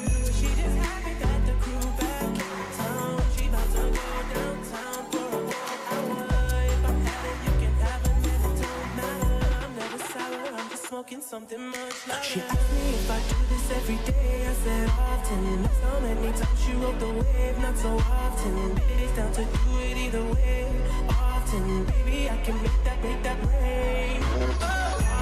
Often, girl, I do this often. Make that pop, do it how I want. Often, girl, I do this often. Make that pop, do it how I want. Ooh yeah, ooh yeah, ooh yeah, na na na na na na. Ooh yeah, ooh yeah, ooh yeah, ooh yeah, na na na na na na. Ooh yeah, ooh yeah, ooh yeah, ooh yeah, na na na na na na. Ooh yeah, ooh yeah, ooh yeah, ooh yeah, na na na. She asked me if I do this every day, I said often. So many times she rode the wave, not so often. It's down to do it either way, often. Baby, I can make that rain. Often, girl, I do this often. Make that pop,